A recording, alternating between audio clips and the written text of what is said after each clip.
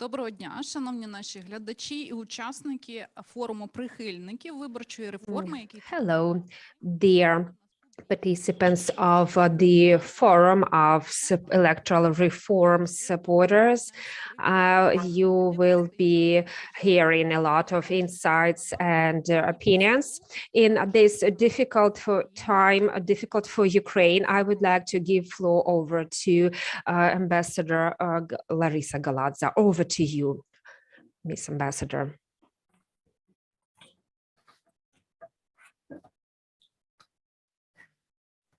Доброго дня всім. Good day, everyone. Can you hear me? Yes, we can hear you. Good day. I'm very thankful for the opportunity to welcome you all today, in spite of everything that is happening around us. It is important that we pursue the route Ukraine has decided it wants to take to defend democratic development Ukraine and pursuing the path to prosperous, democratic and free Ukraine as something our enemy fears, our totalitarian neighbor fears. We have gathered here today in order to defend the accomplishments along the electoral reform in Ukraine. The world welcomes your dedication to the reform following the recommendation and persistence of President of Ukraine.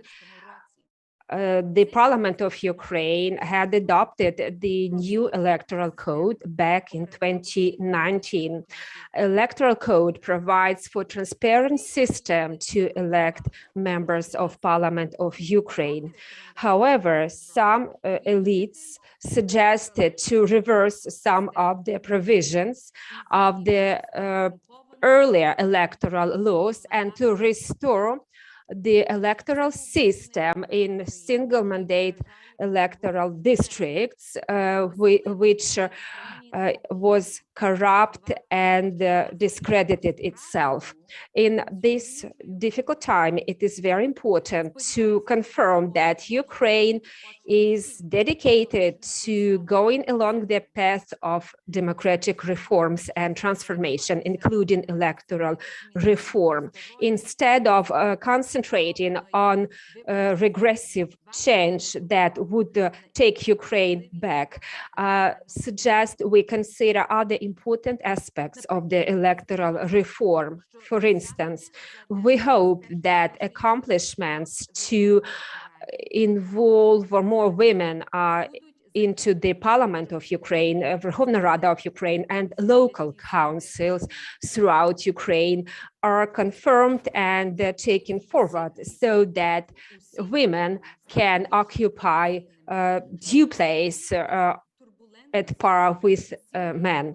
In order to prevent turbulences and excessive politicization of the electoral process that was observed throughout the years, we, the Canadians, maintain our ties with Ukraine using diplomatic channels as well as other channels through a number of non-governmental organizations such as IFES, NDI, IRI, parliamentary organizations, and the non-governmental organizations such as OPORA and other organizations. I would like to say that a lot of Canadians have taken part in election observation missions throughout the years. In the future, we see our commitment to further protect and defend the democratic transformations of Ukraine and the wish of the Ukrainian people, Ukrainian nation. Thank you for the opportunity to welcome you at this event and wish you a fruitful event, fruitful forum today. Thank you, Miss Larisa. Thank you for your kind words. These words have echoed throughout Canadian nation, American nation, Great Britain, and all our Western partners who have assisted us in communication throughout a very difficult period of time as relating to the electoral reform. And thank you for having sent your election observation missions from one electoral cycle to another electoral cycle. For your election observation missions, they were guided by the Ukrainian civil society. Of course, international observation missions come to us, leave us with a number of recommendations. However, domestic election observation organizations do stay deployed in the regions across the country and gathering information which allows us to form valuable recommendations how to amend the legislation. In Ukraine, it is quite a challenge to be up to date with the electoral reform and all the developments. The electoral reform has key importance for ensuring democracy and stability in Ukraine. Once the society rejects the results of the elections, it can lead to all kinds of turbulences. And hopefully, in the lead up to 2023 election, I think it is very important for some entities to conduct a proper communication in anticipation of the next election. Our partners and some of our neighbors, such as the Russian Federation, Belarus, they do not have democratic elections. Belarus is a country with a self-declared leader, and they do not have self-sufficient parliaments either. Ukraine cannot take on the path as our neighbors are taking, because it can result in the unfair treatment of their respective nations. Yesterday, we discussed together with representatives of the parliament, local self-government authorities, Ukrainian NGOs. We have been discussing what can be done if the working group in the parliament delays adoption of amendments to the electoral code until 2027, 2050, does not matter what year, because the total investments made by civil society, by expert groups, in this way can be just ignored. President, during his inaugural speech prior to the parliament of the current convocation, came to serve in the parliament. The president made a statement that he calls upon the parliament to adopt the electoral system with open list. We're going to release a film dedicated to this topic. And I would like to stress how valuable this accomplishment is for the civil society. Next, I would like to show you the results of the survey conducted recently, conducted by the Foundation of Democratic Initiatives. This survey has been conducted in early February 2022, and we can talk not only about representative sample. This sample is really representative and includes members of civil society, members of the public whose interests MPs ought to protect. The margin of errors of this survey is 2.2%. That this survey has been conducted throughout Ukraine in all territories controlled by the government of Ukraine. Back in 2020, the citizens of Ukraine, the voters of Ukraine got familiar with the open list, and we asked our questions in a tricky way. we see that the number of people who responded yes to the question whether they had difficulties in filling out the ballot papers, it was 4.3, and about 10% said that they rather had the difficulties. They found it rather complex to fill out the ballot papers. The next question was whether you are familiar based on what electoral system the next parliamentary election is going to be held.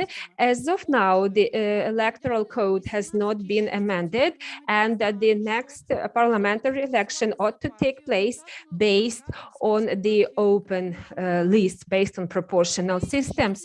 3.6% say that it's possible to vote for the entire list of political parties. 3.1% of citizens believe that it is possible to vote for both political party list and individual candidates. We understand that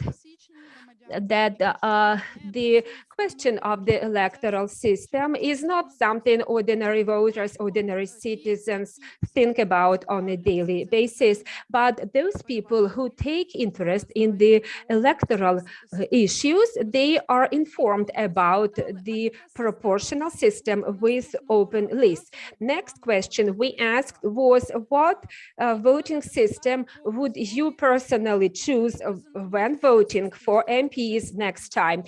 To my mind, these results are very much telling. 42% are in favor of open lists. 4.1% believe it would be good to have the system of closed lists as we had in 2006 and 2007.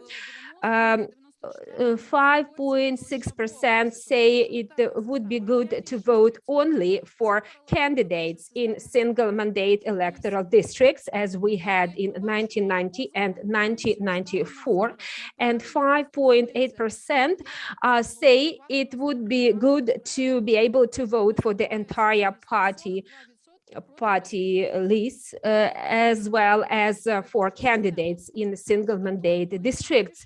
And then we decided to confirm our theory, or just refute it once we consider, should we consider the effect of this system over the results of elections. We asked the question whether you were offered any financial benefits or charitable assistance in exchange for your vote in elections, and the number of respondents who said that they were offered multiple times such assistance or such financial benefits was 2.6%. 5.7% said that they were offered several times such financial benefits, and 6.2% said possibly once, which shows that the factor of vote buying is still present in the electoral system of Ukraine, and we call upon law enforcement bodies and to the civil society to bring such cases to investigation and to investigate such offenses in line with the criminal code and the other laws of Ukraine. We asked a clarifying question: what was the offer of financial benefits for? To vote for a particular political party or individual candidate, or both party and candidate? And as you can see on this slide, 14.4% said that they were offered financial benefits in exchange of voting for a particular party, whereas 37% said that they were offered financial benefits in exchange of voting for a particular candidate, which is triple of the amount of those who were offered benefits for voting in favor of a political party. Next question was concerning number of statements whether respondents are familiar about activities of their MPs in the region where they live. almost quarter, 24.8%, are aware who was elected a member of parliament from their constituency. It means that 3/3 of voters forgot the name of a member of parliament who was elected in their respective constituency. 11.3% know where the office of MPs elected in their constituency is located. 3.9% know have personally addressed the member of parliament with the problem issue that had to be solved. 3.8% are aware that member of parliament elected in their constituency report on a regular basis about their activities in the parliament. Only 1.9% of respondents know about draft laws which their respective member of parliament co-authored or initiated. 26.4% respondents know the leader of the political party who he or she voted for during the recent parliamentary election in 2019. 12.9% of respondents know where the office of the political party who he or she supported back in 2019 is located. 3% of respondents personally addressed the political party whose political list of candidates he or she supported in 2019. To show that voters are better protected when they vote for members of parliament elected throughout their constituencies, we do not have any data. That is fictitious belief, or the survey which we have conducted proves that that is not the case. The political parties have the same level of responses as individual members of parliament elected through single mandate constituencies. Although there is debate in the society about some forces pushing for adoption of the parallel system of bringing back the system of voting in single mandate constituencies, we asked what could be the reason for that. The reason for pursuing such course of reversing the electoral system, parallel electoral system, can be explained by the desire of the current authorities, current political elites to adopt legislation to suit their political interests. We have asked citizens, we have asked the voters what areas in the electoral reform need to be reformed as soon as possible, and what areas you would support personally. Multiple choice was available, and some respondents, some citizens picked multiple variants of this answer. To ensure equality of men and women in the electoral process, 14.6%, countering vote buying, 26.5% as an area of the electoral reform. Third line is ensuring integrity in vote tabulation, vote count, and protecting the integrity of the election results, 36.3%, preventing corrupt politicians from participation in the election, in competing for elected office, 33.9%, countering abuse of administrative resource to put pressure over voters, 21.7%, ensuring possibility for voters to influence the election of a particular candidate from a political party, 16.8%. ensuring the procedure to recall an MP should he or she fails in their activities, and should he or she fails to deliver their promise made during the election campaign. We were surprised to receive such data. We received this data yesterday, and this data show that the society, the members of the public, understand really well, in spite of getting bribed or getting attempts to be bribed, they believe we should pursue the path of holding elections based on open list of political parties. And the public, the citizens are already aware of the benefits, of the advantages of the system, that electoral system that was already used during the recent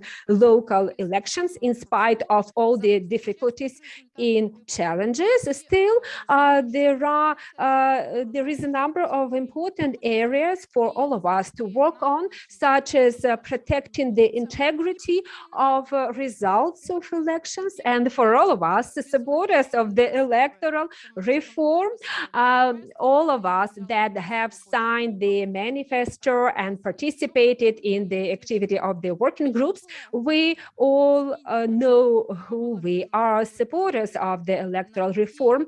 And should some political forces decide to change the rules of the game in the lead up to the parliamentary election, we all understand that we should be able to resist it and to oppose it and be very constructive in our action.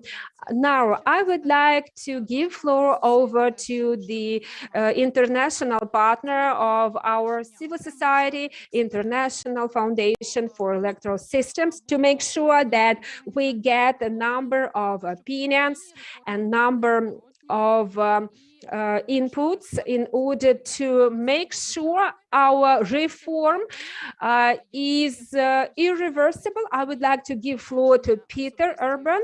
I hope you, Peter, confirm my thoughts and the opinion of our society as expressed throughout the poll, which I have just presented. Over to you, Peter.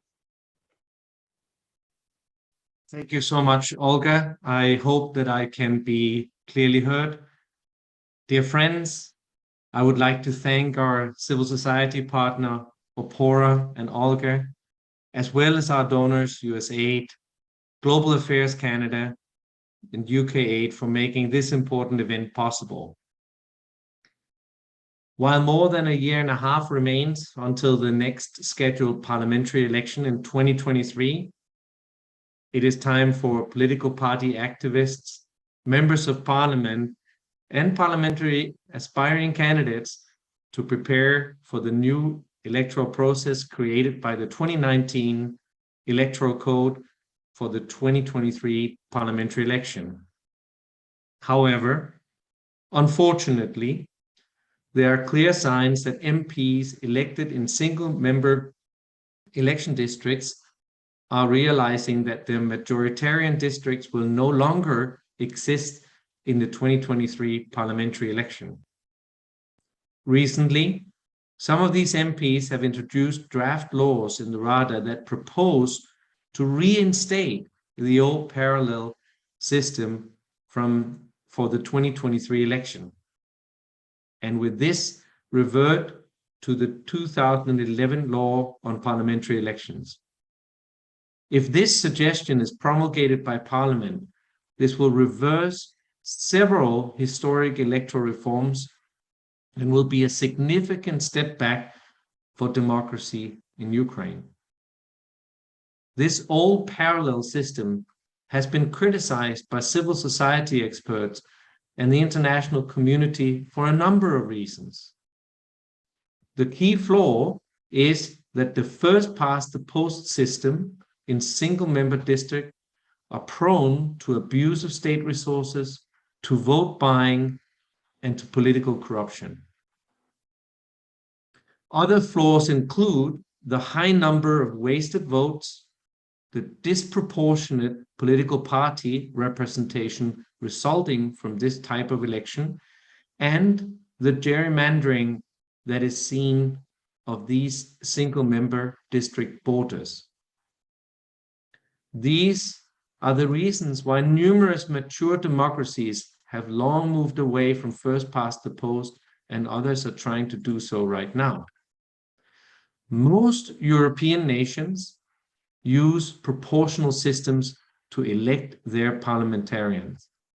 And in more than half of these nations, open list system, as now in the Ukrainian electoral code, is used in parliamentary elections. The need for replacing the parallel system by the open list proportional system was repeatedly highlighted by domestic civil society organizations and international community, including the Parliamentary Assembly of the Council of Europe. It was also stressed by political parties represented in the current parliament and by President Zelensky himself. No electoral system is perfect, and any system has its advantages and disadvantages. Ukraine's new proportional electoral system, in the form that it is articulated in the electoral code now, has room for improvement.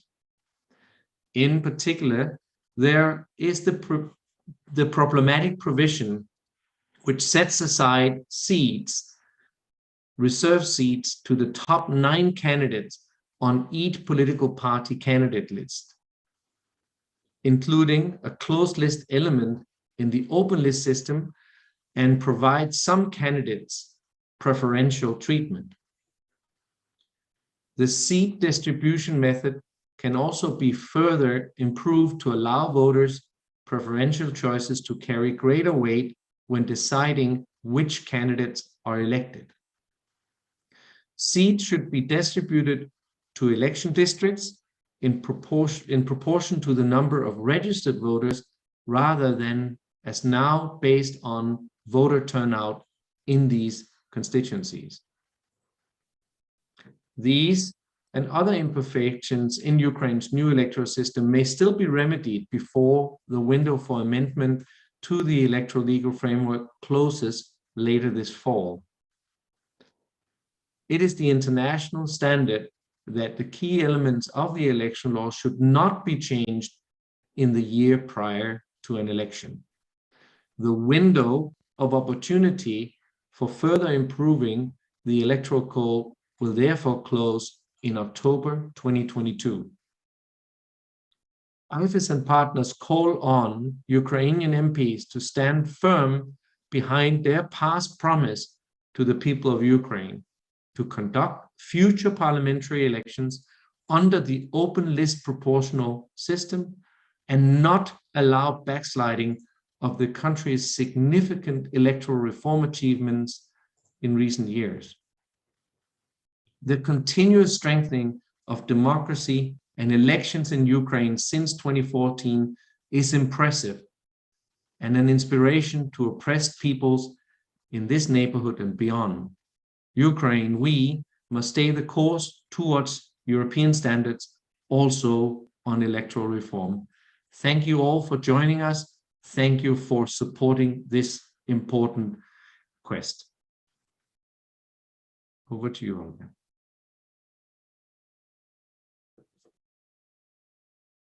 Дякую, Пітере. Дякую насамперед громадській мережі ОПОРА. Thank you, Peter. Thanks to OPORA, IFES, the International Foundation for Electoral Systems, that even in tough times like we have now, they are on the safeguard of free and just elections in Ukraine. The important thing is to be committed on a daily basis. Once again, thank you for this forum and for the invitation. And now I, Iurii Kyrychenko, will state the position of the coalition of NGOs, reanimation package of reforms, the coalition that has been established and after the revolution of dignity in order to promote democratic reforms in Ukraine, and the Center of Political Legal Reforms, which is one of the oldest NGO think tanks in Ukraine. Today, probably everyone is aware of this, and it happened just so. Before it was unknown, but for the second day, we work at this forum. We're working today at the Day of Unity that has been proclaimed by the President of Ukraine. What's unity for me in this aspect of this forum? First of all, it's the unity of the government policy.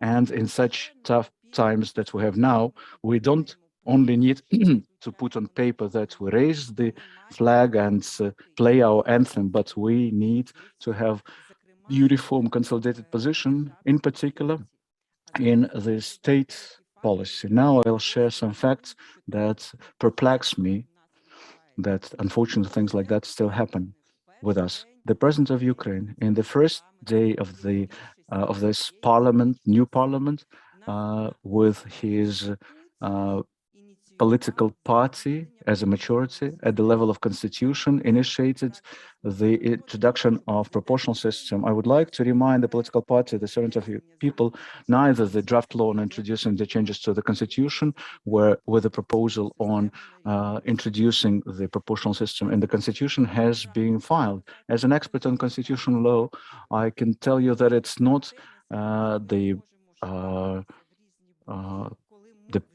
practice, but now that we're finally having the correct position, namely that the parliament has more capacities now to operate under the proportional system, for some reason, they have the initiatives from the parliamentary majority to go backwards. And it's quite obvious, and the sociology tells us, the polls, the researchers, that it's a temporary political interest. I would like to remind again on this Day of Unity that there should be the unity, first of all, of the government state policy, the unity between the government authorities and the civil society with the expert community who constructively and always lended their support to this authority. And I'm great with the news that I heard from this poll that this should be also the unity with the Ukrainian people. This is quite an impressive figure. 42% of voters in various regions clearly understand and want that the next parliamentary elections would happen in year 2023, as the constitution calls for it, using the proportional system with open lists. The same is true with the second reminder that I would like to make to all of us, namely the constitution. In such tough times, we also need to consolidate efforts around our selected course, namely on election reform. We need to operate clearly within the scope of constitutional norms. And for me, without the approval of the initiated changes by the president to the constitution of Ukraine, it's quite obvious that the constitution in the edition of 2004 launches the foundation for proportional system for parliamentary elections. Why? Quite straightforward. We have Article 83, where there is the coalition of deputy factions notion. Well, not deputy factions, but parliamentary factions. Faction is just part of the parliament. And then we have the imperative mandate, so-called, which clearly states that under such constitutional regulations, the parliament will have to be selected under the proportional system. Otherwise, where within the scope of the coalition of parliamentary factions, you can find a majority deputy. We have then deputies, MPs with different statuses. Those who were elected from the political party have one more ground for termination of their authorities, one more of those grounds for termination. Well, then with all the constitutional changes that happened already, we have fought hard for proportional system. My position is crystal clear, and I am confident that it's not going to happen, that the parliament will currently be fighting for state interests, not temporary political interests, to protect constitutional rights and our statehood. But even to move to that level, well, then we need to voice out the need for constitutional changes, which would not even be initiated because the Ukrainian people are unified and sovereign, and it's only the people of Ukraine who can change the constitutional norms, and the people vote for proportional system with open lists for Ukraine. Once again, thank you for the second day, for working in working groups yesterday. I've been working quite proactively myself, together with citizens and with the civil society, will be able to build strong democratic country. I would like to wish you successful and fruitful second day.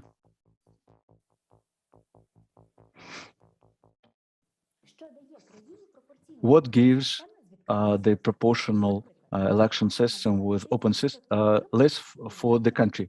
Getting 30%, the political party will be represented in the parliament at 30%. So that will be a competition and maximum representation of voters in the parliament. That is to say, such system allows the parties to create coalition which will suggest the government the action plan for the development of the country, reflecting the party programs. But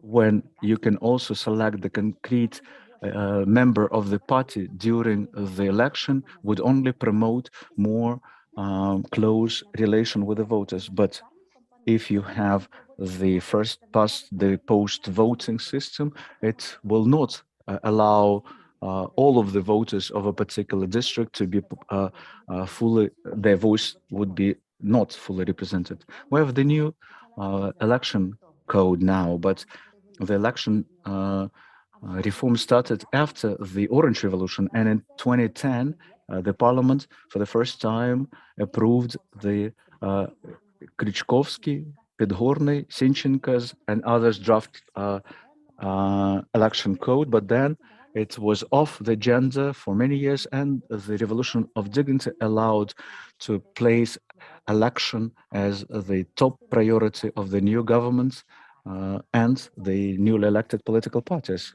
And the new election code was the result of the involvement of lots of experts and professionals, and this achievement, without any understatement, is a global achievement. So let's recall what was the path towards a proportional system with open lists. On the 27th of November 2014, draft law 1046 of MP Myreshnichenko suggested proportional election system with closed lists. Yulia Tymoshenko's draft law and Viktor Chumak's draft law were filed with open lists now, but none of them were voted for on February the 3rd, 2015. At that time, the Speaker of Parliament, Vladimir Groisman, gave the assignment to the Line Committee to create the task force on election reform, but then it became clear that first we need to start with a small working group, and 11 friends of election reform were elected there: Alexander Rechenenko, Vadim Denisenko, Olena Boypa, Igor Popov, Radical Party, Deputy Chairperson of CSC, Mr. Magera, and experts: Iurii Lisovskyi, Aivazovska, Rabchenko, Kobryshin, and Koshek. In brief timeline, they prepared the draft law that called for the creation of proportional system with open lists in local elections in large cities, and it was then registered as the second alternative, 2831/2. But there were two other alternatives. On the 18th of June 2015, all four registered draft laws were under the discussion in the session, and Vadim Denisenko and Vadim Popov's alternative was supported. That's why we supported the draft law that comes from the authors, Denisenko and others, number 3, and we're ready to vote for it. Thank you. At that time, even Alexander Chernenko called for MPs to support at least that draft, 3221/3. The worst thing that might happen today, based on the results of this voting, if we have the old law in place, the Lukash Yanukovych Bartov law, 2071 in favor, but opposition bloc faction members never voted for it and evaluated this draft law negatively. For the second reading in the July, they took into consideration the gender quota as supported by Mr. Lutsenko, introducing gender well-balanced representation by introducing changes into the draft law and in the law of political parties. We need to introduce gender quotas for representation of men and women in the lists of candidates for local elections. In favor, 257 MPs.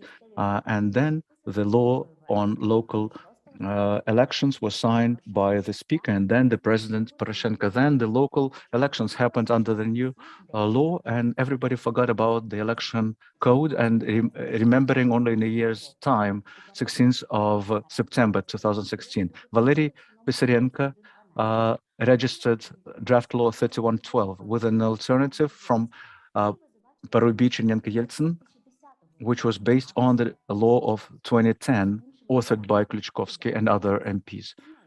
And then the process has been stopped again. The 7th of November 2017, 226 MPs voted in the first reading in favor of the draft law of Parubi Chernenko Yeltsin. The decision has been approved. The draft election code of Ukraine has been passed in the first reading. And when they raised for election and we saw 226 votes in favor, that was a shock, even for me. That's how stars were shining at that time. But that was only the beginning of the fight. 4,296 amendments have been filed by MPs. Some of them suggested cardinal changes even of the election system. On the 28th of February 2018, the Line Committee has created the official working group to review the draft election code and for second reading.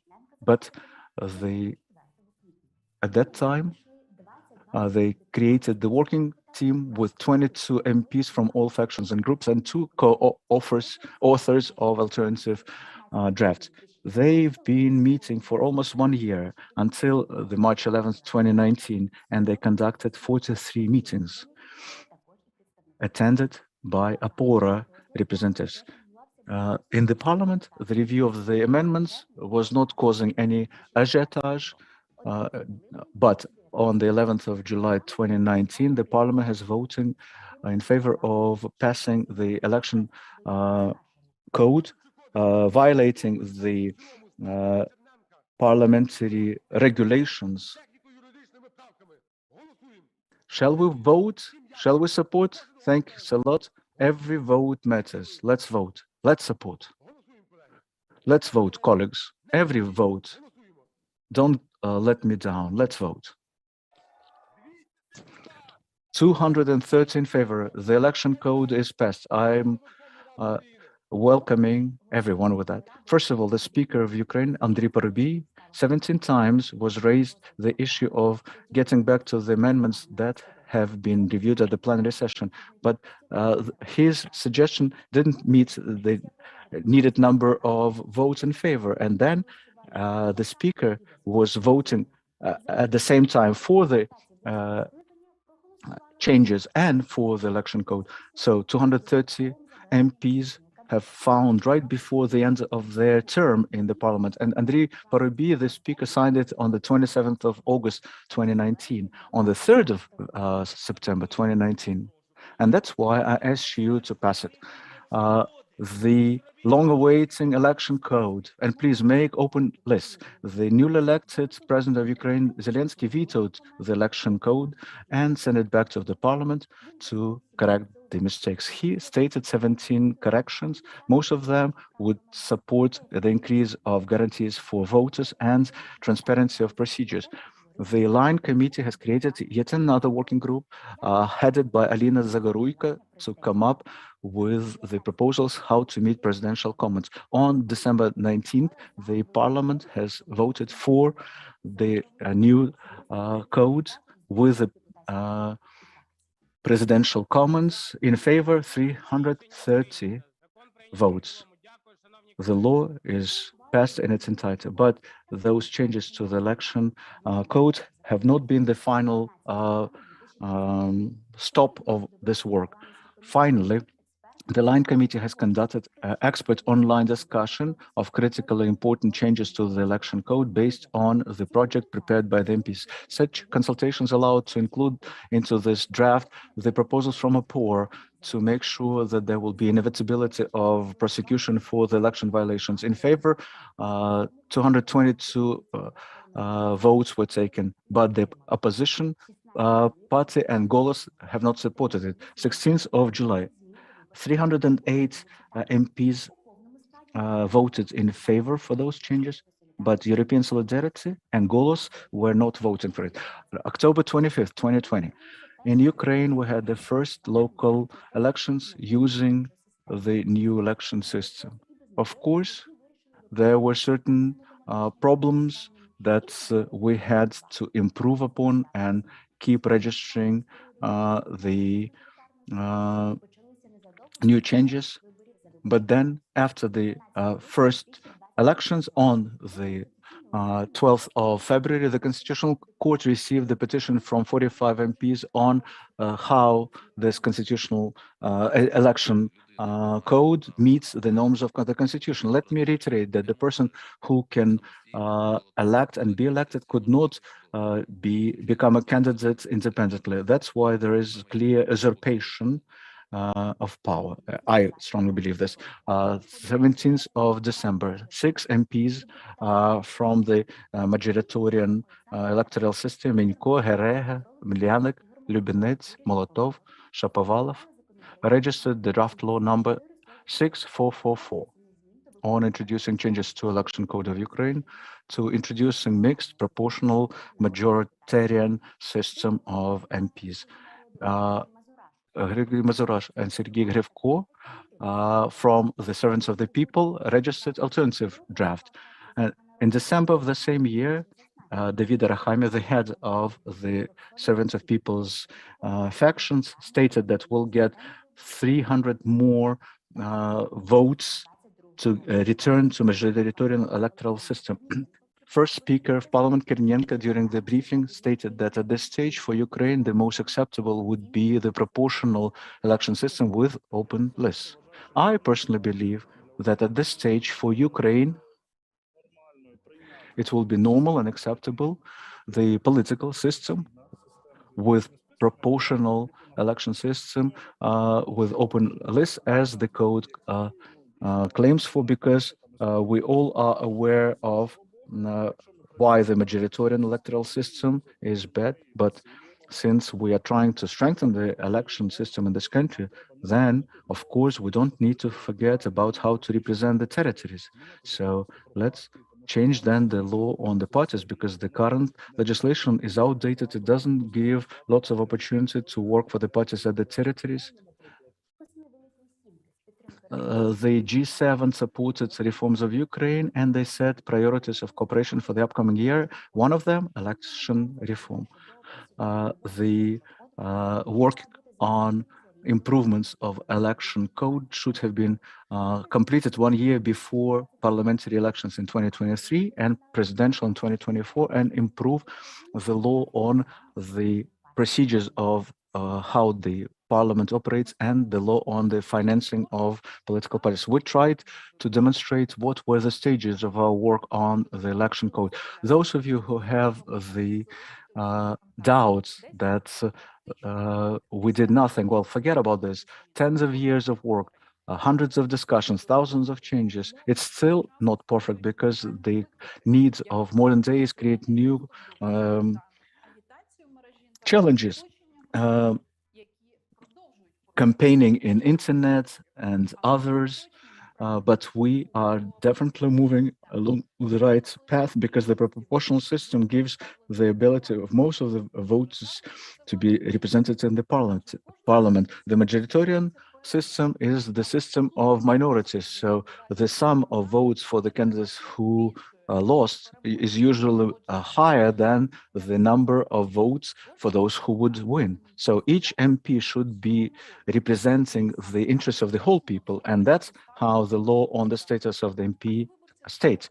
Not only the voters from his or her district. If the majoritarian system was so great for Ukraine over the last 30 years, why the citizens are not satisfied with the well-being of the country?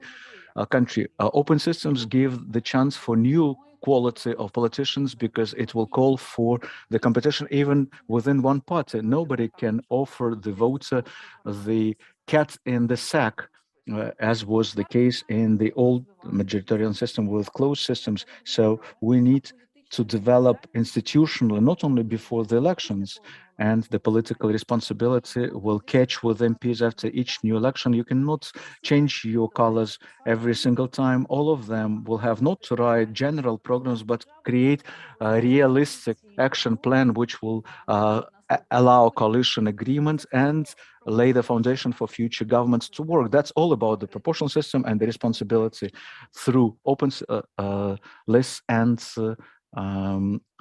competitiveness of the election process. Вітаю, шановні прихильники виборчої реформи. Мене звуть Катерина Жемчужник, я комунікаційниця громадянської мережі. Welcome, dear participants, dear supporters of the electoral reform.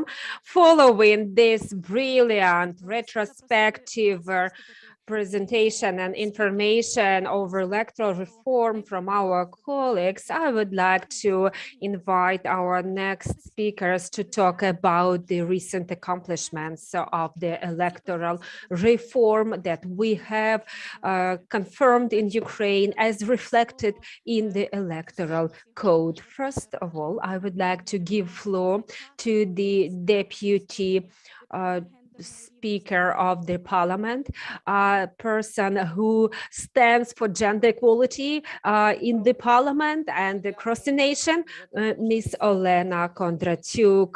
Thank you very much. Good day, all, and I appreciate this opportunity to speak and participate in this forum. We are all like-minded people, and we all are supporters of the electoral reform. Thank you, OPORA Civil Network. Thank you, Olga Kotsiuruba, for having extended your invitation for me to participate in this forum. I watched this historical video, and indeed, I was one of the 226 MPs who voted for the draft electoral code in the Parliament of the 8th convocation, and each of the votes we had in favor of the electoral code back then was truly decisive. I'm very happy to confirm that it was a true accomplishment for democracy in Ukraine, for the Ukrainian nation to have adopted that electoral code and the electoral system. And as we all are supporters of the electoral reform, we know very well about it and have no doubts about it. Now, we have some political forces attempting to reverse the first past the post electoral system as a component of the parallel system. I am completely against of the first past the post electoral system, as it was always linked to attempts to bribe voters, corruption cases, manipulations, gerrymandering attempts, and gerrymandering cases. And I believe the first past the post electoral system should be bygone and never returned. However, I understand that political elites find it easier to negotiate and come to terms with opinion leaders, with people who have authority in single mandate election districts in order to get elected, and then using the local allies, local groups, form agenda and decision making. Due to the revolution of dignity and the Orange Revolution, we, Ukraine, have elected the course towards European integration and Euro-Atlantic integration. In line with that, we have taken the course towards improving the electoral procedures, finalizing and fine-tuning our legislation to ensure proper electoral standards in place. In the most developed European countries, it is the political parties that take on themselves responsibility for decision-making for their nations. I believe we, Ukraine, ought to take the same course, as we should enforce the parliamentary form of governance. Political parties are the ones that have to compete for voter trust, and political leadership is something that we are still missing. I wish we had a true political leadership and cultivated culture of political party membership and political party activities. A few political parties have established structure of branches, political party branches. I'm proud to be a member of such political party, Fatherland, that has a very well-developed party organizations up to the level of villages, up to the level of grassroots village political party branches.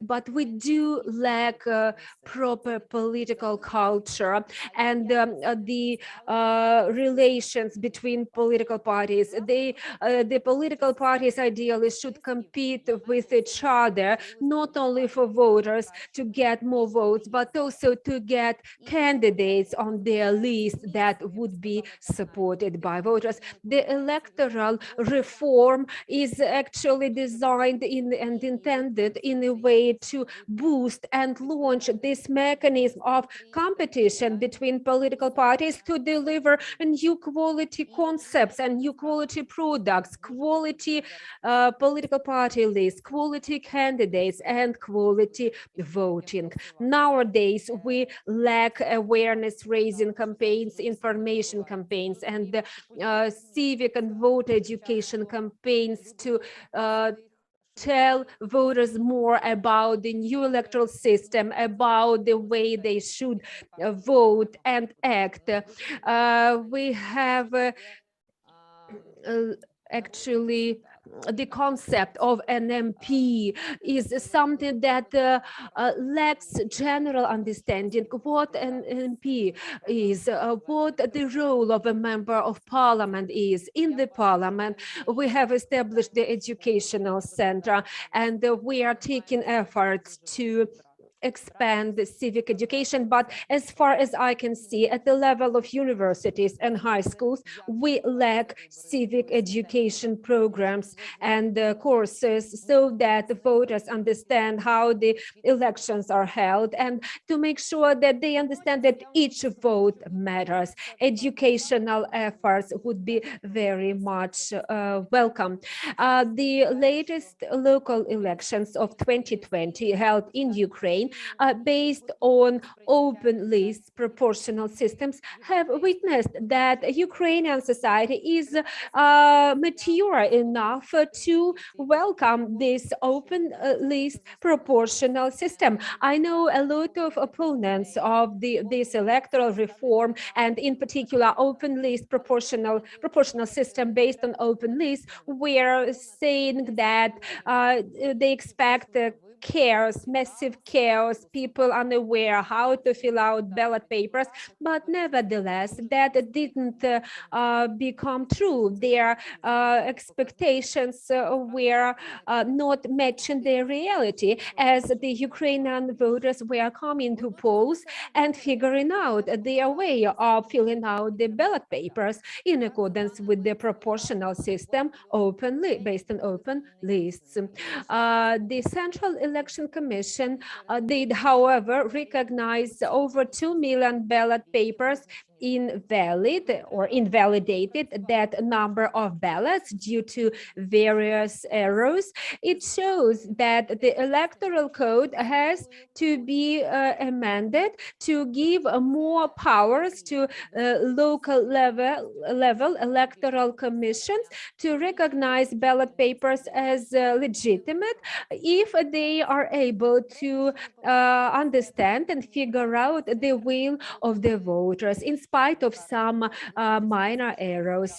Next point I want to address is inclusion, gender inclusion, and the requirement to have gender quota. As one of the initiators of the gender quote, I'm really proud that back in 2020 in Ukraine, when holding local elections, gender quotas were applied, which resulted in increasing number of women at elected positions, at elected offices throughout Ukraine. It seems to me we did not communicate this accomplishment broadly to make sure it is well understood, well perceived, and we should continue with the gender quota.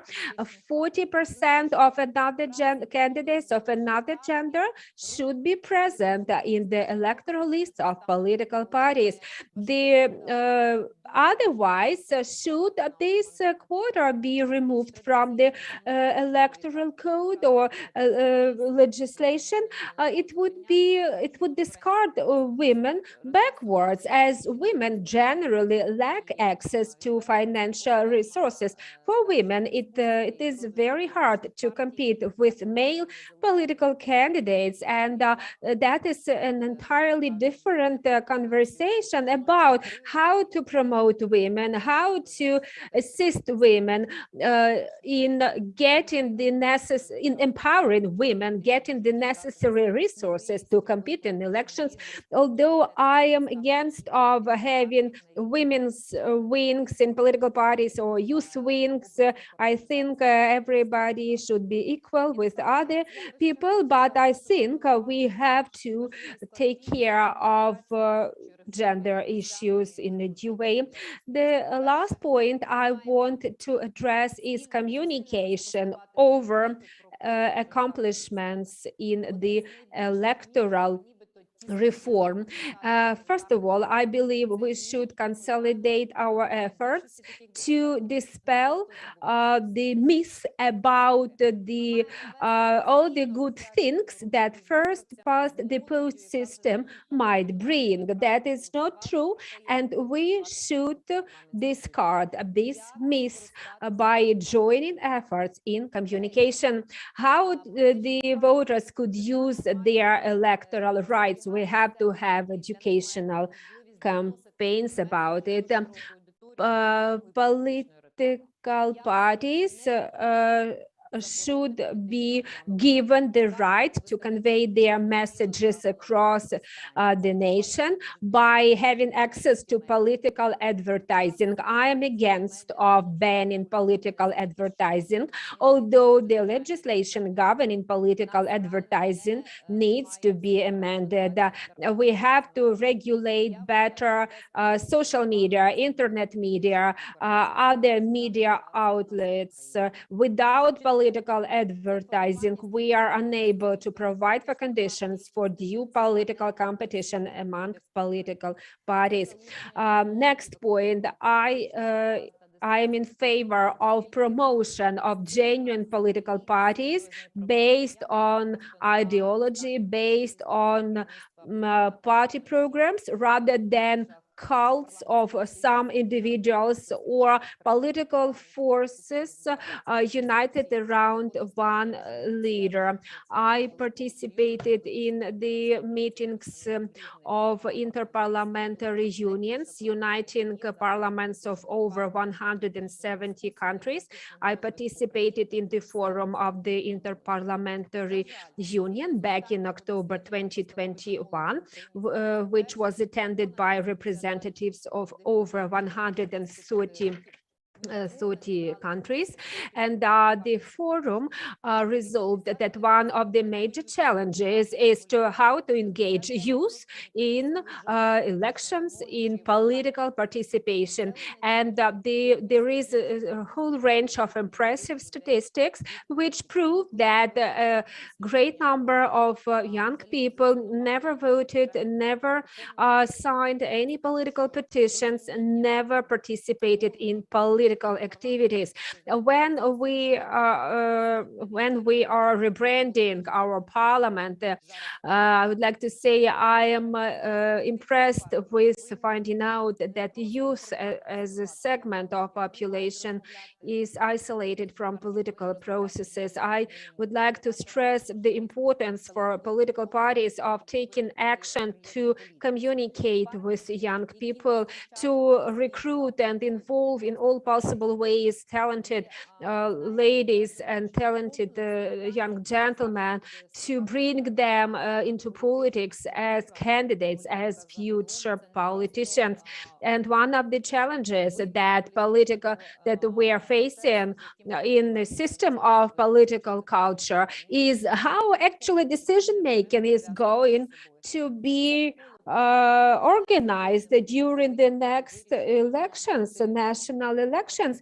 What will be the mechanism of rationalizing the choice? And political parties should take their responsibility and should take their lead in that process. I think we have to undergo a lot of challenges and go along a difficult path, but responsibility of political parties and civil society and the various forces in the civil society and in the political life, it would be very important, and a lot depends on you and your lead. I'm very grateful to have had the chance to join this discussion. I would like to wish you success, and to all of us success and the new discussions that the future might bring. Thank you very much.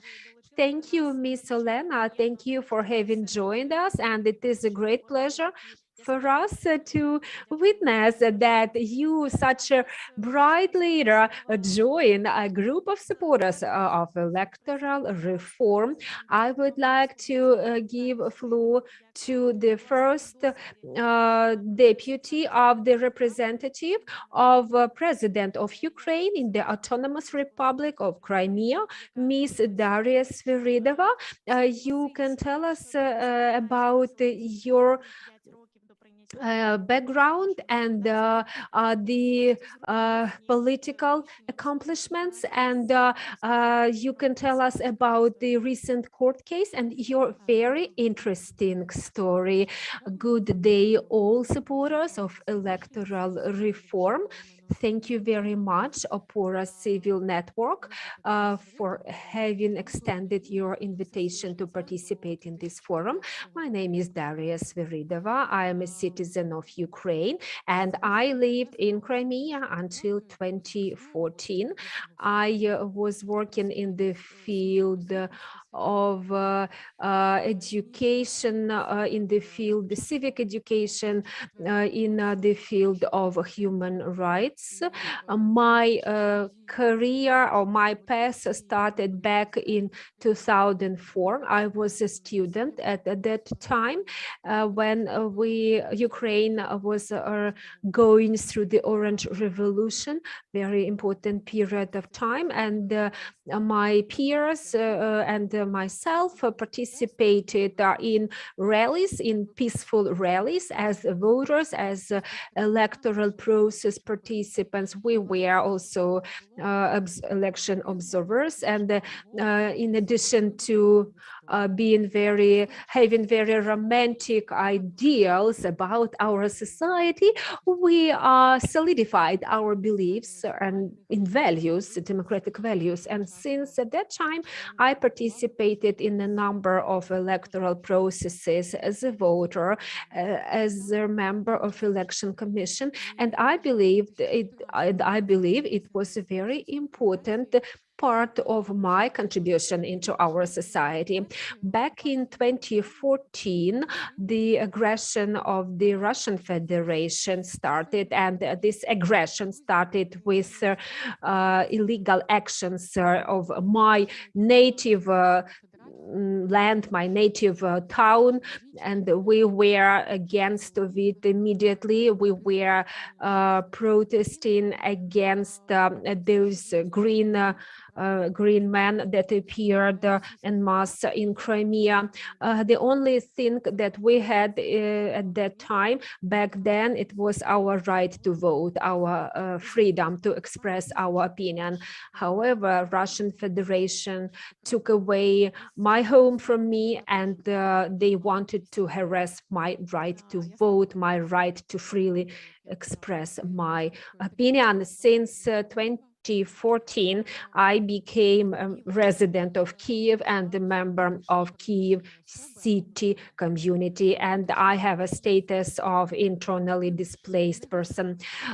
Internally displaced persons are no visitors or no guests of a community. Internally displaced persons are the same members of the community as all other members. I did not have this type of stamp in my passport. I continued my work. I continued paying taxes in Kyiv city. I continued my legal practice, in particular in the field of documenting crime and offenses and encroachments on human rights of our citizens from occupied territories. I cooperate with Ukrainian Helsinki Union, but I would like to say that earlier, in early years since the commencement of this aggression, Ukraine also made a number of mistakes in terms of ensuring human rights of such people as myself, internally displaced persons. Such discrimination was manifested through restricting my right to participate in local elections. Що стосувалося моїх прав, зокрема голосування на місцевих виборах, ні. Тож, не дивлячись на те, що рівні права і можливості всіх Despite the fact that we had equal rights and opportunities for citizens of Ukraine are protected by the Constitution of Ukraine, and for internally displaced persons, also international agreements govern our rights. But for a long time, my rights and the rights of 1.5 million similar people from Crimea and the east of Ukraine have been violated by the country of Ukraine. So unfortunately, in addition to being involved together with the colleagues of protecting human rights and documenting the crimes of the Russian Federation, for a certain time, I had to document the violations of my rights to be involved in the local elections of 2015. At that time, Ukraine, like now, declared and was implementing the measures to become the member of the EU, but at the same time, ignoring and violating the rights of its own people. At the same time, when in the European countries, according to the laws of EU, the right for to vote in the local elections can be guaranteed by your place of residence, not by where you registered officially. So even though my right to vote has not been supported at the national level, I remember numerous speeches and statements of the politicians and officials that claim that, well, we need to deprive internally displaced persons because we are an unwanted voters, but so we need to be deprived of the right to vote. But usually we are quite an important impetus for any local community where we were displaced. So I had to file the petition to the court to protect my right to be involved in the elections. I lost. And then I filed my petition with the European Court on Human Rights. And in October, this court ruled on my case and the case of 4 other internal displaced persons. The ruling of the European Court was that the government of Ukraine has violated our right by not allowing us to attend local elections in 2015. And the court agreed with our arguments that that was an unfair approach when we pay taxes to local budget, when we use various services, including municipal services, but at the same time, we cannot impact in any way on the policy of the development of the community where we live and our residents of. And ignoring of our rights would cause, actually, that our position, our demands of those 1.5 million citizens were not taken into consideration by local politicians because we were deprived of the voting power. So this ruling of the European Court is the precedent, actually. It's the first one in respect of Ukraine under Article 1 of Protocol 12 of the Convention, which says about the ban of discrimination in the use of the rights that are guaranteed in the national legislation, and one of the few rulings of the European Court on Human Rights that deals directly with the rights of internally displaced persons. But at the same time, a large coalition of NGOs and civic society organizations, and it's important to mention it, launched a huge advocacy campaign to protect the election rights of internally displaced persons. Such organizations as OPORA and Donbass SOS and Krim SOS and Zmina and others actually demanded that local elections should bring the right to vote for internally displaced persons. TV, interviews, flash mobs, and other meetings made it impossible for the politicians to ignore the problem of the lack of access to election to 1.5 million of their own citizens. So the relevant draft law has been prepared that would allow us to vote.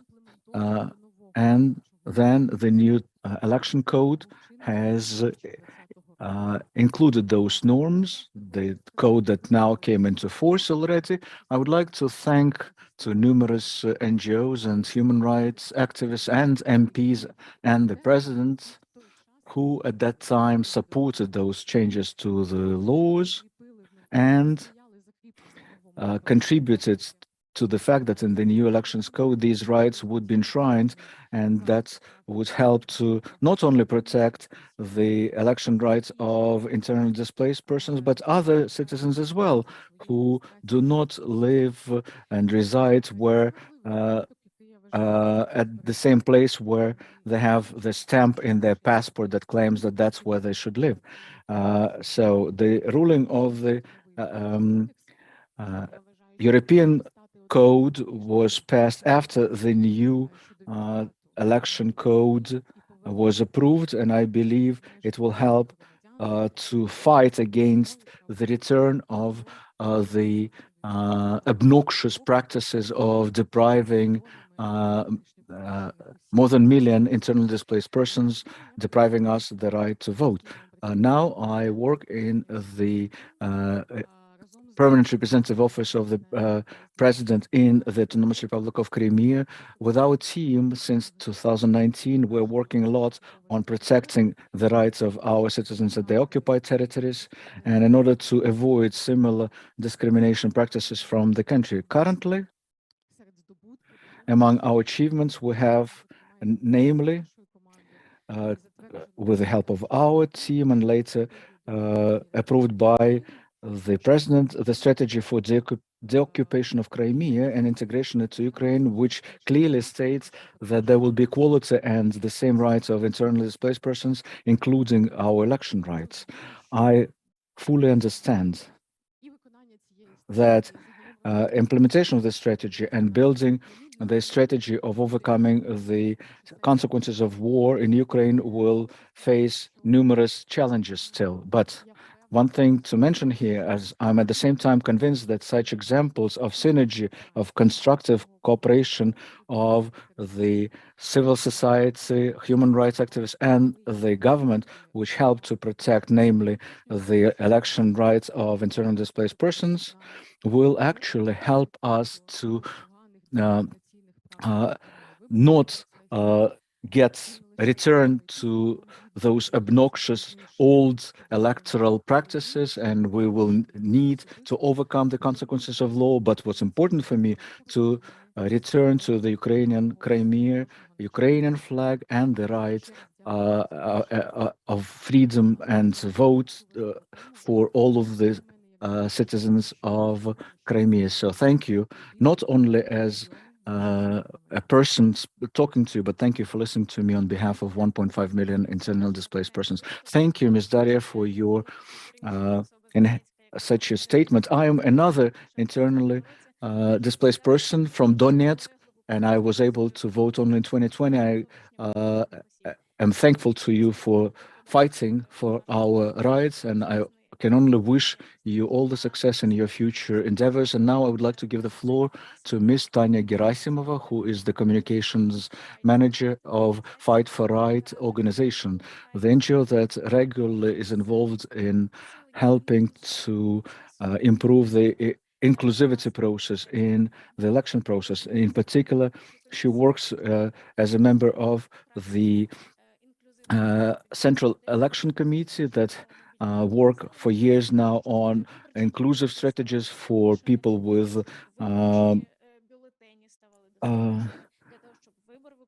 the special needs, making elections more accessible to all of us. Ms. Tatiana, the floor is yours. Thanks a lot. And I would like to thank OPORA for inviting me. For me, it's a great pleasure to attend this event today and the Day of Unity of Ukraine. I would like to tell you some more about how the whole civil society united around the election reform in order to promote the rights of people with special needs. It all started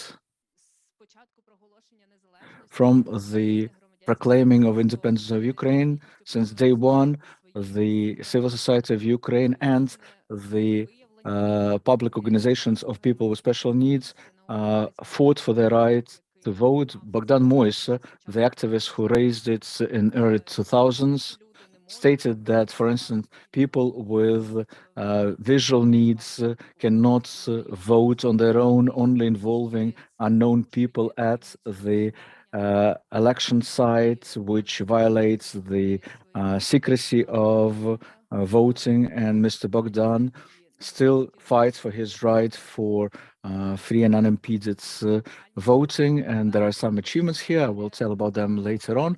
Also, the story of Mykola Pech, another public activist, the person who was ahead of his time. Mykola came back from the from abroad where he trained, and he decided to fight for his right for the ability of people with special needs to vote. And it all started with the fact that people face problems, and then they started resolving those challenges on their own.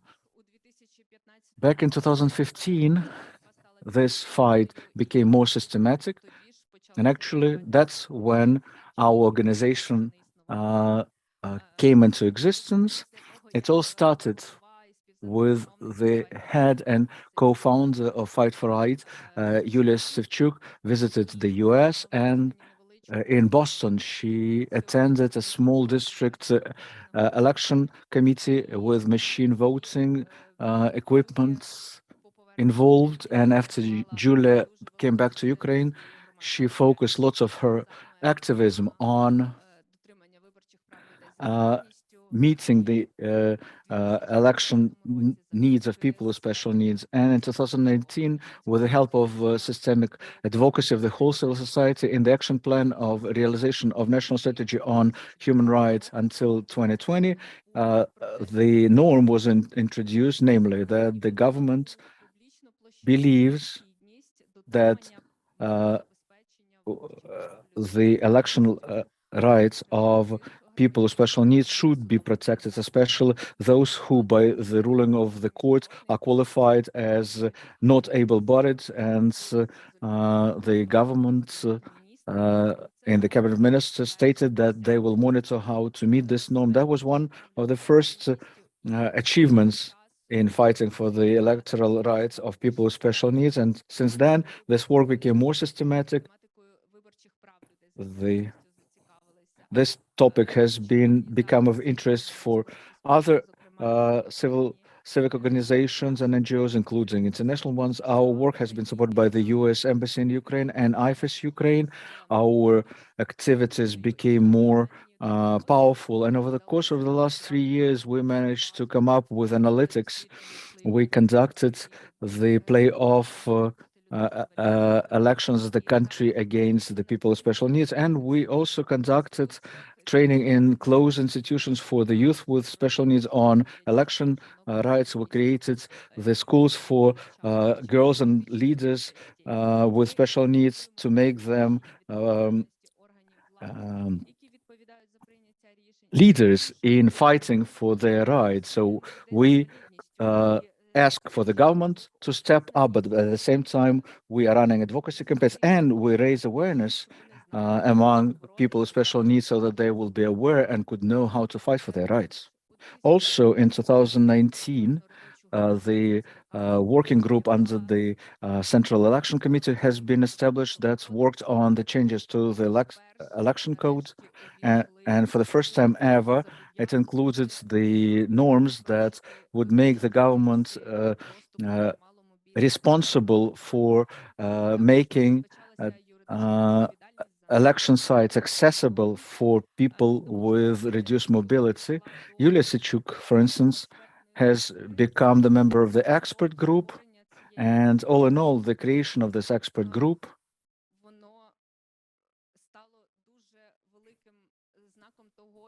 became a huge proof that the country starts working on us on equal terms, which was an important step forward for us. In 2020, for the first time, the local elections happened where finally we started talking about such issues as accessibility for people with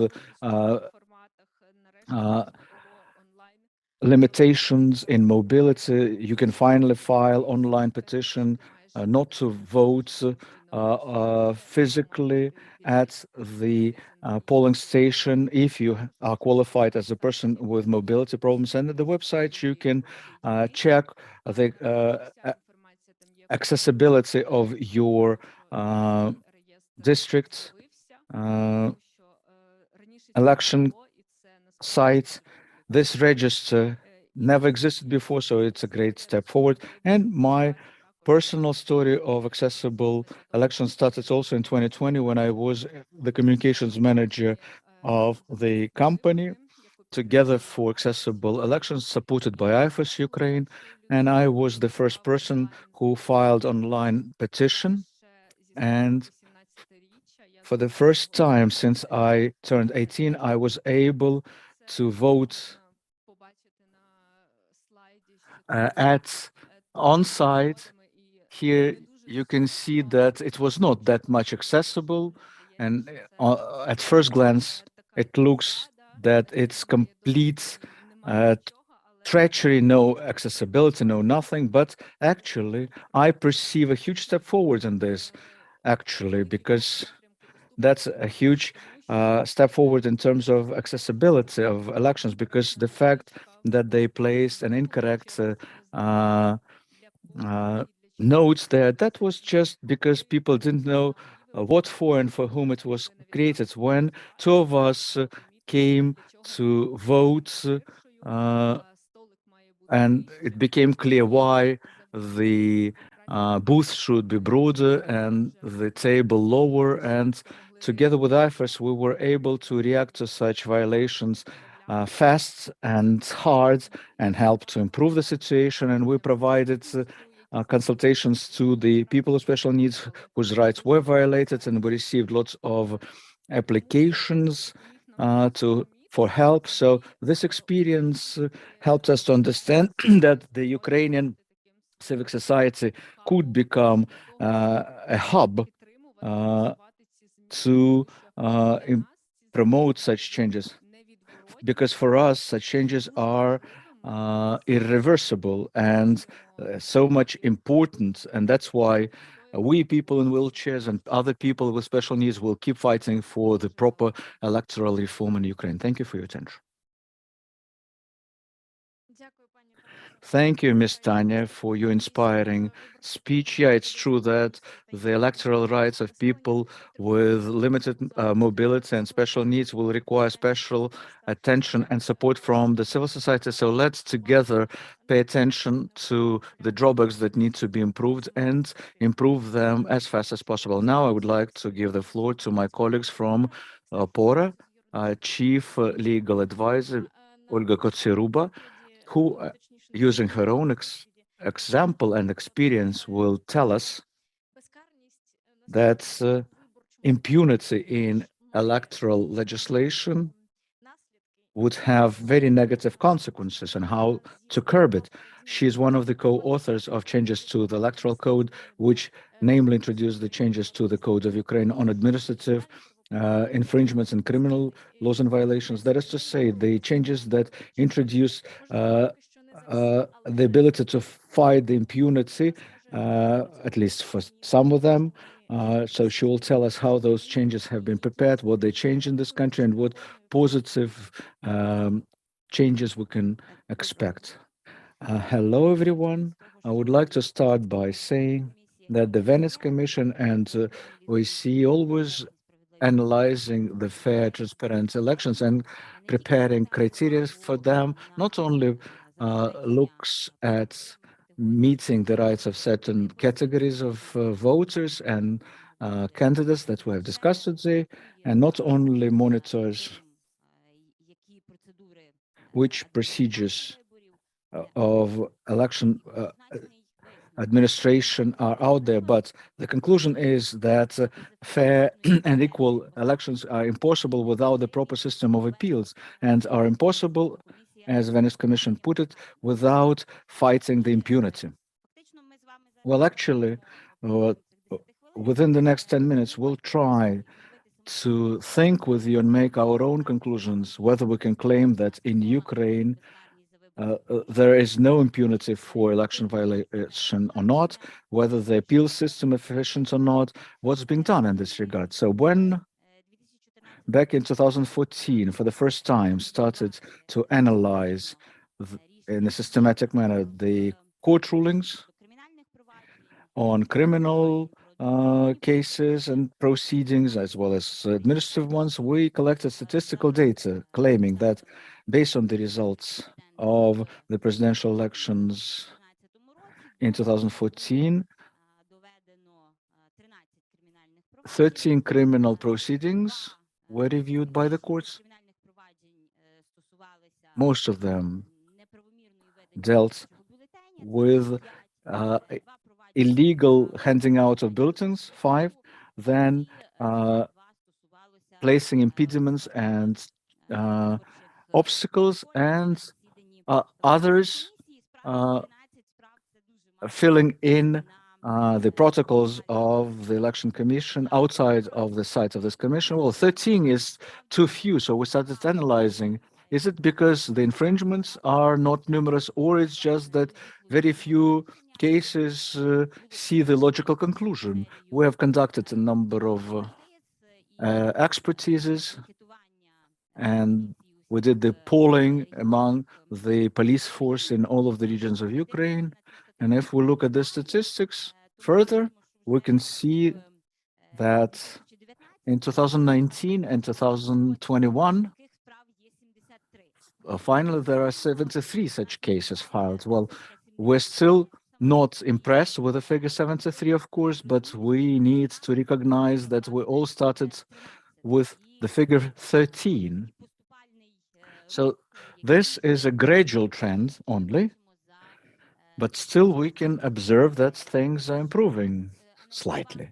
If we analyze all those proceedings and cases чого вони стосувалися, то знову ж таки, якщо ми based on the content of the petitions, and if we analyze 2014 and 15, the lion's share of those cases were about invalid handing out of bulletins, which is simple in proving, in collecting evidence and getting the case all the way to the court of law. But in 2021, for instance, only in 1 year, we had 12 sentences that prosecuted those people who were charged with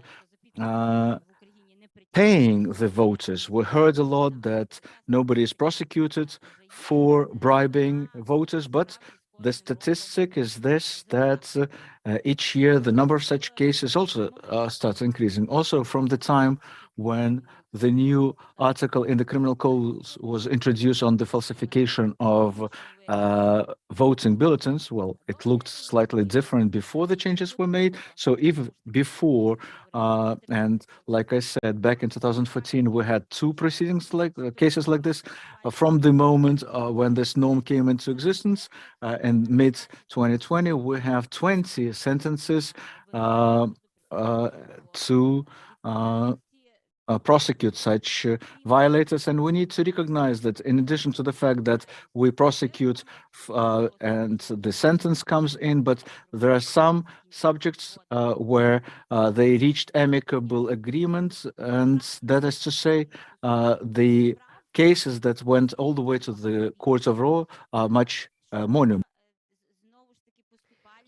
As far as progress and evolution is concerned, we see progress in the field of administrative offenses. If we look at the statistics from the Supreme Court cases over 6 years, since 2010 to July 2017, offenses in the field of election campaign, only 217 cases were brought to the court in the course of 6 or 7 years, whereas almost the same number, 202 cases were brought to the court only during the electoral campaign time period during the local elections of 2020. What the comparison? The number of reports compiled by local law enforcement authorities were during 3 months, the number of reports drawn up by police officers was about 400 reports, which is almost equivalent to the same number of such police reports over 7 years. What is behind these numbers? The comprehensive systemic work with the law enforcers, with the police officers, the changes adopted to the criminal code, the changes adopted to the code of administrative proceedings. The reform of the code of administrative proceedings has not been completed. It is still in progress. The amendments were made to the code of administrative proceedings, delineating criminal liability and administrative liability. Over the last years, we have had over 100 meetings rewriting proposed amendments, proposed provisions, agreeing upon police experts, experts working in the field of law enforcement and law enforcement bodies. It was a great bulk of work which actually helped us to boost the number of police reports, although if we look at the absolute number of such reports, it is not a great number. However, we managed to boost the number of such reports in line with the Code of Administrative Proceedings. If we look at the new articles, new provisions added to it in 2020, we have had about 300 reports on various offenses, such as showing a ballot paper to other people or taking out a ballot paper out of the polling station and the destruction of ballot papers.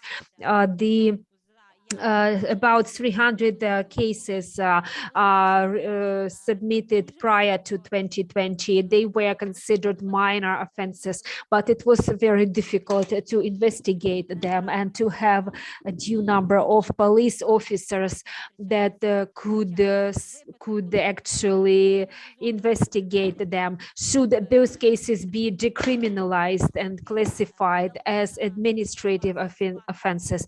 We actually managed to have 300 reports compiled and considered by courts, and guilty persons were fined for such offenses as showing ballot papers to other people and or taking out ballot papers outside of polls and or destruction of ballot papers. We cannot say that we have overcome negligence of such offenses, or that we have actually such impunity for such offenses. The Venice Commission recommends to do away with such impunity. However, we do have some progress, and it is important to make sure everybody knows what he or she is supposed to do at their respective positions as far as bringing those guilty to liability. A lot depends on training of police officers, and our organization has joined efforts to train police officers, and back in 2020 we have conducted training involving 60,000 police officers, and that is very important to make sure police officers know what constitutes an offense, how to document an offense, and our efforts helped to boost this number of police reports. So we shall continue our efforts pursuing amendments to legislation, improving the legislation, as well as providing training for law enforcers. If we look at the second aspect of the opinion of the Venice Commission, in addition to doing away with impunity, the Venice Commission talk about having provisions in place to have the right to challenge, right to appeal. We have to say that there is a positive legal practice, court practice of the Supreme Court as regards registration of candidates and the refusal to register candidates. As of 2015, we have had court practice when 50% of judges in the Supreme Administrative Court were making decisions in their similar cases. For example, when a candidate failed to point out employment or civic activity that could serve the grounds to deny registration of such candidate. Since 2015, we have a court practice that shows that should such a decision be taken by the Central Election Commission, such decisions to deny registration of candidates due to negligence or failure to include some of the employment records should not serve the ground to deny the right of a candidate to participate in elections, and he or she should be given a chance to correct such errors.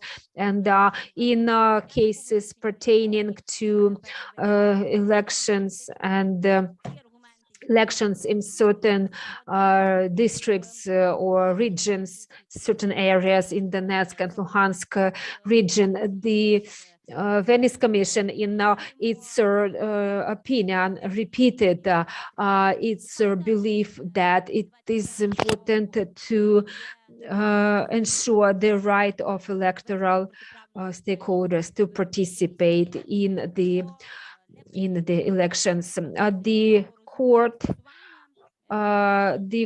that found the actions of the CC illegitimate in the sense of ensuring smart adaptation for people with disabilities, allowing them to participate in the elections.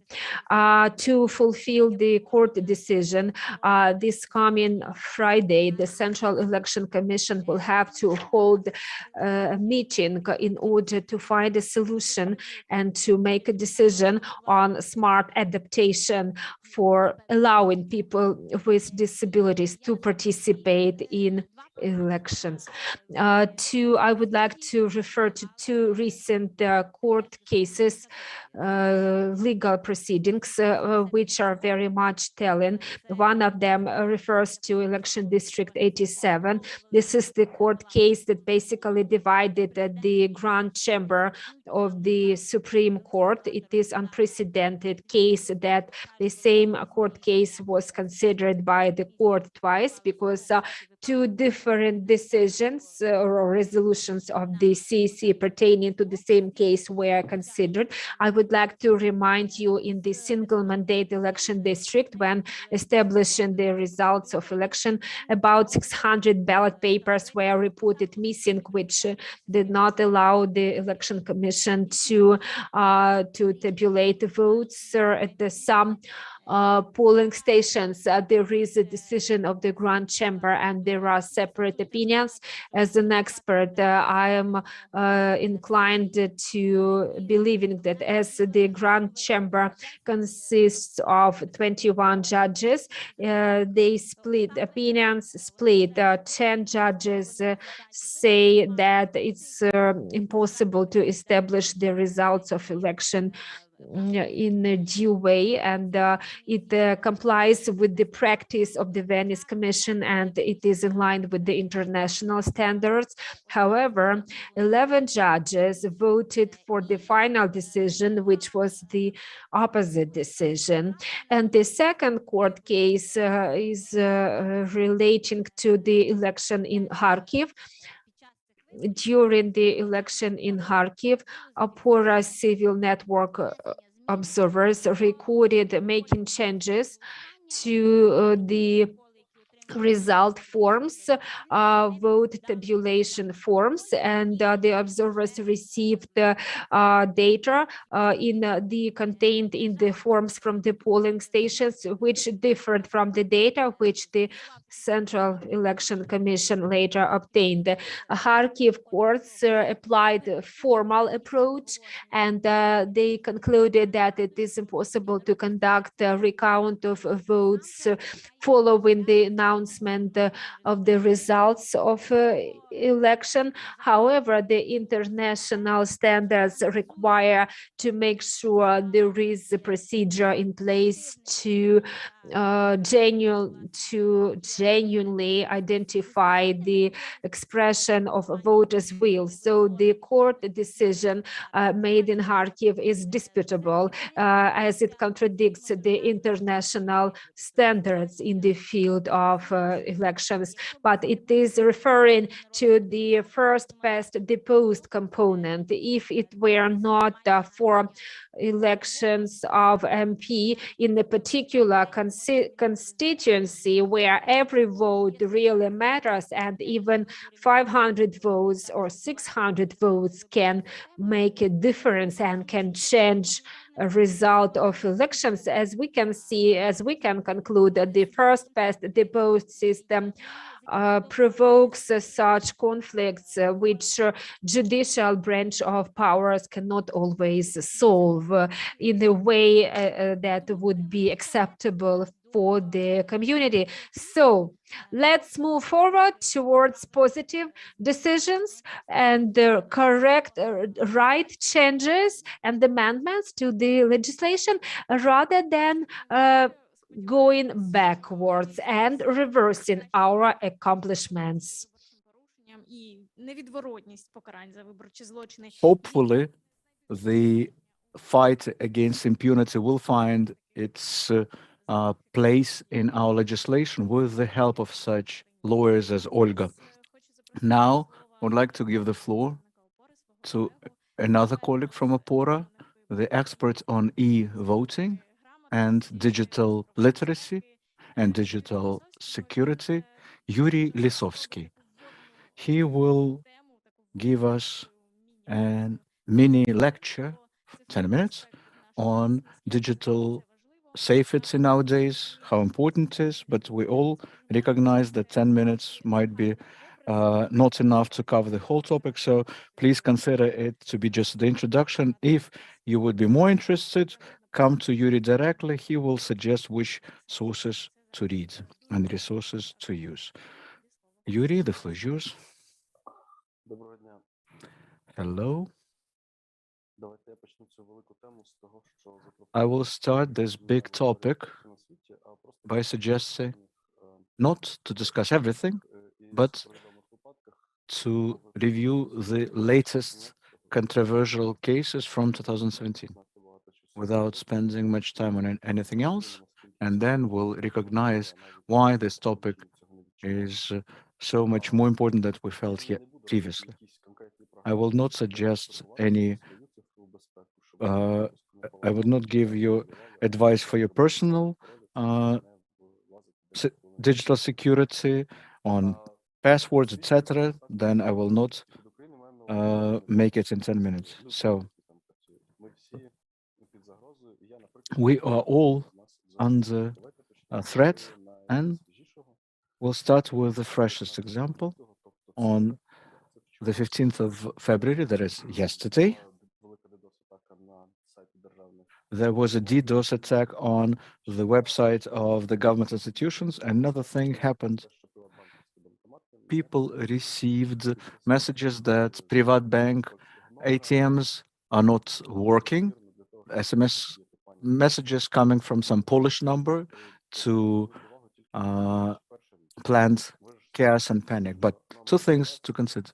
You know that the number of in the SMS message, in text message, it's easy to fake and make mass mailing lists with putting whatever they like, hail to Ukraine or the name of the bank. So those text messages, it's dangerous to believe them because faking the signature is elementary, simple, and cheap, very, very cheap. And as to DDoS attacks, what it is? When too many users are getting access to the website, especially fake users, and this is not an unlimitless website, so those users cause the website to be shut down because of the overload, or real people would not be getting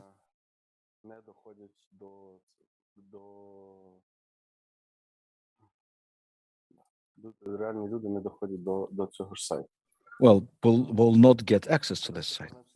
So let's get back for a couple of days preview and see that on the 12th of February, on internet and online, there was the rumor that medical data of police officers have been disclosed. Well, I was sick at that time, so I couldn't investigate it in detail, but that's quite a realistic threat because all our databases could be hacked. So now let's get back to January. Well, 15th of January, Microsoft published the report that they've seen the attack on some government institutions, Ministry of Regional Development, Ministry of Interior, and many, many others. Those that support critical industries. Also, some NGOs suffered from those attacks. This virus that they got infected was a ransomware, but it could even destroy the hard drive. What is the ransomware? That's the virus that codes your data, and then for deciphering them, you need to pay the ransom funds. You probably have all seen pictures of fake news filed with some Polish wording under them, and they stated that, that's our intelligence says that Belarus and Russian intelligence community might be involved. Also, experts believe that that attack disclosed lots of personal data from the users of this Darya application. Now, simpler examples. Over the course of recent months, we had more news that with the help of Darya application can get the credit or loan, and people would not even know that it was done in your name. So please keep track that you are being asked to double check whether you are the one who receives this credit. Now, let's remember virus NotPetya, which in 2017 attacked lots of websites. Again, Russian government is behind it.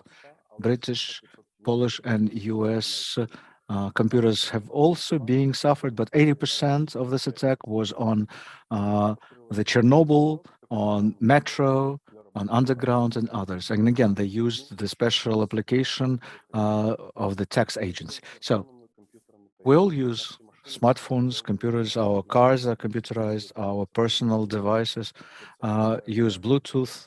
It all needs to be taken care of because we all try not to walk in the dark alleys watching the most expensive iPhone in our hands.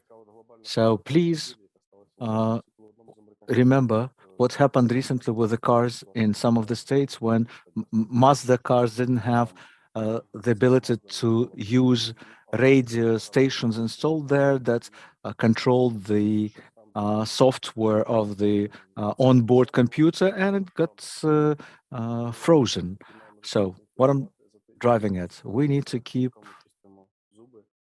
an eye on this like we brush our teeth every day. Digital security and safety is something that requires constant vigilance. Of course, we cannot impact in any way how to protect government data, but we need to demand that they launch robust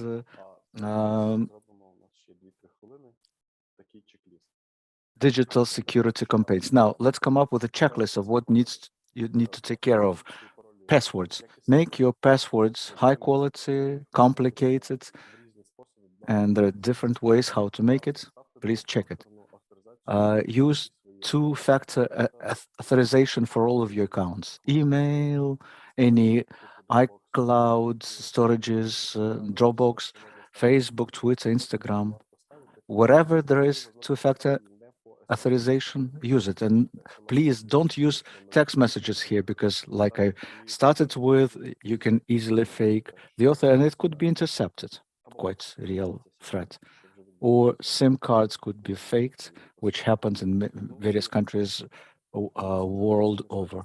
The same thing with messengers, two-factor authentication. Just switch it on and use it. WhatsApp has it, Telegram has it, Signal has it. I'm not aware of Viber because never used it. Reserve copies, backup copies, please make do them. Backup copy is a copy of all your information that you store on a different device. For instance, if you have important information on your computer, keep the backup copy in Google Drive, Dropbox, or another hard drive, or even memory stick. Well, memory stick, probably even better. Do update it regularly. Make it a habit of yours. I have 30 seconds left. Phishing and viruses. So the story is this. Don't get caught. By installing antivirus software and use inbuilt antiviral programs like in Windows. Check your computer, update your antivirus softwares on Linux, Mac, any place. And on phishing, that's when they try to dupe you by conning out your password by sending an email or some notification, text message in Viber or elsewhere, doesn't matter where, claiming that you need to update something or introduce something, and it might look like an original page, but actually it's not. So that was a super brief checklist. Passwords to time authentication, backup copies, and beware of phishing attacks. Thank you. Thank you, Yura, for this introduction to this important topic. Hopefully people will keep your recommendations close to their hearts and implement them. Now, I would like to remind attentive listeners that today we have the second day of our forum. It's live. You can leave your comments. Later on, we'll have Q&A session. Again, leave questions to the speakers, and the moderator could voice out the most interesting of them. And now we'll have the block of presentations from the first day of forum. Yesterday, we had 4 working groups that broken down on in different topics and experts, and anyone willing to attend could contribute and come up with an algorithm or action plan of how we, alike-thinking people, would protect open lists and proportional electoral election system at the next elections, parliamentary elections. So reporters from all 4 groups will share with us their findings. Hello, colleagues. I'm Maksym Dvorovyi, Chief Analytic of OPORA, and I will present the results of the findings of one group of this 2-day forum. But first, for all of us, let me explain the logic behind initiating this forum. We recognize that proportional election system with open lists is not the issue of gray-haired experts. It's the issue that is important for the society. And the society, as the poll suggested, is in favor of what we're fighting here for to overcome the previous negative practices. So at the day 2, the results of the poll conducted by Democratic Initiative demonstrated that. But in addition to this, we wanted to know that not only the society is interested in this topic, but also we wanted to illustrate, and I believe we managed to do this, to demonstrate that the prevention of negative scenarios in election campaign is not something that is of concern to 1 or 2 organizations. It's of concern to a huge number of national and regional organizations, the networks of people who are ready to defend their position. And in the first day of this forum, those who are supporters of the election reform, and that's how they call themselves, and confirmed it, signing the memorandum in support of the electoral reform, they decided to answer a couple of questions. Firstly, what was done correctly and what was done incorrectly, so that the society would support us, and what could be done so that the society would better understand actually the need to overcome the drawbacks of the parallel electoral system by moving to the new electoral system with open lists. For the first time, we tried systematically discuss what are the interests of the local self-governments to support the proportional system at the national level. We talked with the parties, how parties with different ideologies and different political positions could jointly protect what's dear to all of us. And we discuss how to cooperate with the parliament to prevent the worst case scenario. So today, all of us will be briefly discussing the results of these groups. Alisa Shishkovska from IFES will also be presenting the working group discussions on the parties. Tatiana Durneva, the impact group that worked on advocacy with the parliament, and Taras Rać, who will present the results of the work of the working group on the involvement of the local self-government in the support and advocacy of the electoral reform. We hope that the findings that are still being worked by the organizers based on the position of people will become the real plan for all those who want not only to passively observe what's happening in the sphere of electoral reform, but also who, on the one hand, wants to protect the path that we have already went through and came to introducing the new proportional with open list system for in the upcoming parliamentary elections. But also we want the people to think about how together we can support all the counterparts from the practical standpoint to implement this electoral reform. So the results that you would hear today in a very basic mode, because we don't have that much time to discuss all of the details, they will laid the foundation. How would we react in the case of worst case scenario when the parliament makes the negative decision, and as well what should be done if we start implementing this new electoral system. We need to get prepared. So a couple of bullets in terms of the issue of how to work with the society. Some of the participants of the forum who worked in the working group on electoral reform and the discussion with the society were of a very cautious position in terms of the expectation that the civil society will support us in everything on all of the issues. There was certain pessimism that for the society, under the constant problems with the Russian aggression and problems with their well-being, well, they will not support anything to do with elections. But hopefully, we finally learned from the poll that we should not be pessimistic. We actually do have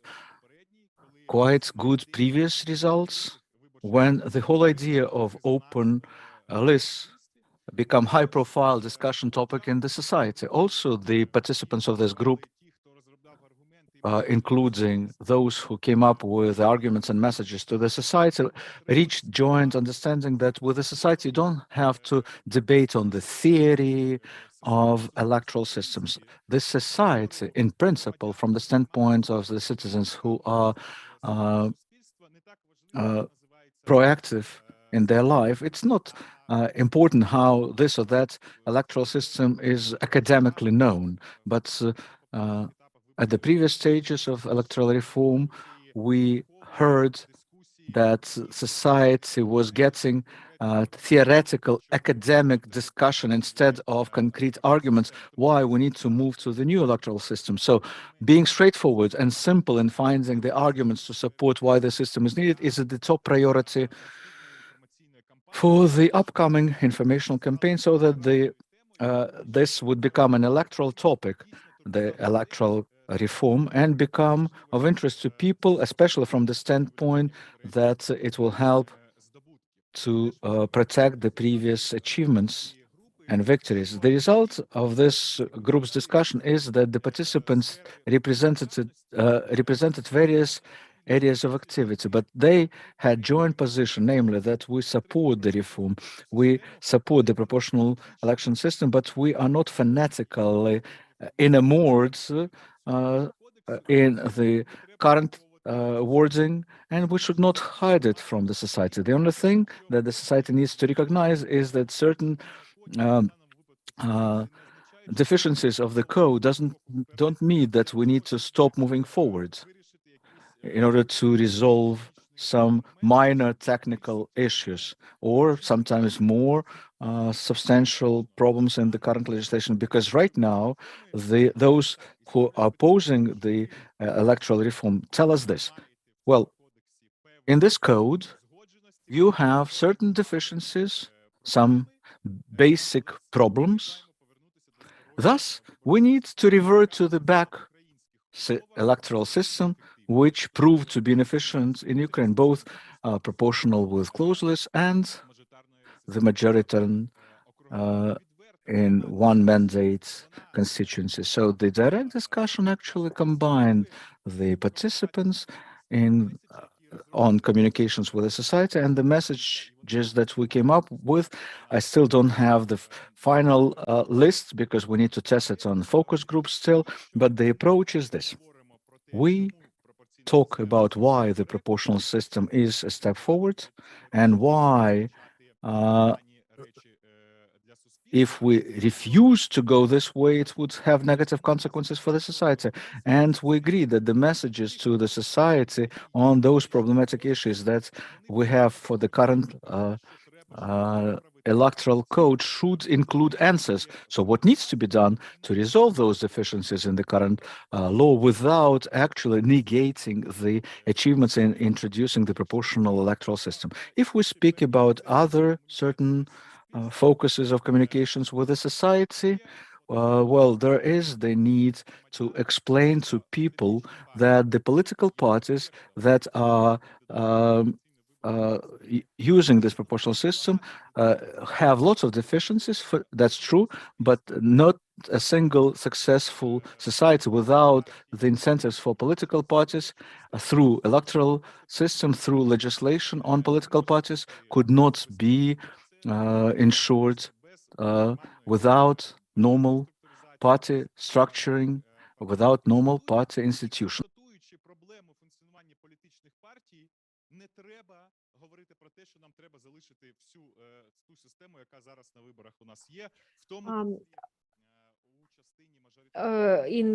In terms of first past the post system polling conducted as commissioned by OPORA civil network has shown that there are many prejudices among experts in expert circles as far as political parties are concerned, and that their ability to communicate with voters, to interact and engage with groups of citizens. However, if you look at the opinion of citizens as a survey data confirm, citizens, voters do understand the problem issues and understand it is not as easy as some political forces may think. But I would like to just add, without the support provided to political party development, we cannot ensure further progress. If we talk about practical component of the work of the group that tried to work on the reasoning and offer the reasoning for the public and messages for the public, forum participants have developed a number of initiatives. First of all, the work of members of parliament has to be presented and reported on a regular basis to compare how efficient, where MPs elected through single mandate election districts and elected through proportional system based on open lists through the list of political parties, to see the difference. It's impossible to say that members of parliament elected through political party lists cannot engage with voters effectively. Not at all. We know that there are some political parties and some MPs that engage effectively with voters in different constituencies, and it has to be brought to the attention of the public and highlighted by media.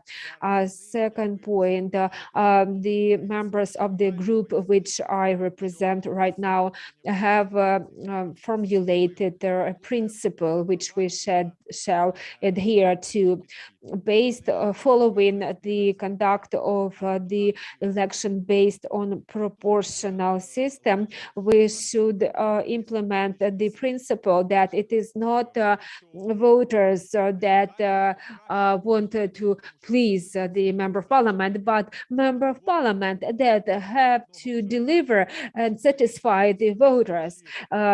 Change the principle. The role of MP is to serve the voters and not just to spend time abroad visiting some recreational areas, recreational activities. And it is something that not only OPORA can contribute doing, but a lot of other participants of this discussion. Following our presentation, we will have a panel with politicians and the discussion how not to allow sliding backwards, reversing the accomplishments in the field of electoral reform. I participated in the activity of the working group titled Communication with the Society. It is very important that the parliament stays committed to effective communication with the public, and that can be ensured once the parliament addresses the issues of amendments to the electoral code to eliminate some drawbacks, some deficiencies in the electoral code. When we talk about open lists, there can be different degrees of openness of the lists, and we have to make sure we take efforts to, of course, to eliminate the drawbacks which we currently have in the law, but preserve the system. Thank you very much, dear colleagues. That's what I wanted to share with you as far as communication with the society is concerned. I see Larisa is ready to speak. You have to present the results of activities of the last but not least working group. Over to you, Larisa. Good day. I am Larisa Shishkovska. I am senior legal advisor to International Foundation for Electoral Systems, IFES Ukraine. Thank you for all who participated in our discussions yesterday. I moderated the group working on political parties, and we considered the issue how to make sure political parties engage with each other effectively and pursuing the electoral reform and making amendments to the electoral legislation. We have had a really lively discussion involving representatives of political parties, local self-government bodies, local councils, and active members of the public with experience of the previous participating in previous election campaigns. We covered a broad range of topics. The first component which we suggest using to influence we do need to have discussions. We do have to discuss such things. Broad discussions are necessary involving members of the public, highlighting the system specificity, its drawbacks and weaknesses, also to involve local communities and the local council members.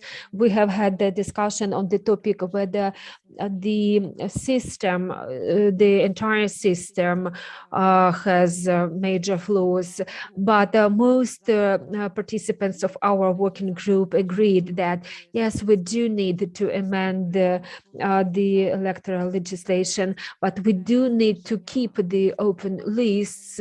Some proposals were made as to decrease quota. We cannot guarantee for some representatives of the political forces to have reserved seats and to get elected regardless of results of the political party. We have to prepare all the amendments in advance, well in advance, in the lead up to the next national election. We have next parliamentary election in 18 months from now, and it means we've got 6 months to complete our work, to make amendments, to have also time to get opinion of the Venice Commission to make sure that the law or amendments are voted into law in October 2022.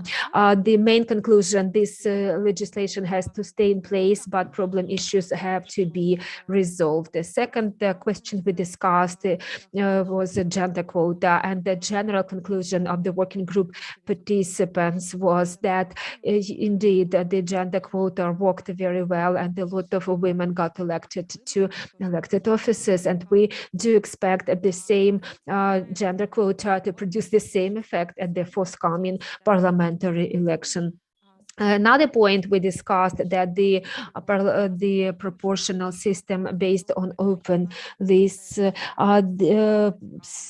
tends to give incentive to political party development, building political party organization, boosting intra-party democracy, internal party democracy, and clear principles of electing candidates or recruiting and selection of candidates, and the healthy competition inside of the political parties. Another point is political parties should be motivated and incentivized to get the most popular individuals to be their candidates. So they should be looking for the most active and prominent figures to get them on board and to make them members of their political force and candidates on the list. Many opinions were expressed as regards the system of state funding for political parties. There is a clear demand to continue this work, and one of the main lines of reasoning was that parliamentary political parties represented in the parliament have to be engaged in such a dialogue to discuss further amendments to the system of the state funding to allow them to be re-elected in the parliament during the next parliamentary election. We have also discussed what needs political parties have to prepare for elections based on proportional system, based on open lists. To that end, political parties need to undertake efforts to develop political party organizations locally, and some of the political parties have actually started doing that work. In the local elections, such question as the search of women, active women candidates, potential candidates. Of course, some women may have a fear that once they join political forces, it may affect their image in a certain way. But political parties should encourage women and to join political forces and to develop political culture, to promote proper relationships between political party members inside political parties. We talked about the need to conduct primaries or equivalent procedure to select and nominate candidates. It requires trainings for political party members to be conducted, as well as trainings for election commission members. It is important to make sure that everybody understands how the voting should be conducted, that all electoral stakeholders, voters in particular, are informed about the voting procedure. In addition to it, it was stressed that there is a need in broad information and voter education campaign with a separate group of issues dedicated to involvement of youth, engaging youth to various activities relating to the elections. And the third group of questions which we discussed is relating to inter-party cooperation, and political parties, regardless of their political programs and ideologies, they should get together, get consolidated for the common goals, such as preserving the electoral reform and getting ready for the next major electoral event. A group of participants suggested different formats, such as group trainings, developing joint positions for political parties, debates at a local as well as national level. So we listened to a very interesting case about existence of inter-party caucuses protecting gender issues. Very successful case that caucus, parliamentary caucus or inter-party faction in the parliament worked on gender issues very successfully. And caucus we have in the parliament to promote ratification of Istanbul Convention. We could join them as well. We could engage other caucuses in the parliament which are active and which know very well how to bring the initiative from the grassroots level to the central level. It was suggested to hold roundtables and discussions with participation of local elected officials and local activists, and of course such instrument as addresses from local councils to the Verkhovna Rada Parliament of Ukraine and the President of Ukraine, addressing them with the request to preserve this electoral reform. So we did have a very interesting discussion. We developed a lot of results, and our findings are very impressive, and we'll put them into the action plan to be developed based on the conduct of this forum. And as a conclusion, I would like to say we should engage political parties in this dialogue, and the special focus has to be placed on political parties not represented in the parliament. There is a special demand for that. We asked whether what was the attitude of voters to the parties not represented in the parliament currently, and as regards the question about proportional system based on open lists. The political parties not represented in the parliament currently, some of them did support a proportional system based on open lists, and we have had votes from representatives of all factions in the parliament. And of course, we don't have to forget inaugural speech of the president when he addressed the parliament, calling upon adoption of the electoral code based on proportional system with open lists. And so to sum up, there is a demand for keeping this proportional system based on open lists, and we have to preserve the electoral reform. The shortcomings of the legislation that we have identified have to be removed, and we are able to do it.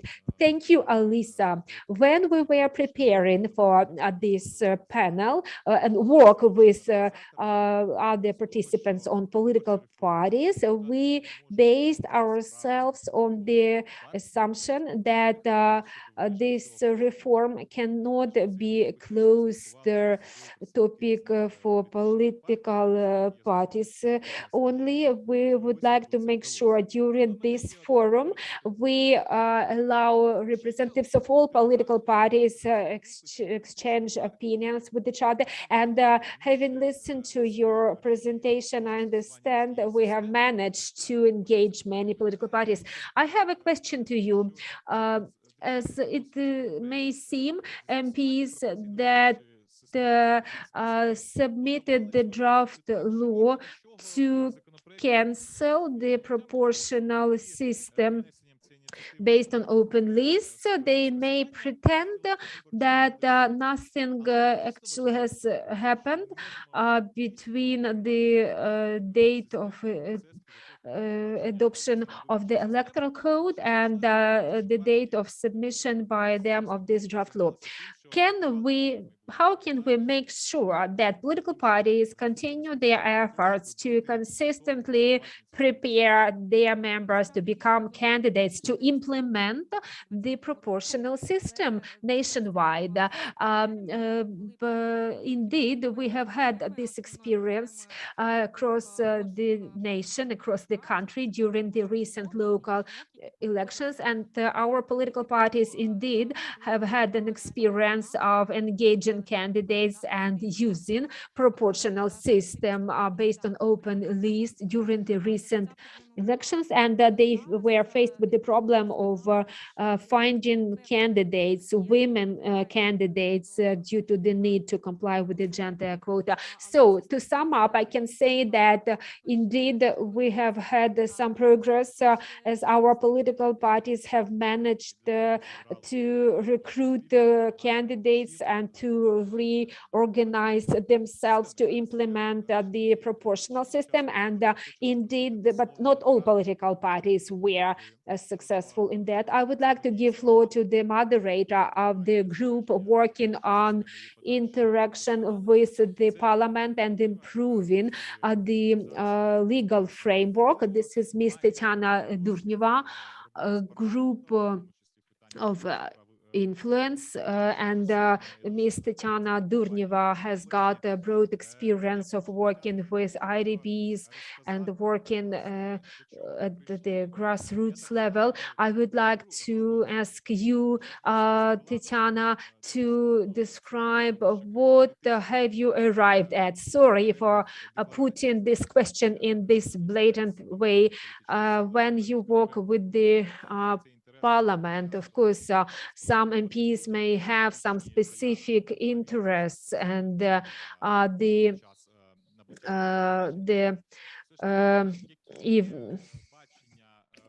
what is the vision, how to regulate this situation, and how at the level of the Parliament to make sure there is no backsliding. Thank you, Alexander. And it's true, it might happen that working with the parliament, the liaisons with Rada is an uphill battle, but it's quite possible. And first of all, I would like to thank everyone who worked yesterday in our work group. We had representatives from international organizations, NGOs, MPs of the 8th convocation, and experts. And it was quite obvious that people do care about this topic, and that we clearly know what needs to be done, who to work with. That is to say, the yesterday's working group meeting proved and demonstrated the readiness, not only of the civil society, but of the Ukrainian society at large, people regardless of their age and what they do in life, to mobilize in order to protect the electoral reform. We have talked about three major issues here, and we tried to form the groups of interest with whom we'll be able to work with, but work not only in the parliament, because in order to impact the parliament, we still need to work broader than that. That's why, obviously, among our key stakeholders were mentioned both the members of parliament who belong to the factions who support the proportional electoral system, as well as those who have not yet clearly formulated their position.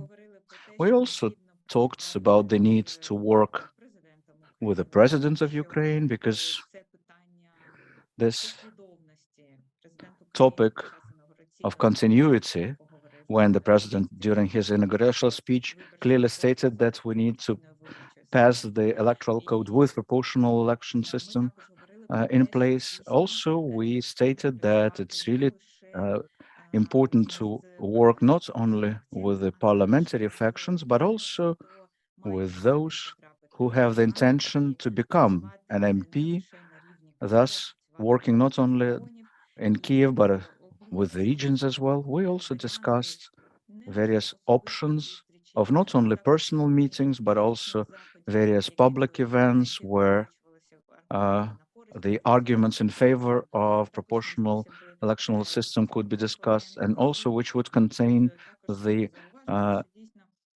enhancing awareness component, because it's important to continue the informational campaign so that both the voters and the future deputies and the political parties and their representatives will clearly understand what are the benefits, and probably would help them to lose fear that they would not be able to be re-elected under the new proportional system.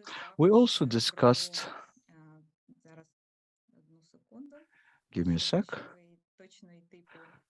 let me open my notes so that I would follow the minutes of our group's discussion, because there were really lots of proposals voiced out, but one that repeated itself was that the MPs should be consistent in their position, because, like I said, both the president of Ukraine and most of the parliamentarians previously voted for the electoral code, and the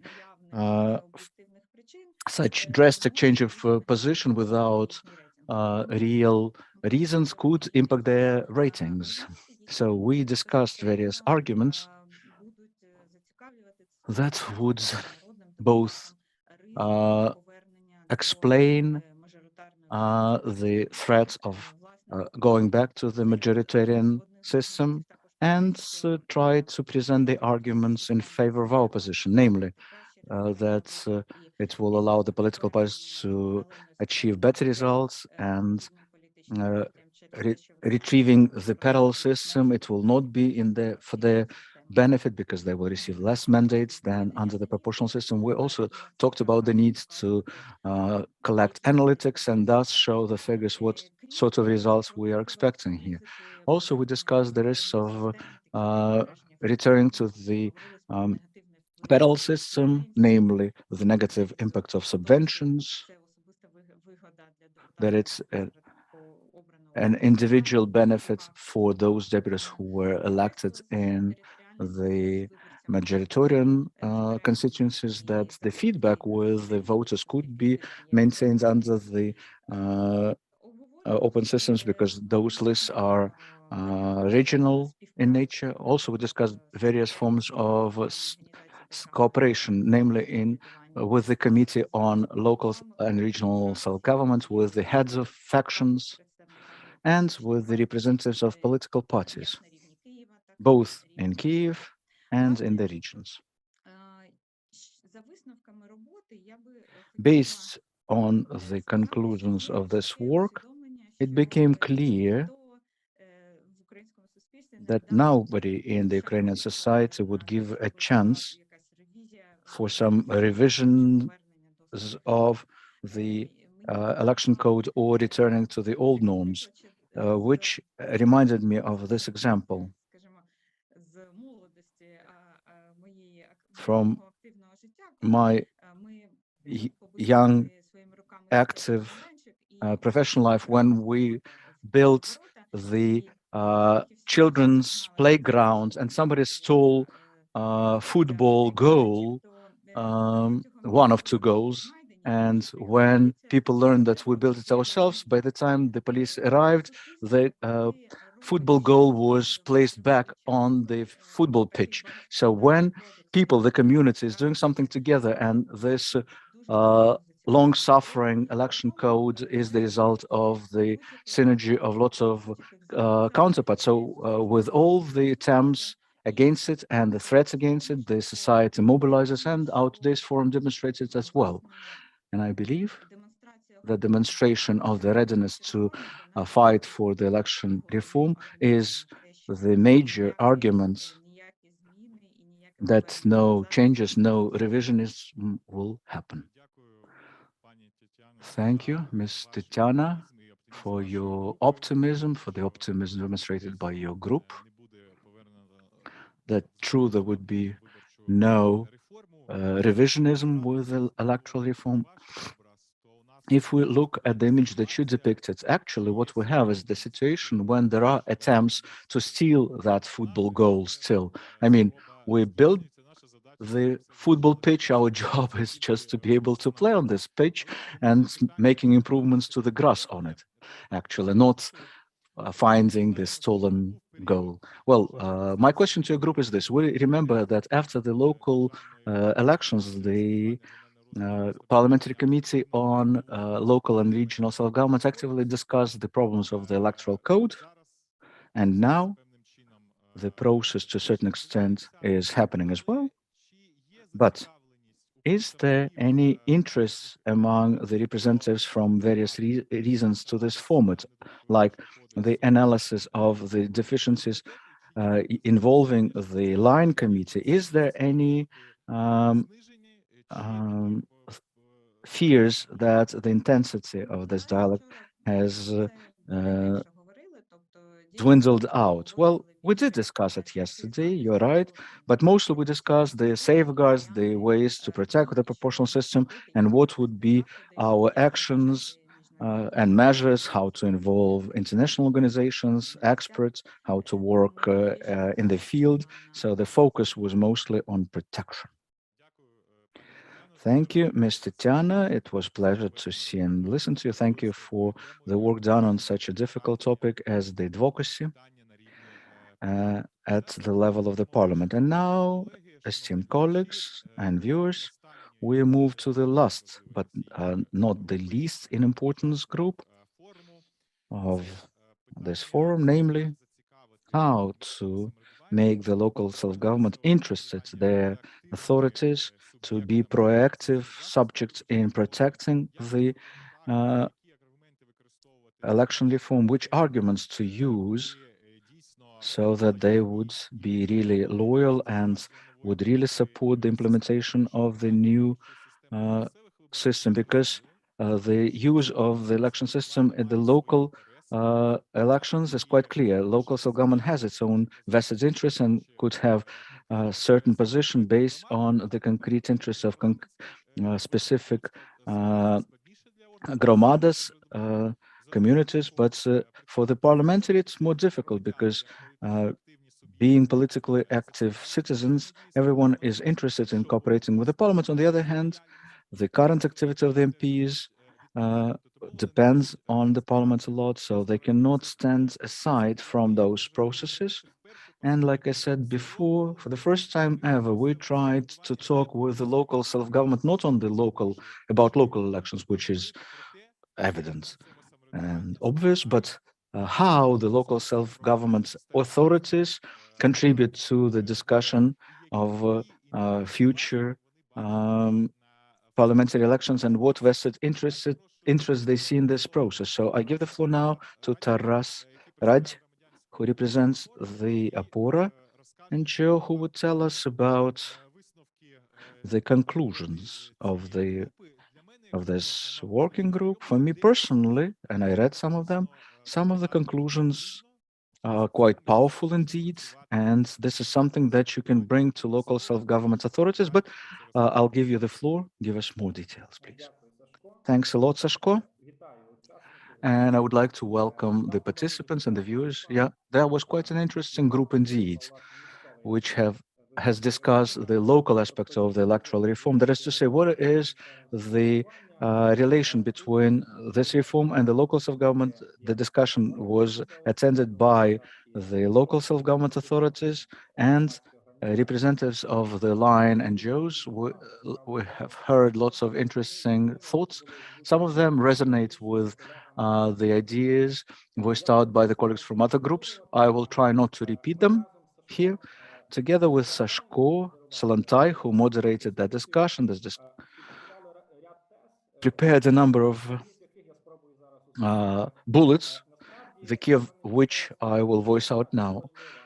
The local self-government is an important component indeed in recognition of the systemic approach in implementing the electoral reform, but also they have some reasonable comments that they made during this discussion and which contributed a lot. Also, there is an understanding in the local self-government that the proportional system and the electoral reform should be preserved if certain dubious norms of the electoral code are improved upon, because they lead to unwarranted compartmentalization. Well, I will not now count off all of the arguments of this bullet. You would be able to read up in greater detail in the conclusive documents of this forum, but these are the issues that really cause concern among the local self-government authorities, and they are not something that we imagine to ourselves. In particular, what should be done with those councils that those changes, the 25% threshold, the right to present your own candidature. But since electoral reform was done in a hurry, the local self-government authorities had no chance of read up on all of the new rules, how the elections would happen. That's why there are lots of myths and distortions based on what was the previous practice. That is to say, parallel system and the majority system, that there was this idea that only the one mandate constituency deputy could validly present the interests of the constituency at the national level. But because of this hastiness, the communities and the representatives of the local self-governments could not capitalize on the positive effects of the electoral reform, and we have discussed this issue as well.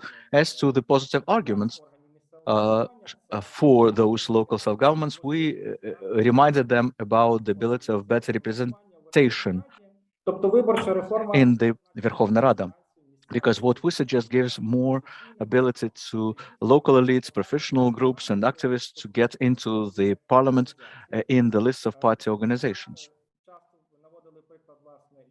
We used the example of female deputies whose number has increased substantially with the help of the electoral reform.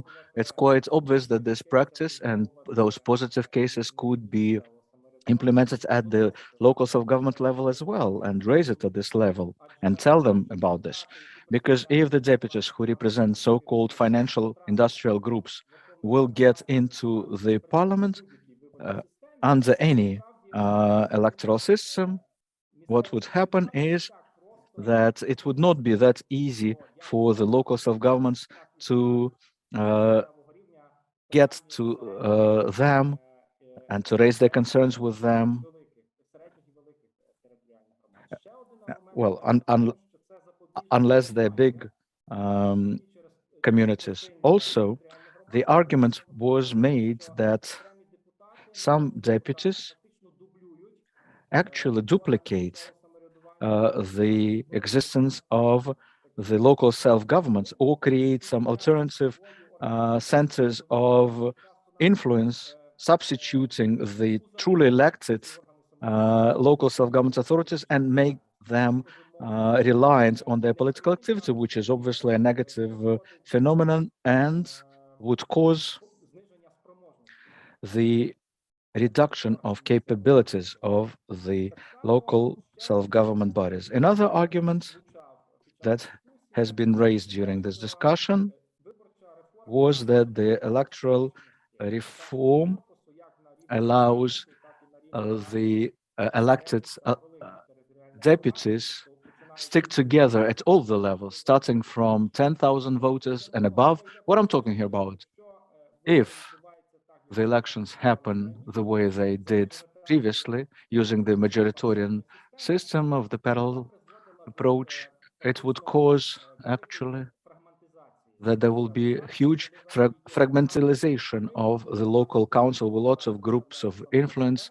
And when the deputy represents himself or herself, forming his or her political capital based on this available status. Thus, it would be next to impossible to find consensus. But our reform allows to consolidate the efforts. It's easier to find the compromises, which in turn allows for more efficient implementation of local management. So here we'll have to choose between the proportional representation, when in the Rada you have representatives of all of the communities, which has its own positives, but at the same time, it's being contradicted how efficiently this Rada would be able to pass decisions and operate in conflict-free environments. Another moment that the territorial, administrative, and electoral reform support each other in terms of financial independence, because local self-governments become real users of state funds, and according to the achievements of the territorial administrative reform, gave more funds incoming into the local budgets. But if we go back to the majoritarian system, well, then we'll have less funds appropriated to them, because we are well aware of the negative practice when the majority of national budget funds in the form of subventions basically are being distributed in an untransparent manner, and the existence, well, the electoral reform allows to reform this approach and to make the communities the direct recipients of those funds, not using the MP as a go-between. And that's the argument that our opposition is uses, claiming that only majoritarian MP could effectively and efficiently lobby the interests of the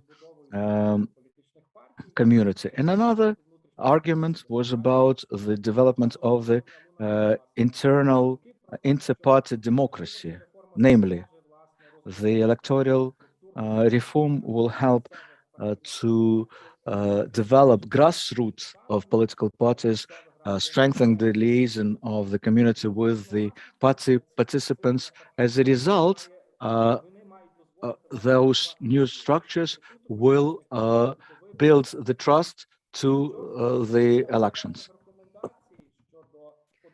As far as recommendations are concerned to promote and advocate for the electoral reforms further at the grassroots level, the discussion participants believe it is necessary to engage associations of local self-government bodies. We have a number of quite active local self-government bodies, associations, and groups. It is important to explain to representatives of such associations uniting local councillors, local elected officials, the advantages of the electoral system based on proportional system with open lists, but the shortage of information about it is the problem. To find one or two lines of reasoning to consolidate representatives of local self-government bodies very important in order to develop common ground and consolidated position. It is important to hold local forums at the local level, to involve representatives of local self-government bodies to participate in them, and to allow them expressing their opinions, as we did yesterday within the framework of our working groups. As we had yesterday, it is very important to ensure such discussion is as public, as open as possible, involving broad range of representatives. Local elected officials may want to consider the electoral reform as their chance to get elected either to the parliament or to the local self-government bodies during the next elections. Those who fell victims, if I may call them so, victims of first past the post electoral system may want to participate in such discussions as well.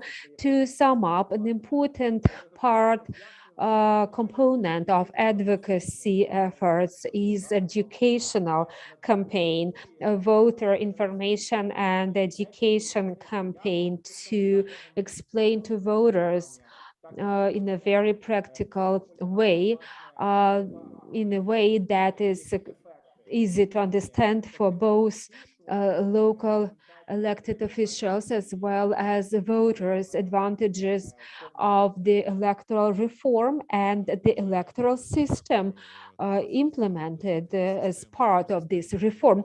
Thank you, Taras, for your very comprehensive overview.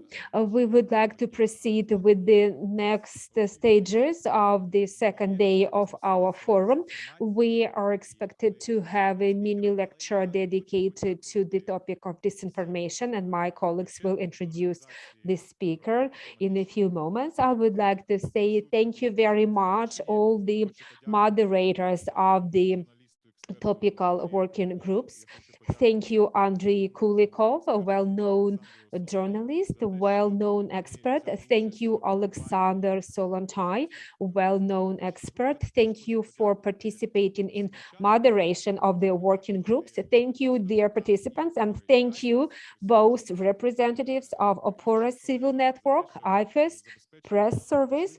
Thank you for working hard to conduct the discussion of the problem issues in as inclusive manner as possible, to make sure voices of all stakeholders are heard. So let's continue our work. See you soon. Let's take the electoral reform forward. Thank you for your attention. We shall continue with our forum. Colleagues emphasized many times that information campaigns may serve one of the main tools we can have to deliver our messages across the nation, how to improve the electoral reform, how to take it further, what additional provisions to add to the legislation to make sure the reform is as efficient as possible to ensure the exercise of rights of all citizens of Ukraine. We are often faced with disinformation campaigns in different circumstances. It may be disinformation relating to hybrid warfare. We have the hybrid war in Ukraine going on for 8 years already. What actually disinformation campaign means, how to identify disinformation campaign. We have invited the legal expert Maksym Dvorovyi from the lab of digital security. He will conduct a mini lecture to be followed by Q&A session. You can ask your questions to Maksym. Over to you.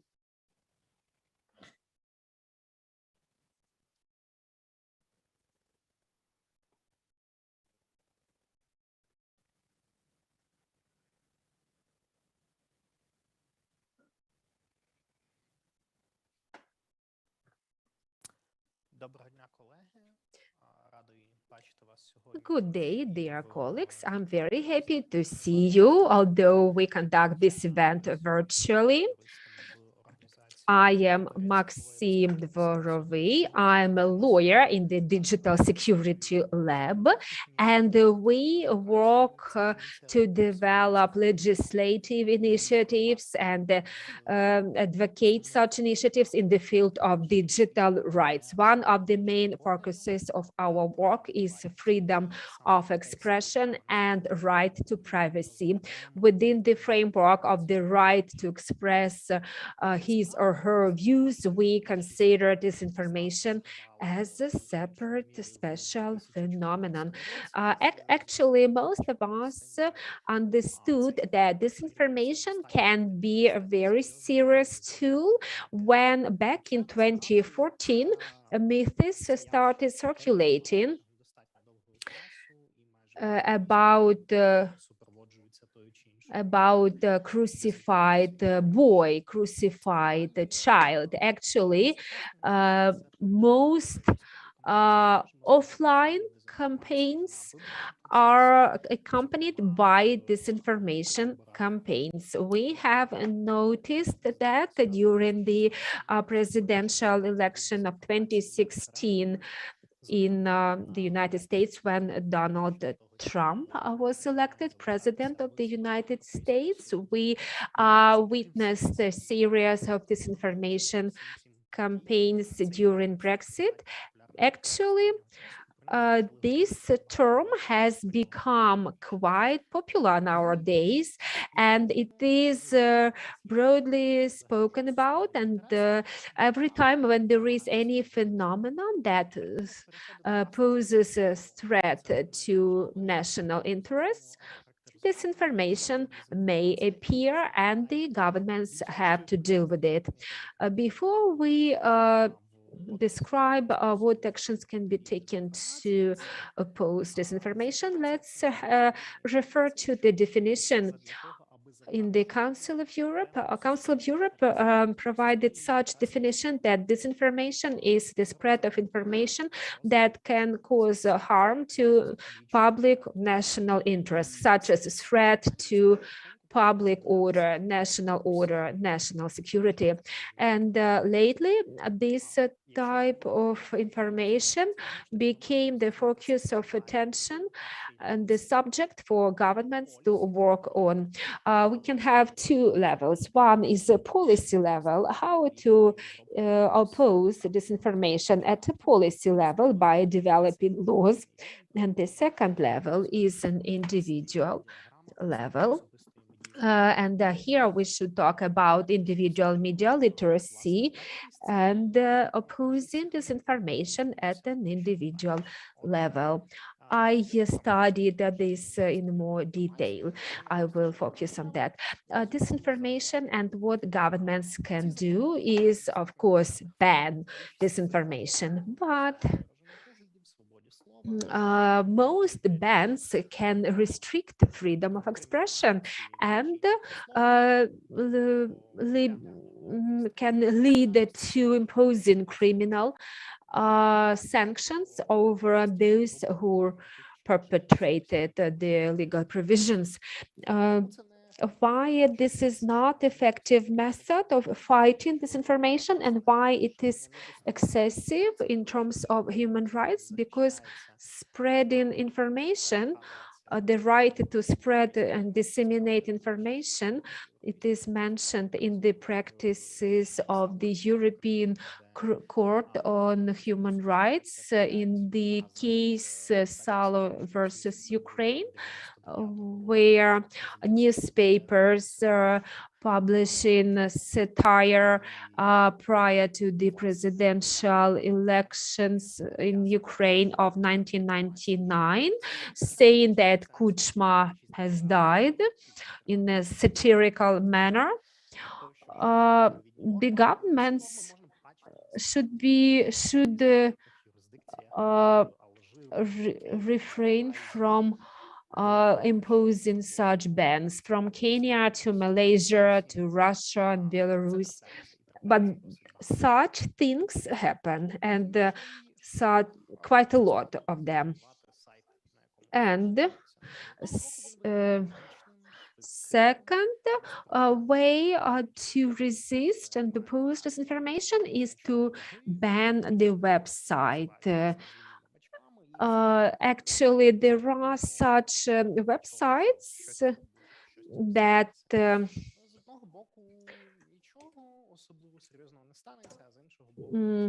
as a waste tank, they can be blocked, and some media experts say, so what, some websites may be blocked and banned because they don't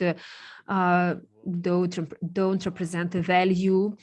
And that's what governments can do to oppose disinformation. And the law allowing to block some websites, such laws exist, but it's not really effective because you can close down one website, but disinformation can be taken further by other websites. How can you ban the entire internet?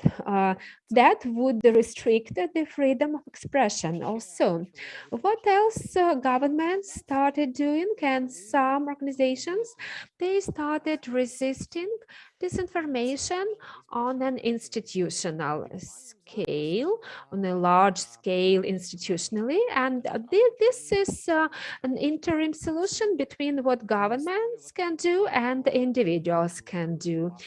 And bodies were established in different jurisdictions, trying to identify harmful narratives and block them, or trying to figure out what is wrong with those narratives. Stratcom NATO is one of them, and the number of bodies that exist in European Union countries, and or Agency for Psychological Defense, as we have in Sweden, and the number of bodies of that kind in other countries. We spoke about ways to oppose disinformation that exist in the world. We can focus on the Ukrainian experience.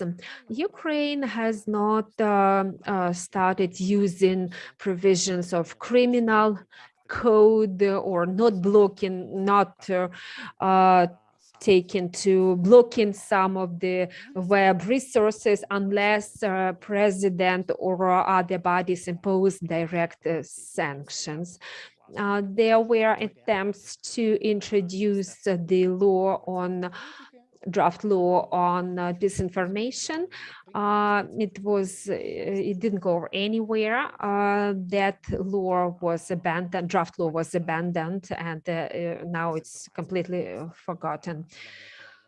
Disinformation should not serve the ground to block some websites unless the law on sanctions and the decrees of the president of Ukraine provide for that.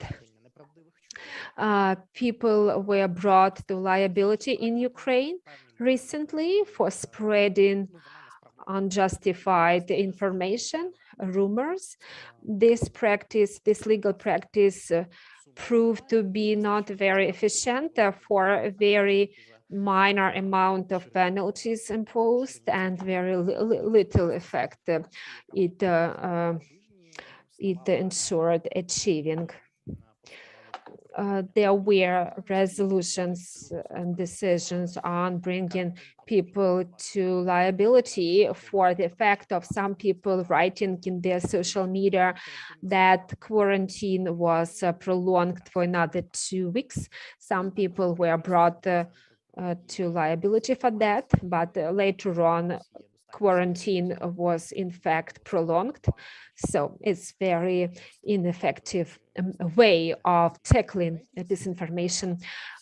We have a body responsible for work with information, in addition to other new ministries that were created, like Ministry of Reintegration of Occupied Territories.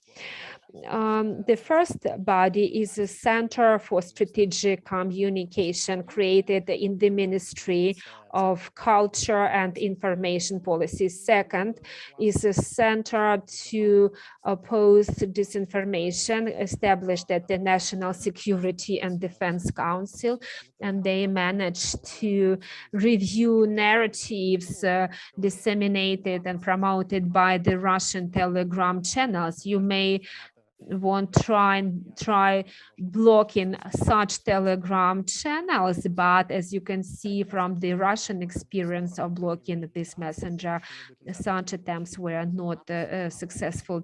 And the third center to combat disinformation was created at the Ministry of Reintegration.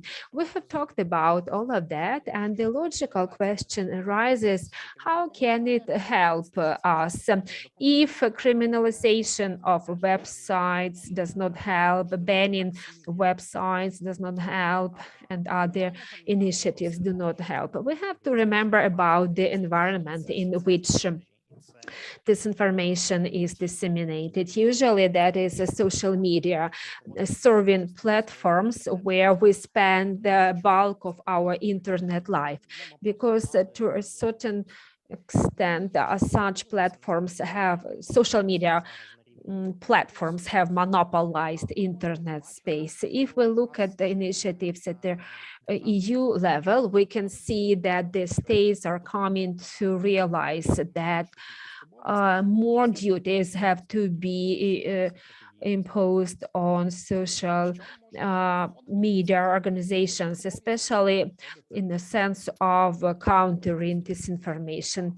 The duties that may be imposed on social platforms, maybe the duties to publicize information on customers of political advertising and showing algorithm how the newsfeed is formed and how content can be amplified and how the users are getting to see this or that information, how such algorithms are working, and proposals submitted into the Digital Services Act.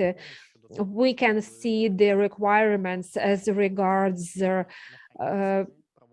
duties for platforms to establish due mechanisms of legal protection. The users of social media platforms should have a way to delete content, to complain about content, and have the right for their complaint to be duly considered.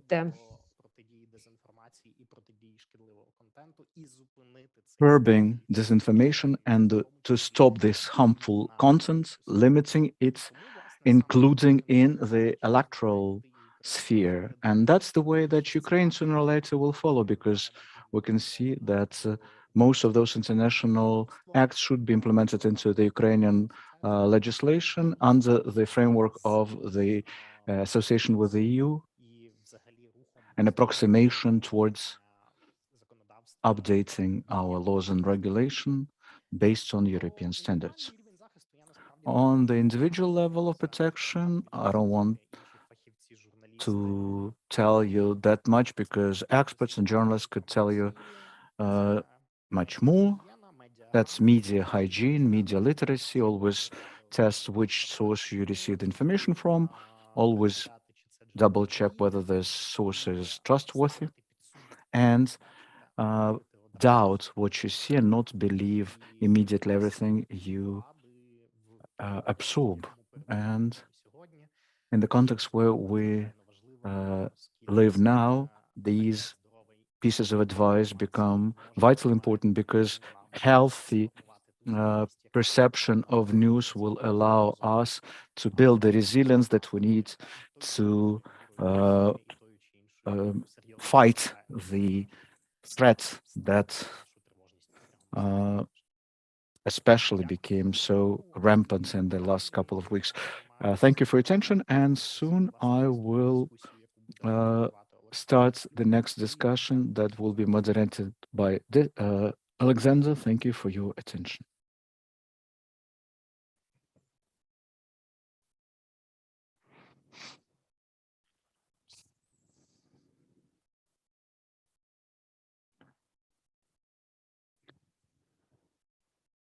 Discussion why the return to the old electoral system would be a fatal mistake and how to prevent it.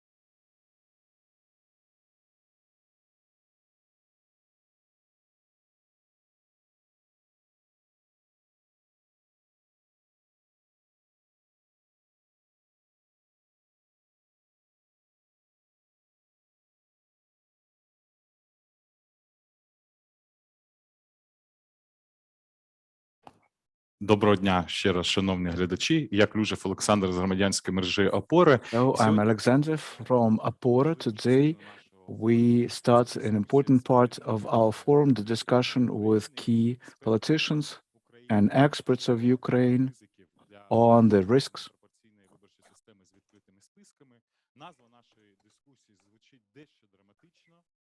Чому скасування The discussion is quite dramatic. The next discussion which we're going to hold, why backsliding to the old electoral system would be a mistake. We would like to explore together with the forum participants whether it is truly dramatic to have a prospect of backsliding to the first past the post system.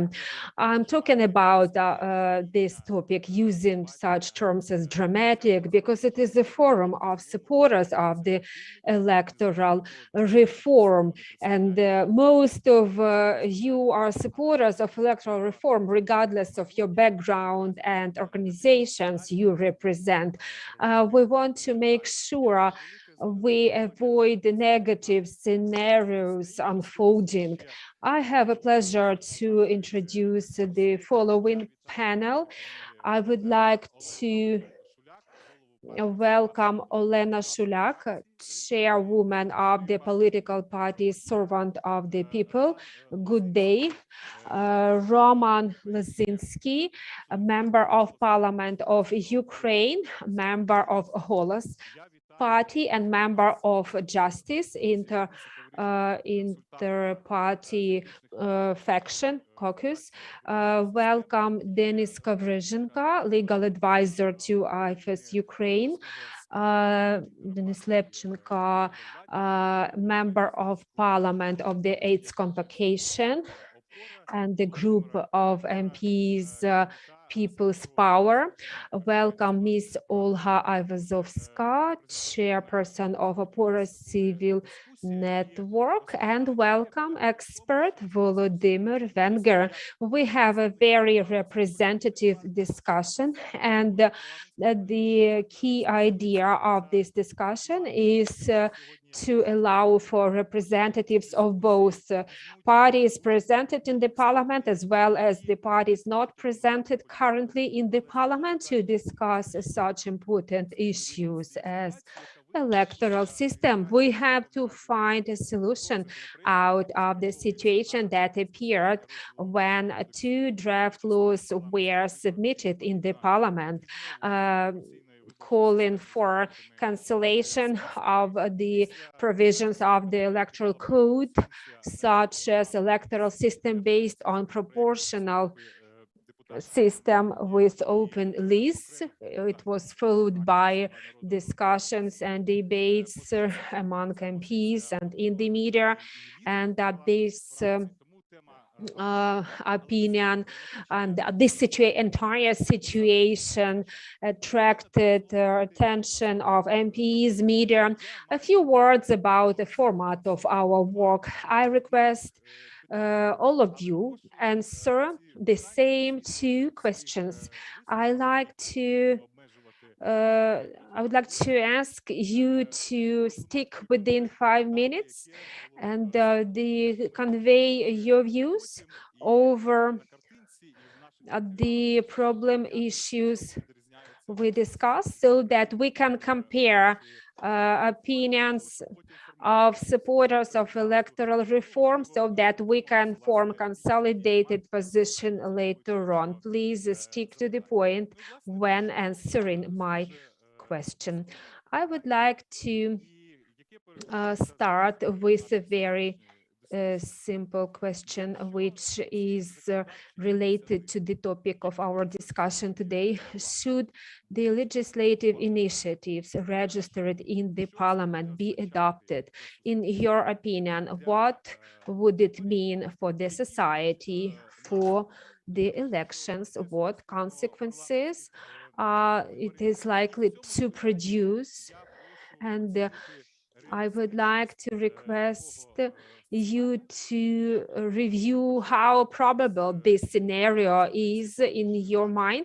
And I would like to start by addressing the representative of the political party that has the largest faction. And it is out of question who that is. And because everybody knows what major faction we have in the parliament, it is hard to argue about that.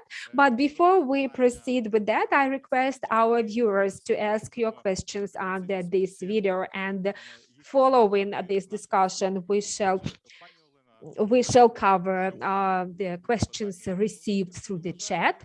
Miss Olena, tell me please why you think it is going to be a major mistake if we are sliding back to the old system. May I change the tone of our conversation slightly? You said very well that this forum unites supporters of the electoral reform. And I believe I am also a supporter of the electoral reform and open list system.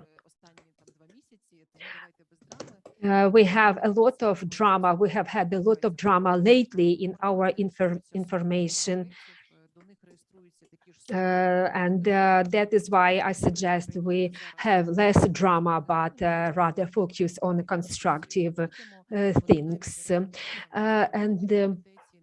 The draft laws you talk about were not considered by our committee or subcommittee, and it was not preceded by a profound discussion of the topics in question. In the parliament, let's be frank and candid with each other. In the parliament, we have a lot of MPs elected through a first past the post system, and we have we have developed some recommendations how to amend the electoral code in the best possible way, and there were some issues that could be improved to make sure the mistakes of the local elections are not repeated, such as internal competition, lowering the threshold, and the gender quotas, use of gender quotas. Also, these are the challenges that dealt with the online registration and the place of residence. We have certain statistics on how many supporters of this or that candidate could increase by 15%.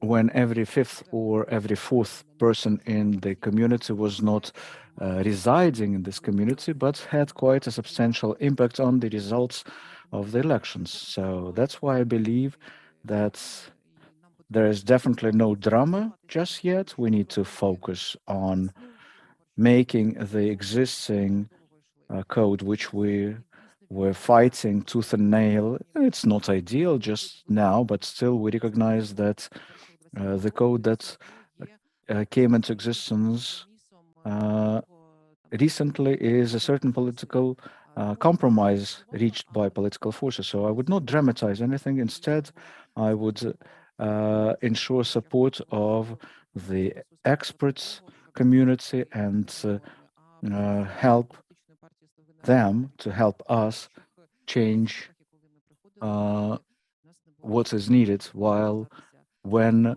our party, the servant of the people, came into power, we had no promises to the voters about, or even thoughts entertained to bring the majoritarian system back. Even though some of the MPs, including from our party, might have those thoughts, and there is is there any active discussion in our committee? No, but I'm grateful to you to raise this issue, and we would gladly get involved for such discussions. Well, thank you for pacifying us, but still I have the request, if possible, as part of this discussion with those individual deputies, what arguments do you use for them as supporters of return to the old system? What arguments you would use not to get back to it because we're coming up with the arguments. So you, as the leader of the party, what would you do? As the deputy who was elected from the lists, and I haven't been exposed to some of the problems of the majoritarian DPs, MPs. I'm not well, it's an unfair discussion because an ordinary voter doesn't want for a killer of buckwheat to find unscrupulous politicians to be placed in the first place during the election. That's why, for fairness of this discussion, we need to involve majoritarian MPs. MP Sobolev from Batkivshina faction joined us, so I would like to give first the floor to Roman Lazinsky, who is the Golos, the Voice faction MP, and I promised to give the floor to him first because he has the committee. All of you have, yeah, I know. That's why I feel comfortable that I violated this promise in respect to all of the MPs who are ready to go attend the committee's mission. So, how realistic those drafts are? Why do you think it should not be done? And thanks a lot. First of all, I believe in the nearest future, OPORA and other NGOs should bring MPs one by one to this discussion, look straight into the eyes and get their position, figuring out how many actual supporters of this initiative are there actually. So the nature of the parliament and of the electoral process is quite specific because the players who play on this field, they set the rules themselves, especially those who are currently playing this field. So if you draw analogy with football, there are 11 players on the team. If 3 are not ready, then the remaining say, well, let's change the rule. Let's bring only 8 footballers on the pitch. So that's the reality. We are not romanticizing or dramatizing it, but that's the nature of what we do. So in this mini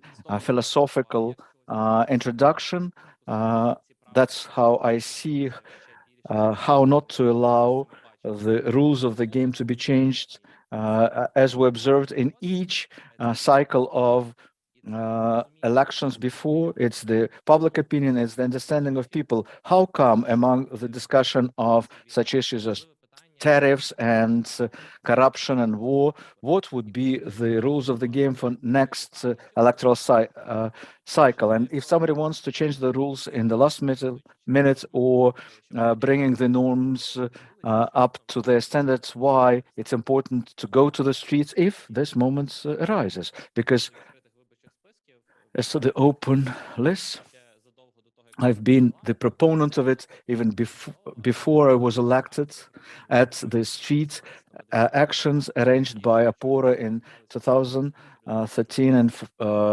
18 and 19 from the Galadza party. We supported this discourse. Now I work in the line committee, and my level of responsibility is different because claiming your position in the street is one thing, but being decision-making is a completely different level of responsibility. That's why I believe that there could be no other answer here but supporting open lists and never return back to majoritarian. And it's easy to thus observe what continuity there was in the position of the MPs, certain MPs. Is it an ideal system? Of course not. We can see lots of deficiencies, but when we talk about the electoral code and elements and certain provisions, they will not be achieved other than with the system that we discuss. So when we discuss in this parliament's convocation, this electoral quota in particular, it makes those lists not fully open. The ideas and novelties that came up to existence, but hopefully were not elected, voted for. For instance, only the political party that presents its list in 2/3 of the oblasts. Well, it never became the reality due to the dialogue with civic society and NGOs. That's why I would like to thank OPORA and others, because with your help, it was easier for us to fight for it. And the electoral pledge as well was discussed, as well as other barriers and restrictions, so that into the parliament, so local councils there will be elected only those who have more funds, not less funds, more influence rather than less influence. So it's important to see that the political culture and the understanding of the general population and the individual views of the MPs, whether we'll get enough votes. Well, we still have lots of majoritarian MPs, and Miss Olena and Miss Alexei, we are all coming from the political lists. So we recognize even among those MPs from the list, they also now think about being re-elected. This mode is on for all of the politicians, and thus it might allow some of those who were elected from the list to support the majoritarian initiative to preserve their seats in the parliament. So in conclusion, I would like to end with what I started with. Let's involve more and more MPs into public discussion, let them be heard out publicly, and create this map of positions. And when the time of decisions will come, everything will become obvious. Well, so you believe it's a high-profile issue, right? So what's your forecast? What is the level of relevancy of this initiative in the parliament? I agree with Ms. Olena, because we're from the same committee. We are the members of the line subcommittees. By the way, our meeting is starting as we speak. There is no subject for discussion here currently in our committee, de jure. De facto, in the parliament, there are too few square meters, but too many MPs, 424, if I'm not mistaken. And every time when you go there, whether you like it or not, you can overhear things, especially when your colleagues loudly discuss this topic. It started on August 29th, 2019, when they became MPs. So is it a relevant discussion in and outside of the parliament building? Yes, it's mega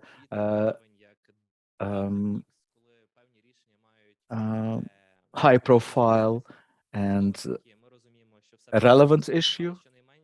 But even if certain number of MPs claim that they want to support the return back to the majoritarian system, then publicly and within the parliament, we need to start discussing not 3 or even 6 months before the elections,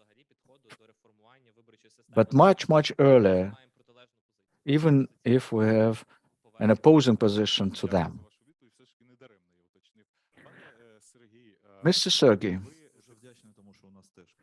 yeah, we also have the beginning of our committee. Let me jump right in. Well, you represent Batькivщина, which at the previous stages of the electoral reform filed the alternative draft law. Now the question is quite concrete. What is the attitude of you and your faction to the initiatives of the MPs to return to the parallel electoral system? What's your take and evaluation of the potential of this convocation of the parliament to pass this initiative?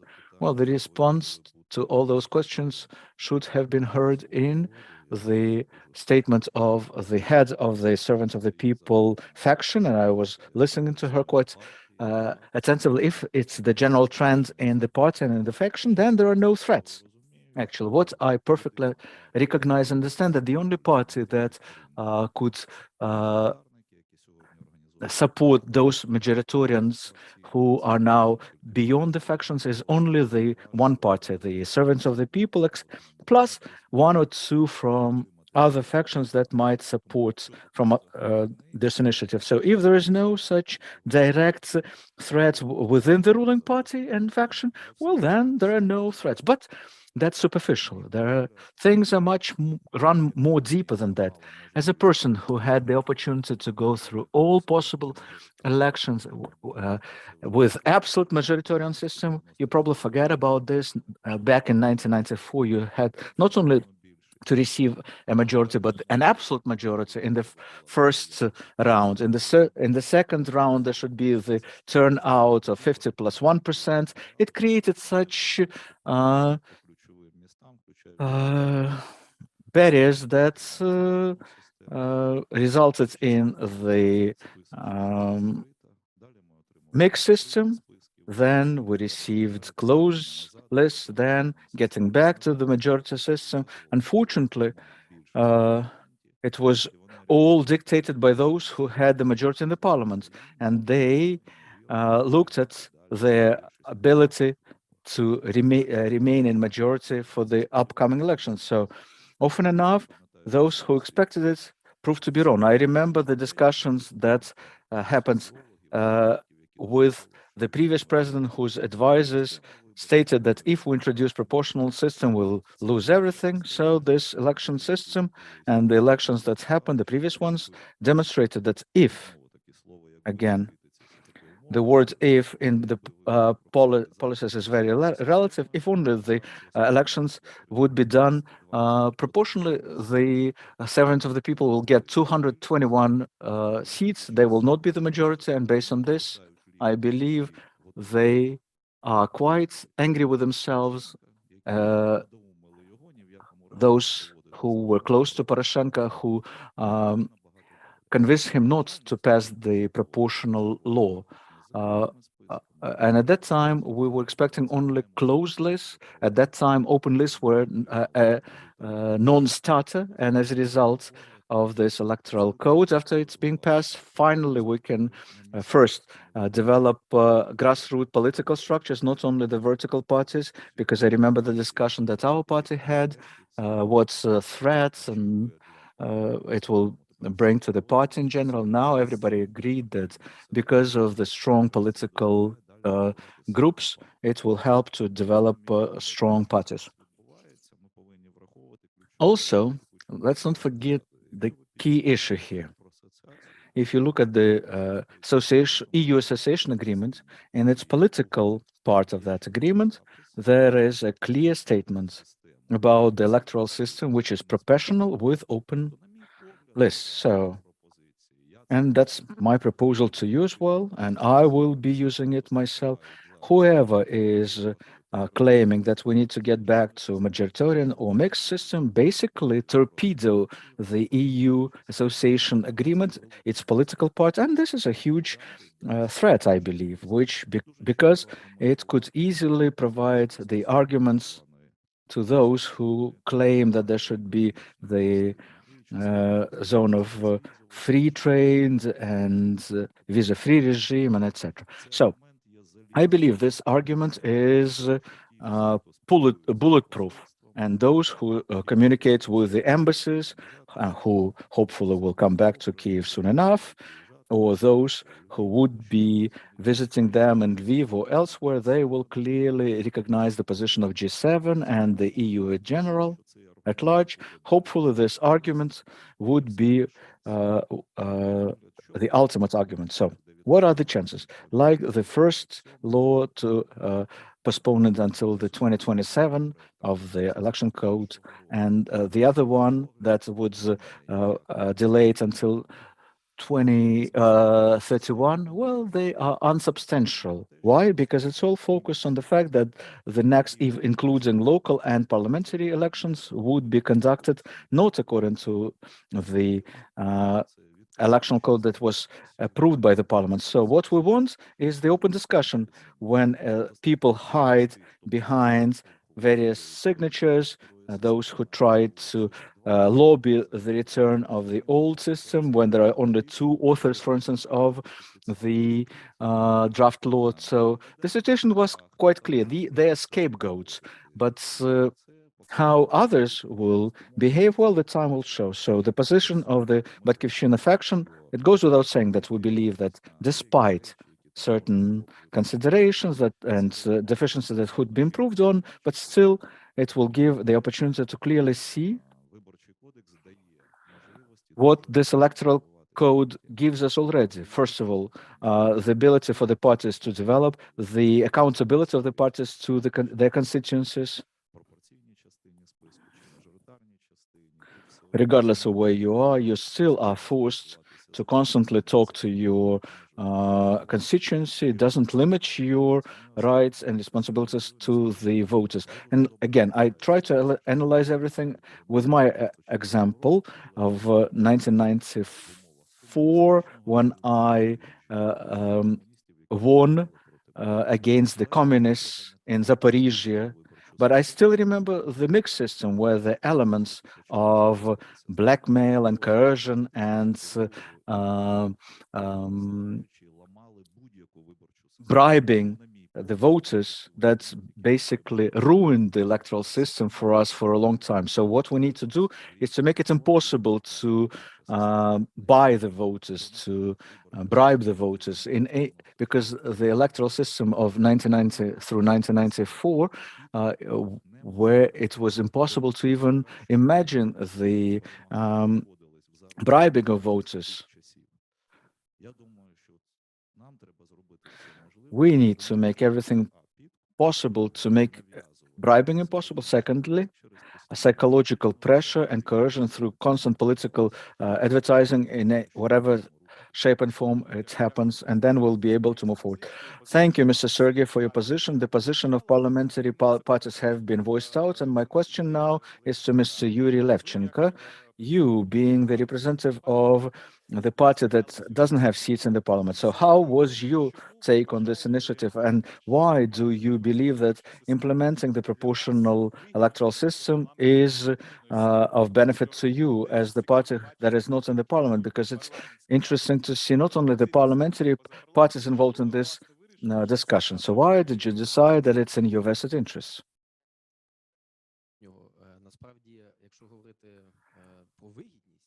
If you talk about who is the beneficiary, well, actually, the biggest benefits should be capitalized by majoritarian party. But unlike oligarch-backed parties, we think about what's in the vested interests of the country, and majoritarian system is the pure evil for this country. Being for 5 years the majoritarian MP from Shevchenko district in the city of Kyiv, I can tell you it's an atrocious thing, because for a normal person to become a majoritarian deputy, you need to go through such circles of hell. I won't wish it to anyone. So fighting with this previous system of buying votes for buckwheat, well, that was atrocious. So back to your question, why we shouldn't go back to majoritarian system, because most of the speakers never responded to this particular question. At least we have heard in their statements why it's impossible. It's quite weird when there is the head of the party who cannot give a clear answer. What's the position of the party? Ideological position of the party? In favor of the majoritarian or against it? Well, that's an example of why majoritarian system is evil, because as long as we have those majoritarian MPs, we will not structure the party from the ideological standpoint. And we'll continue with the story that I heard with MPs. Well, MPs keep talking about it. They all think about being re-elected. Come on, we need to talk about what's the ideological position of those MPs. Are they in favor of one or the other? But instead, we hear this absurd discussion. So it's pure evil. It goes against the development of true political parties in Ukraine. It slows it down or makes it impossible. In this context, I would like to state, reflecting on the previous statements about whether we can be dramatic. Well, come on, the head of the ruling party, Mr. Rakhamia, clearly stated that this issue has been seriously discussed. He used such words as probable, very possible, etc. Well, we came here not just because there is no threat. No, the head of the ruling faction stated this, quote unquote, that this issue is being reviewed. Well, the fact that it hasn't been discussed in the committees, well, because the draft laws are just one paragraph long, but as soon as they are ready, they will bring you and you'll vote for it, even if previously the draft law was in one paragraph. So we need to state that, yeah, they review this scenario and we need to do everything possible to stop it. Why? Well, because, like I said, it does not promote the development of normal parties based on the example of developed countries. Secondly, it results in buying your votes for buckwheat on the day of election, and that's why in Ukrainian realities it's pure evil. And the third argument that I would like to reiterate, and lots of people do not take into consideration, they don't even think about it. So I appeal to our viewers and to the society at large. I personally believe and constantly repeat, the major problem of majoritarian system is that it's no longer a representative authority, arithmetically speaking. As a result, in Verkhovna Rada, the majority comes to those political parties that didn't get the proportional number of the votes. And it's pure arithmetics. A majoritarian could be person with 10%, 20%, some got with 13, 15%. So the predominant number of people voted against him, and he got unproportionately high number of seats. As a result, millions of people get outside of the political system. So I request all of us to recognize this, that majoritarian system creates the condition of unproportional representativeness in the Verkhovna Rada of Ukraine. And we need to make everything possible to prevent this. And the last two statements, which we'll discuss in the next block. Stating this, I recognize the arguments of those people who say that this current system is not perfect. Yeah, to a certain extent, they manipulate us, but any manipulations could be easily resolved with a couple, even one, voting in the Verkhovna Rada of Ukraine. It's not a problem at all. All of the arguments of the supporters of the majoritarian system could be disarmed with one voting, and that's what we are hopefully will discuss in our next block. While Ms. Shulak is still here, I would like to hear. We are all supporters of this. No. Just listen to what I wanted to hear. I wanted to hear from the head of the ruling party how she personally, as the head of the party, will be convincing the members of her party MPs to vote in Verkhovna Rada if the draft law is reviewed on returning majoritarian system. What's her position as the head of the ruling party?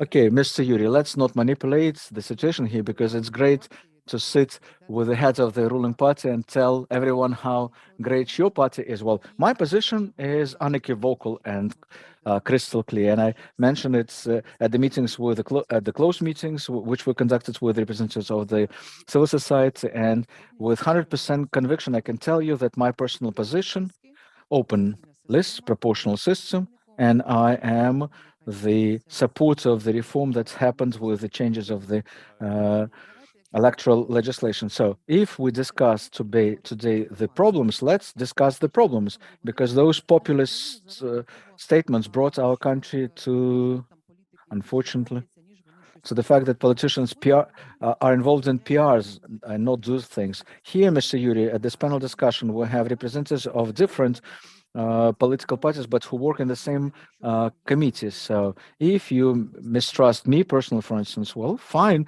we have representative representatives of other parties like Roman Lozinski, who can confirm to you that the discussion of returning the majoritarian system, and we conduct our discussions publicly. You can see online how heated the discussions are. So in terms of returning to the majoritarian, we never discuss it. As a moderator, if it's okay with you, let me repeat that we are all supporters of this reform, and we're not here to have the political arguments. Let's discuss the content, not the personality. So, Olga Lisovskyi, I would like to give the floor to you. So we heard the parliamentary parties and beyond the parliament parties, and it's great when both the parliament and those political parties that are not having seats in the parliament, that they are involved in political discussion. But please explain to us why the civil society, or even parts of it, which were represented yesterday at our discussions, more than 100 people, why they believe that it's a risk, this initiative, and why for the society at large, the preservation of the open list system is important for the future of the country. And what was your take on this initiative? From myself personally,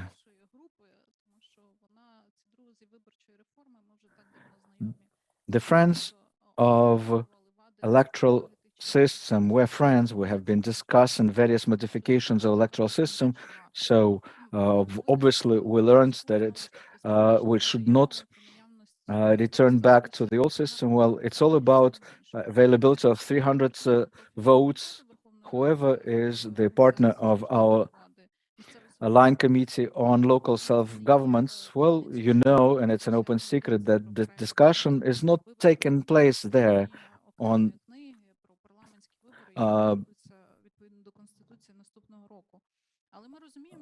shooting ourselves in the foot for the upcoming elections. But there are lobbies and the forces of influence, as it was always the case, and the office of the president and somebody in the cabinet of ministers in particular. But I'm not talking about this. I'm talking about certain symbols for us. If in Ukraine this reform could be so simply passed, just passing, delaying any novellas until the years 2027 or even 31, well, that means that the reforms in Ukraine are reversible. So the assessment of the deficiencies of majoritarian system has been done extensively over the last 10 years. But this change is of a high value for organizations like ours, who were involved in this discussion, who understand strategic goals, because the tactical goal could be trust to the electoral system. Certain procedures are not working in high quality. They need to be reconsidered so that at the upcoming elections, the process of appeals of the protocols from the district's electoral committees could be done properly, and those who have on their hands protocols with different data will see that the end result takes into consideration the accurate data, not the figures that have been put on hand. That's tactics, but the strategy is, well, how would the legislative branch of power would look like? What would be its function, its backbone? If we talk about European trends and the international best practices, then the open list system is popular not because it's just popular and that it's the trend in and of itself, but because the parliament that it elected based on the institutions and parties that promoted their candidates that fight with each other during the elections is more stable, because it's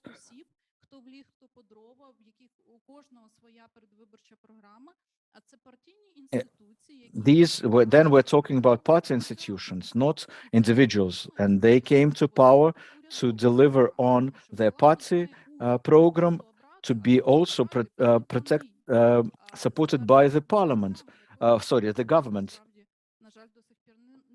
the government program that we unfortunately still don't have. So institutionally, it's a strategic reform. If the parties come to power, the parties are responsible. If the parties bring the programs, not with the complex of wishful thinking of certain districts of standalone cities, only then we have a clear sense of which country are we building. That's about the tactics and strategies. Secondly, we represent NGOs. Thus, we look at the society not only as a constituency, but as a public opinion that should be the not the formula, but the process.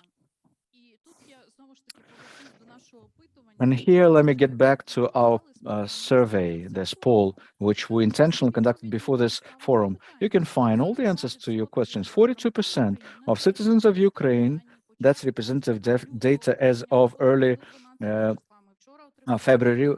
The survey happened until the 12th of February. We received the results only last night. They believe the proportional with open system, with open list, is the best system, and only 5.8% support majoritarian system or mixed system, which clearly says that people clearly understand where we're moving forward. Obviously, they cannot probably verbalize the content, but 42 against 5.8. Secondly, when we ask the people about the bribing, well, who paid bribes? Majoritarian MPs. 30+% of our respondents said that it was done by the majoritarian parties. Others, only 14% of cases of bribes. So that's a clear trend. And thirdly, another important argument that is constantly being discussed, but has nothing to do with policies. Do you know whom you elected? Only 1/4 of citizens remember whom they elected, who is the leader, who represents their constituency. If you talk about the meeting with your MPs, well, our MPs are being met, are meeting their constituency more often than the majoritarian people.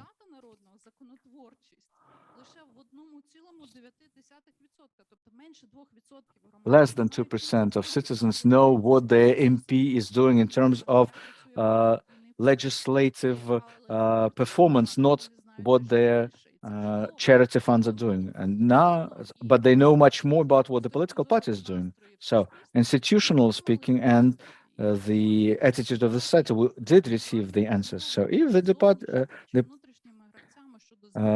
those who discuss the future of the electoral system, then their ratings would drop down.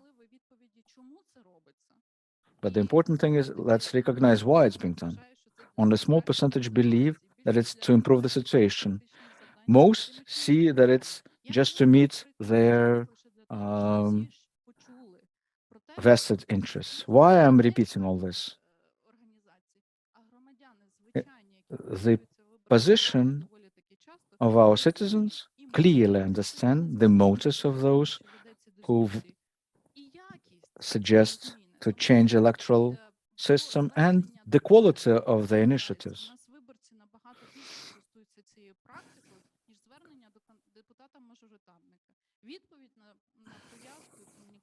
Look at the answers and the results of the poll. And about the chance for the parties to develop, well, Sergei Sobolev, I mentioned it, from Batkivshchina, which is one of our long-standing and stable parties in the Ukrainian politics. Thanks a lot, Olga. I would like to give the floor to Denis Kyrychenko, because in these discussions, there are lots of examples from international practices.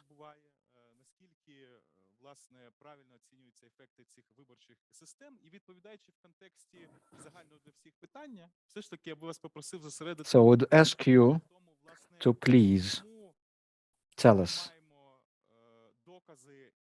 why do we already have evidence in hand and why should we use it that the system that is better than the previous experience. Again, back to what we stated, that it's not about the theory, but the practical evidence. I'll start by saying that today, if we look at the global experience of foreign countries, majoritarian systems are being used in a very limited number of cases. Only 2 cases, actually. UK and Anglo-Saxon system countries related to the old metropoly, and France and former French colonies. The absolute majority, Great Britain, Canada, Australia, Caribbean islands, some African countries that were British colonies, and France and its colonies. If we speak about the absolute majority system, which has been used, as we heard here as well. But the manipulations of politicians are this. They claim, well, look, Canada, UK, US, beautiful countries, everything is nice and dandy with them, and they're using it all. And as if that's enough to prove that we also need to get back to a majority system in Ukraine. But if you look at the experience of the discussion and the practice of the discussion around those systems, then the debates to those countries keep debating whether majority system should stay in place. In UK, they had the referendum. It was a failure because they haven't conducted the proper information campaign, explaining to people what else is offered. So in Britain, at the local systems, they have lots of alternative systems in place. Let me not go into details, but some of them have the traits of proportional system. The elections in Scotland, Wales, Northern Ireland has not been using the national majority system. And we don't hear the debates in the House of Representatives on that. If we look who refused to continue with majority system, well, Australia in particular, most of the European countries, if they previously used majoritarian systems, they get away from it and move to other systems. So claiming that it's an ideal system and nobody reconsiders it, and whoever is using it are beautiful countries, well, it's not justified. Yeah, the countries are great, but not because they have the majority system. There are other factors why things are okay in terms of economy, etc. As to the majority system itself, according to the international experience, there are a couple of benefits of this system. Well, there are no ideal systems. Each one has certain pluses and minuses, but the minuses are you lose votes. Here in Ukraine, you need to get about 20% of votes. Well, sometimes 60 or 50% people get, but often enough, 15-20% is enough to win, which means that 80% or close to 80% against this candidate are not being counted anywhere. And if you look at the academic literature, that's yet another factor to reduce the turnout, because voters recognize that they will vote against the person who would still win.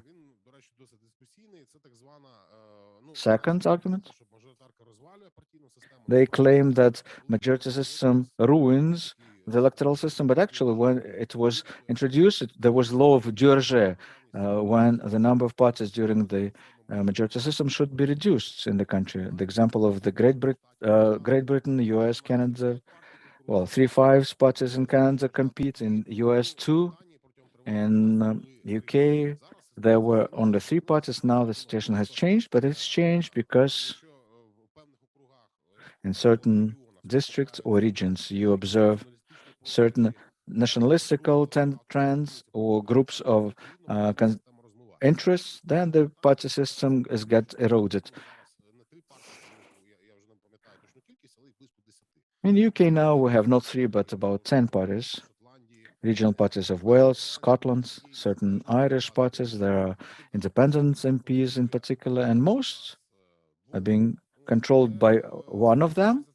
That's true. But if its trend goes on, there is a great chance that a Conservative Party will move to to German model, and Laborists will have to coordinate their policy with other parties and form the coalitions, not perform the one-sided rule. So lost votes cause that people lose trust.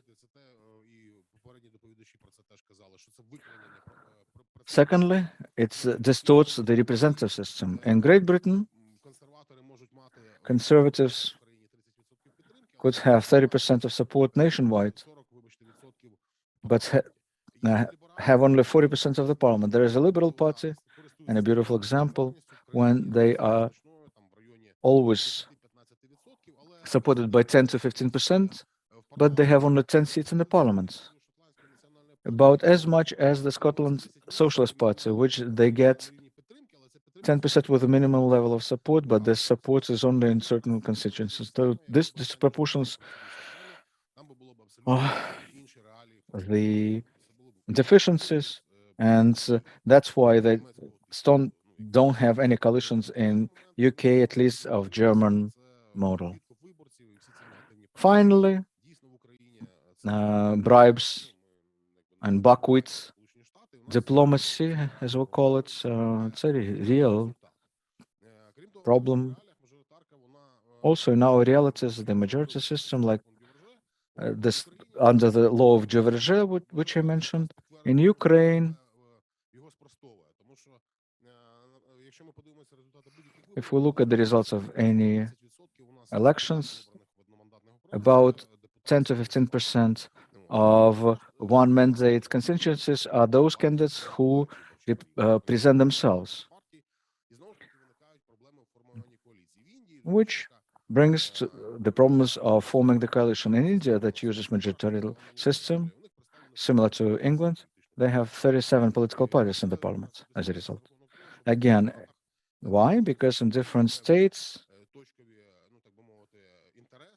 there are narrow interests, and as a result, those who represent those interests, 2 or 3 deputies from one political party, like in Rajasthan, enjoy political support.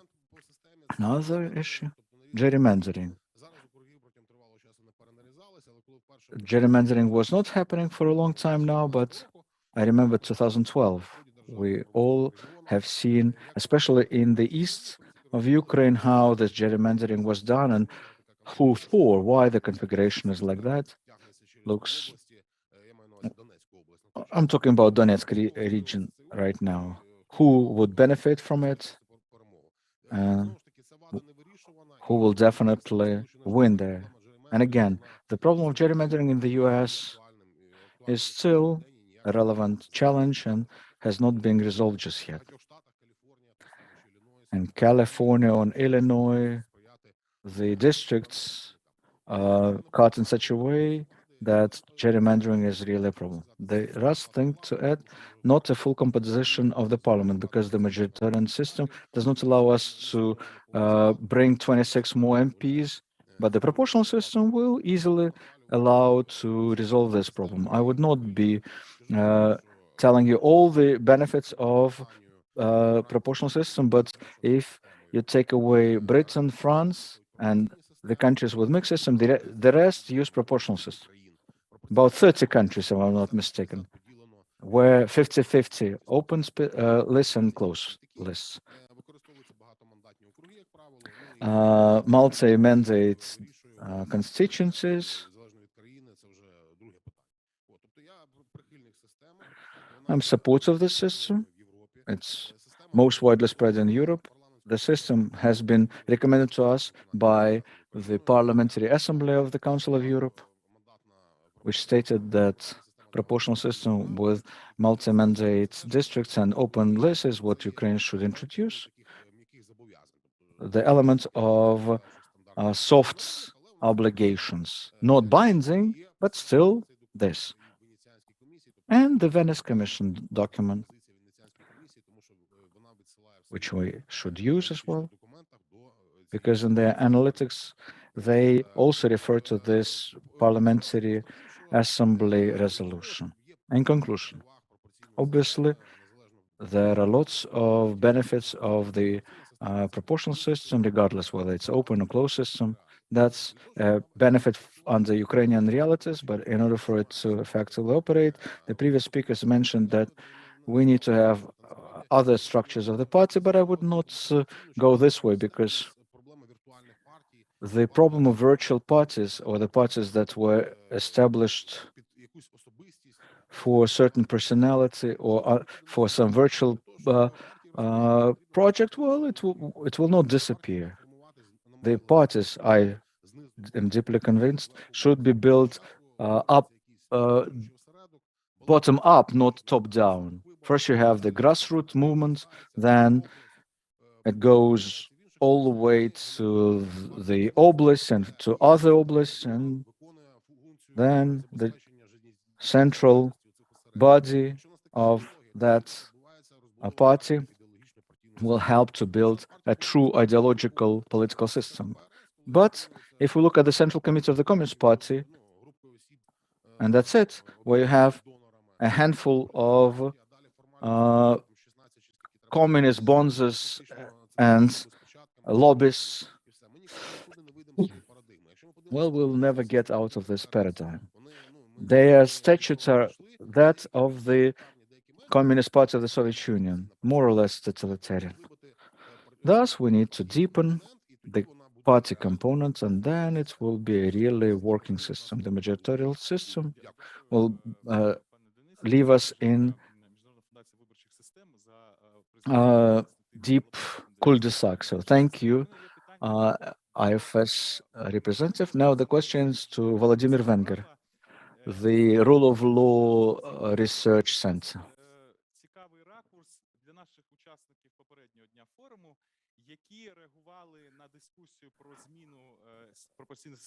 Previously, when we discussed this topic, we mentioned that the question was, can we build in this country something, at least something concrete, if we constantly change the electoral system? So how those changes change the involvement of the society?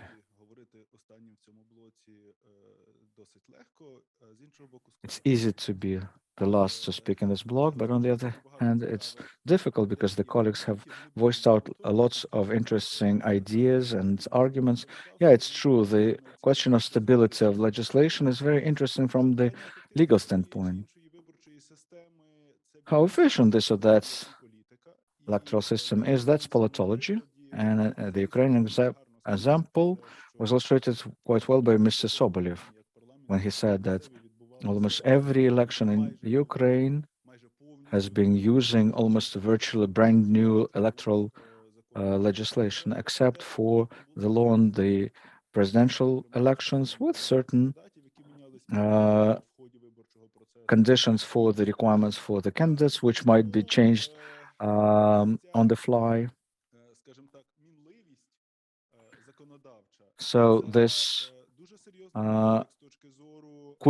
frequent changes of the electoral legislation actually a threat to our ability to follow not only electoral best practices, but democratic standards. If you look at the code of best practices that the Venice Commission has outlined to us, Dennis has mentioned a couple of times already, there is an unwritten standard that the legislation could not be changed less than at least 1 year prior to the elections. And often enough, the politicians are using this logic. And even today, we heard the thought that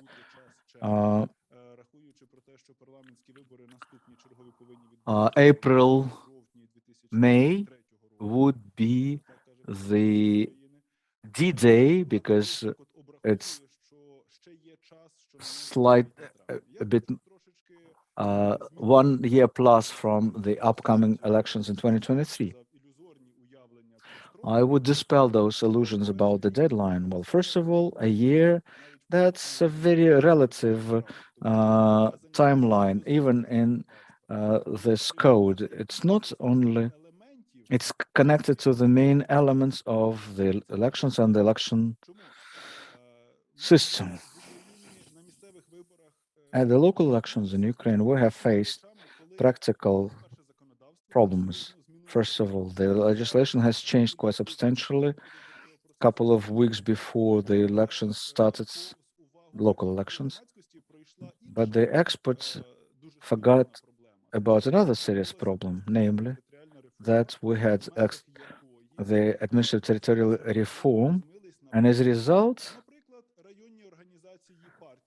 the district party teams were supposed to file the party list, should present their candidates, but the legislator was sly and cunning enough to raise the responsibility from the rayon up to oblast level. And as a result, at that time, and still, I have quite a simple question. Where's the democracy when everything is done by the oblast level instead of local rayon levels? I'm even not bringing up the villages.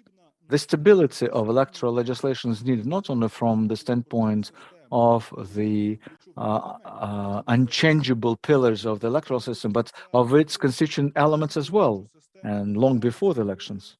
If we look at the electoral system for parliamentary elections, the previous ones, and whether the political parties could be properly prepared in the elections of large municipalities and in the oblasts, well, we can see that the parties should have used a huge number of additional efforts to get themselves prepared, and they started to get prepared.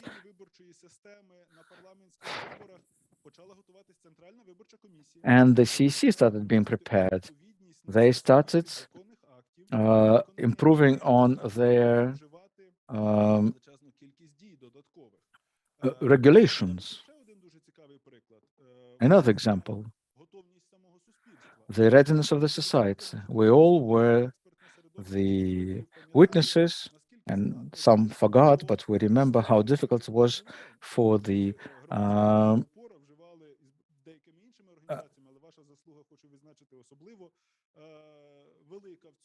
voters to learn how to fill new bulletins. And the literacy campaign was not only to show where to tick the box, but was the essence of new system. And final argument about the stability. Well, I should have started with it. It's the money. And by the end of the day, if we speak about conducting elections, and elections costs an arm and a leg, a couple of billion off the top of my head, 1.5 to 3 billion hryvnias from the state budget. So the CEC, according to the code, should submit the budgetary proposal and start drafting it now before the beginning of summer, so that 2023 elections would happen. So all those calculations and arguments, any changes that might have happened, could undermine the legitimacy of the elections. So this legal stability, which on the one hand looks very doctrinal and even to some extent abstract, in practice it shows how people can make mistakes because they don't know what could be done and should be done. People make vote without proper thinking because they have no access to information that could be shared with them from the grassroots movement of political parties. And we have representatives of two young political parties, or three young parties. They know that in order to create the party at the district grassroots level, that's a very difficult task indeed.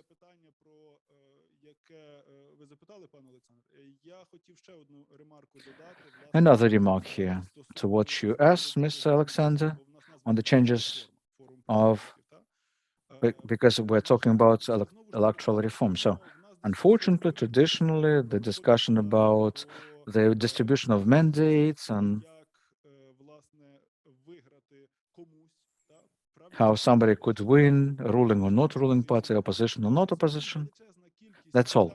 But a large number of topics about how to organize the electoral process are beyond the outside of scope of such discussions. So let me ask one rhetorical question about the regulation of campaigning.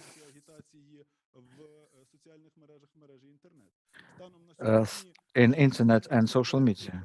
For the last couple of years, the Parliamentary Assembly has passed the resolution, tells us that something needs to be done with targeted advertisement, with fake news, and with various other algorithms that are being used quite actively now.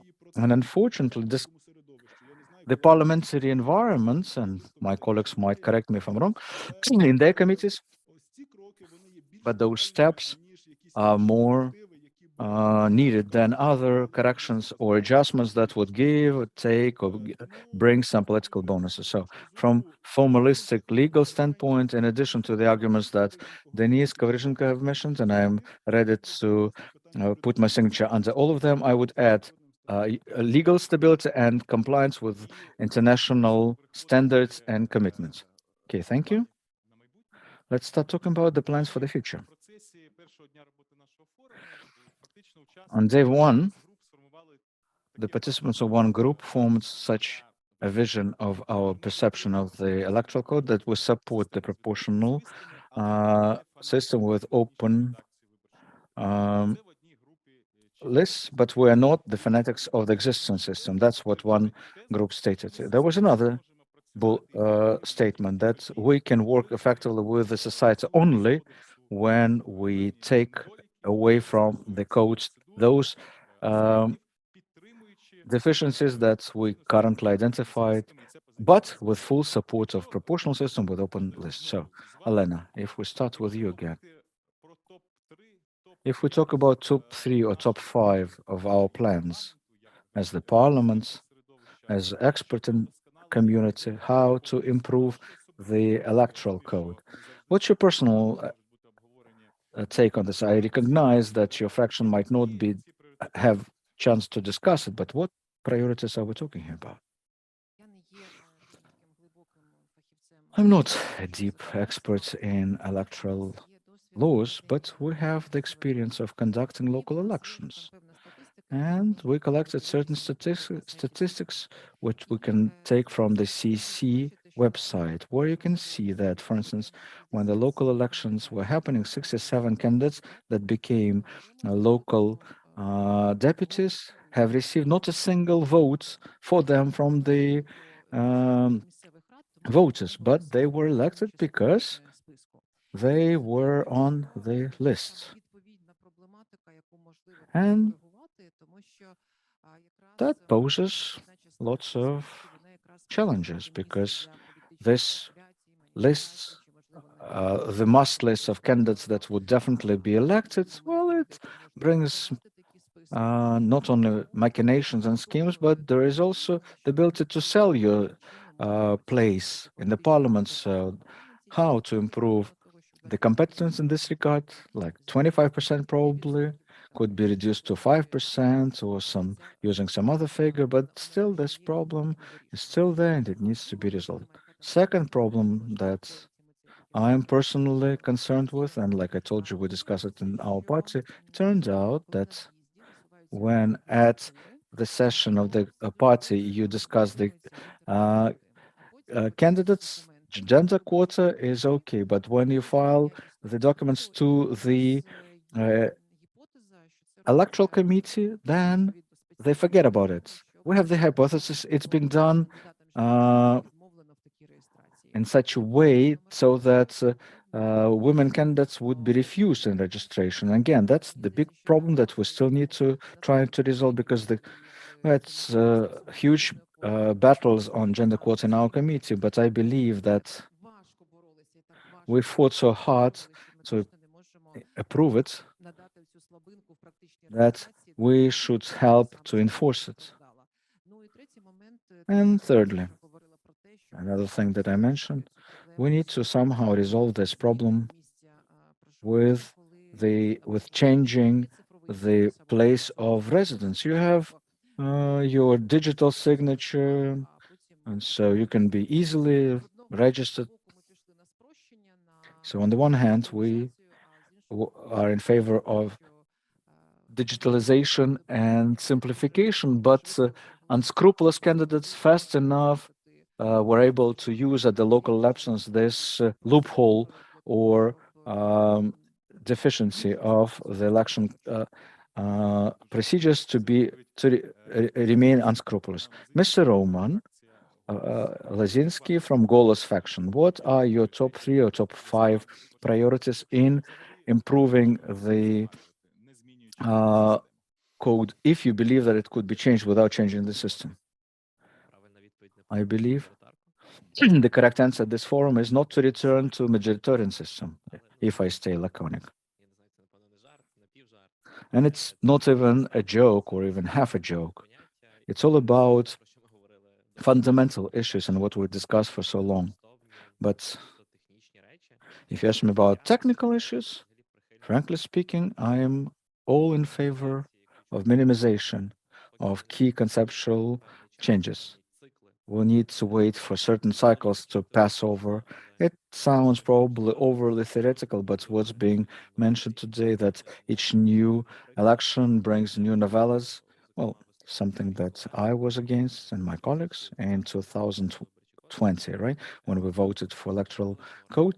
In 2020, the new norm came into existence on quotas in electoral committees for groups, parliamentary groups. And we clearly recognize the nature of factions and party line and the nature of how those groups come into existence. So is there any logic here? Conceptually, I don't see the logic here, but it's the result of certain compromises. So taking any romanticism aside and our striving to get an ideal, but we all recognize where this norm comes from. I believe that the positive aspect would be that less of such norms and the consequences of such discussions will be reflected in the electoral code. I can assume that if the process will be activated to return to the majoritarian system, or actually mixed system, partially majoritarian, seeking for the voices, those lobbies will be not only going after majoritarian MPs, but they will place under doubt some of the provisions of the electoral code. I'm realistic here because Mr. Iurii was appealing to discussions that are taking place offline, like you have to have party program and ideology, and the voting should reflect on this. Yeah, theoretically speaking, yes. From the standpoint of the correct value process, yes. But we're talking about the reality. We are talking about how it works in the parliament, because this is a frank discussion. So I believe that the candidate result of such discussion would be the existence of such norms as was with the groups and with the quotas, playing with pledges,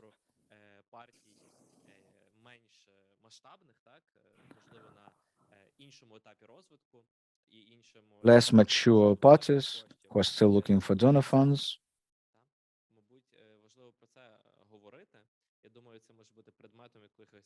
And we need to discuss other deficiencies, of course, still. But even 5% election quota, if you do the calculations, how realistic it is. For people who realistically come up with a campaign to become the neighbors of those who are in top 10, and then realistically we'll see the nuances, how the electoral quota actually works. Thank you for your position, esteemed colleagues.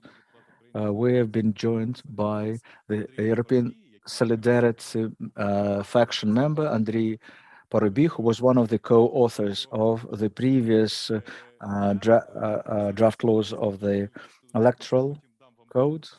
I will finish this part of our discussion, and then I will allow you to speak on all of the matters that we have discussed.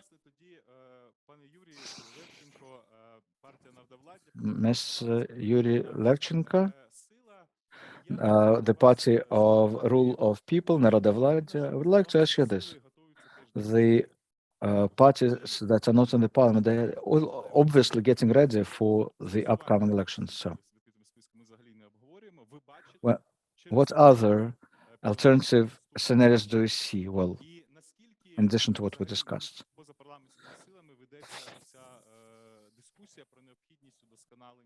And whether you discuss among yourselves that the system should be improved upon.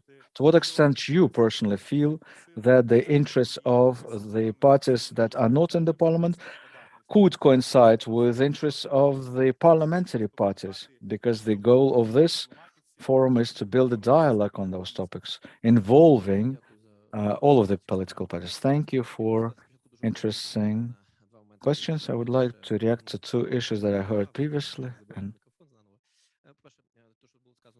what's being mentioned by Roman.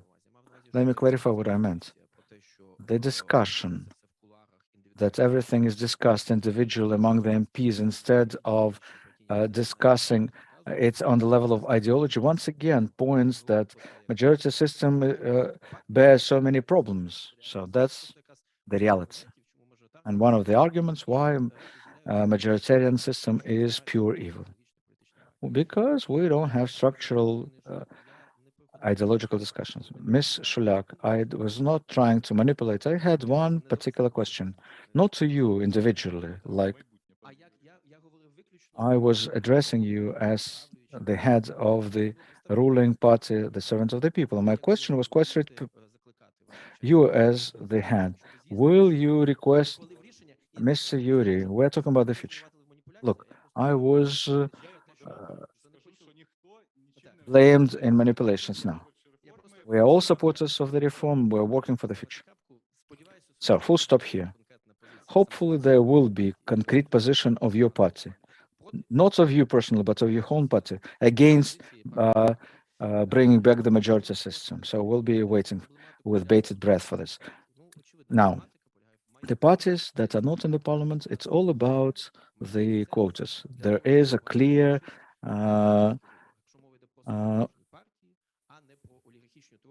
restrictions compared to oligarch party. For a young party that is being developed, collecting 65 million hryvnias as a pledge, and in 2025, when the minimum wage would increase, it's going to be increased up to 75 million, well, it's almost next to unrealistic. If you tell me that a newly formed party that is not yet in the parliament could receive donations in this amount, well, I will ask you, well, show me the people who donated to them. Give me their report, because looking at how we develop now, we are 1.5 years of age, and I cannot tell you that we'll be able to collect that much funds for the upcoming if this amount will not be dropped. So this level should be dropped from 1,000 to 100 minimum wages, with the ability to collect signatures. If you're not able to collect all 100 million, at least signatures in registration. And 5% ceiling. Again, it makes it impossible to develop true parties following the developed countries. In order to overcome 5% ceiling, you need to develop for 25 years at least for normal, not oligarchic developments, or take millions of dollars from somebody. So again, that's another barrier. In this context, we are against any barriers. The current system that exists, that has to be introduced come of next year, open electoral list allows mathematically to cancel this barrier, and the barrier would be the electoral quota per 1 MP. And that's our proposal, actually. What else, Ted?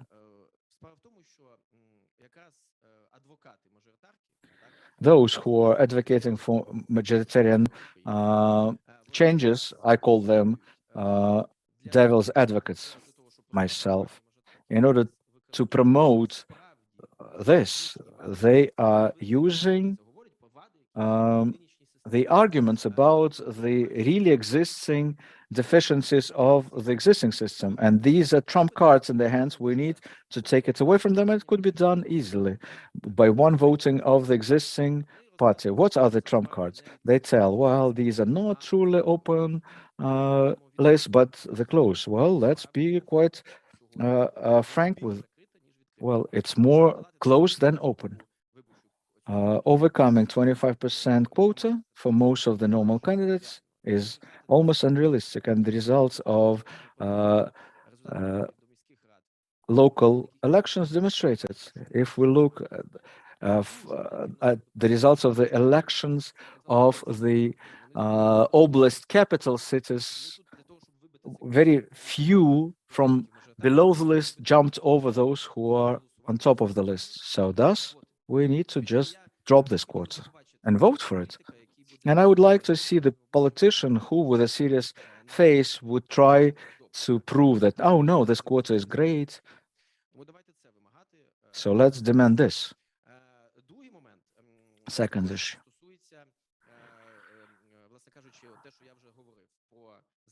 And again, I told about this, about the pledge and the barrier. They keep being raised, and which makes it impossible to become a candidate. That's why they use it as a counter argument. But the biggest counter argument is that without the parties, you cannot get into the elections.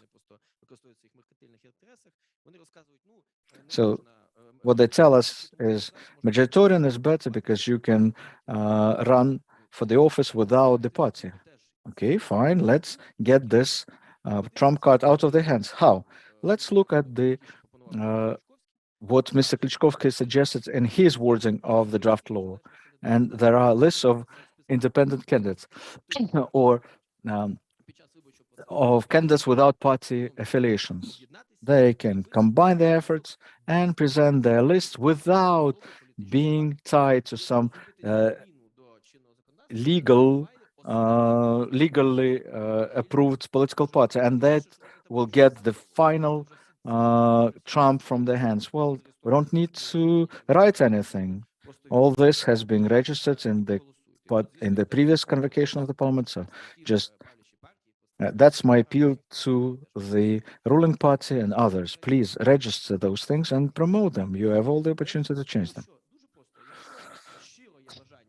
If there is wish to get away from the existing system, well, let's disarm our opponents. Thank you, Yuri. Esteemed colleagues, in order to finalize this panel with the politicians who carry the biggest responsibility for the final decision, let me give the floor now, if it's okay with you, to Mr. Andriy Poruby from European Solidarity faction. If it's possible, be concise as an MP and as the leader of one of the political parties. Question is this: what's your treatment of the two registered draft laws on coming back to the old majoritarian system? And we're quite optimistic that it's never happened, but still, what are top 3 priorities for your political force in streamlining the existing electoral system? Unfortunately, I was not attending the previous discussions. I would have gladly heard for other arguments. Well, sorry for being late. I was attending the Security Committee meeting and invasion and stuff. So, colleagues, I would talk about philosophical grounds for this law and political preconditions for passing it. In addition to public discussions that happened in the committee, we conducted dozens of close discussions under Europe Parliament's umbrella. An open secret. Almost not a single political party would support open lists. There was obviously parts that was in favor of it, but there was substantial part that was against it. But you always had proponents of majority system and the system of closed lists for political parties.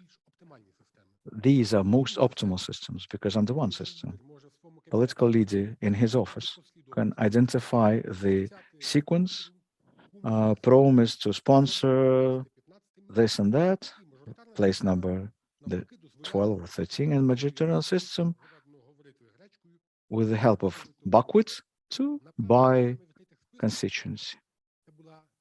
The system of open lists was the requirement of the whole society with the support of our Western partners, of course. As thus, the key for today, and what should be the topic of this discussion, not to allow the revision of open system decision. What's the key philosophy behind it? That we, on the one hand, have clear ties to the regions, what the closed list do not allow it because the person represents his or her district. And second, even though Mr. Iurii, these are minimal cases, but what's the key philosophy behind? When the leader of the political force in the oblast would like to offer to some rich person place number 7, this rich person would say, it doesn't work like this. Well,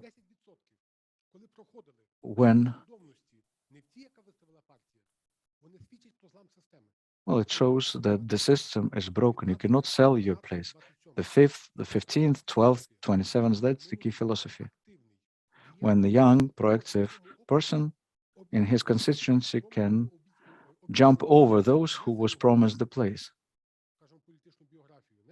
Not because of his political biography or views, but because he's a sponsor of the local political party leader. The important thing is to preserve openness, and I'll be quite candid with you. The responsibility is on mono majority. When we tell that the leadership of Servants of the People Party should publicly claim that they will not allow those changes of the code of open lists, yeah, that would be a very clear political signal. And I'm not raising conflicts here. No, that would be just a very powerful message to everyone that there would be no revisionism, categorically no. That's the key message from me. And the responsibility is from all of us, but mostly from mono majority, to avoid any further discussions. As to the other improvements, well, yeah, we can start political discussions. The important thing is not to change the philosophy, the principle of open lists. Can we reduce the barrier? Yes. Can we lift it completely? Technologically, yeah, it could happen, but it might cause huge unstructurization of the parliament itself.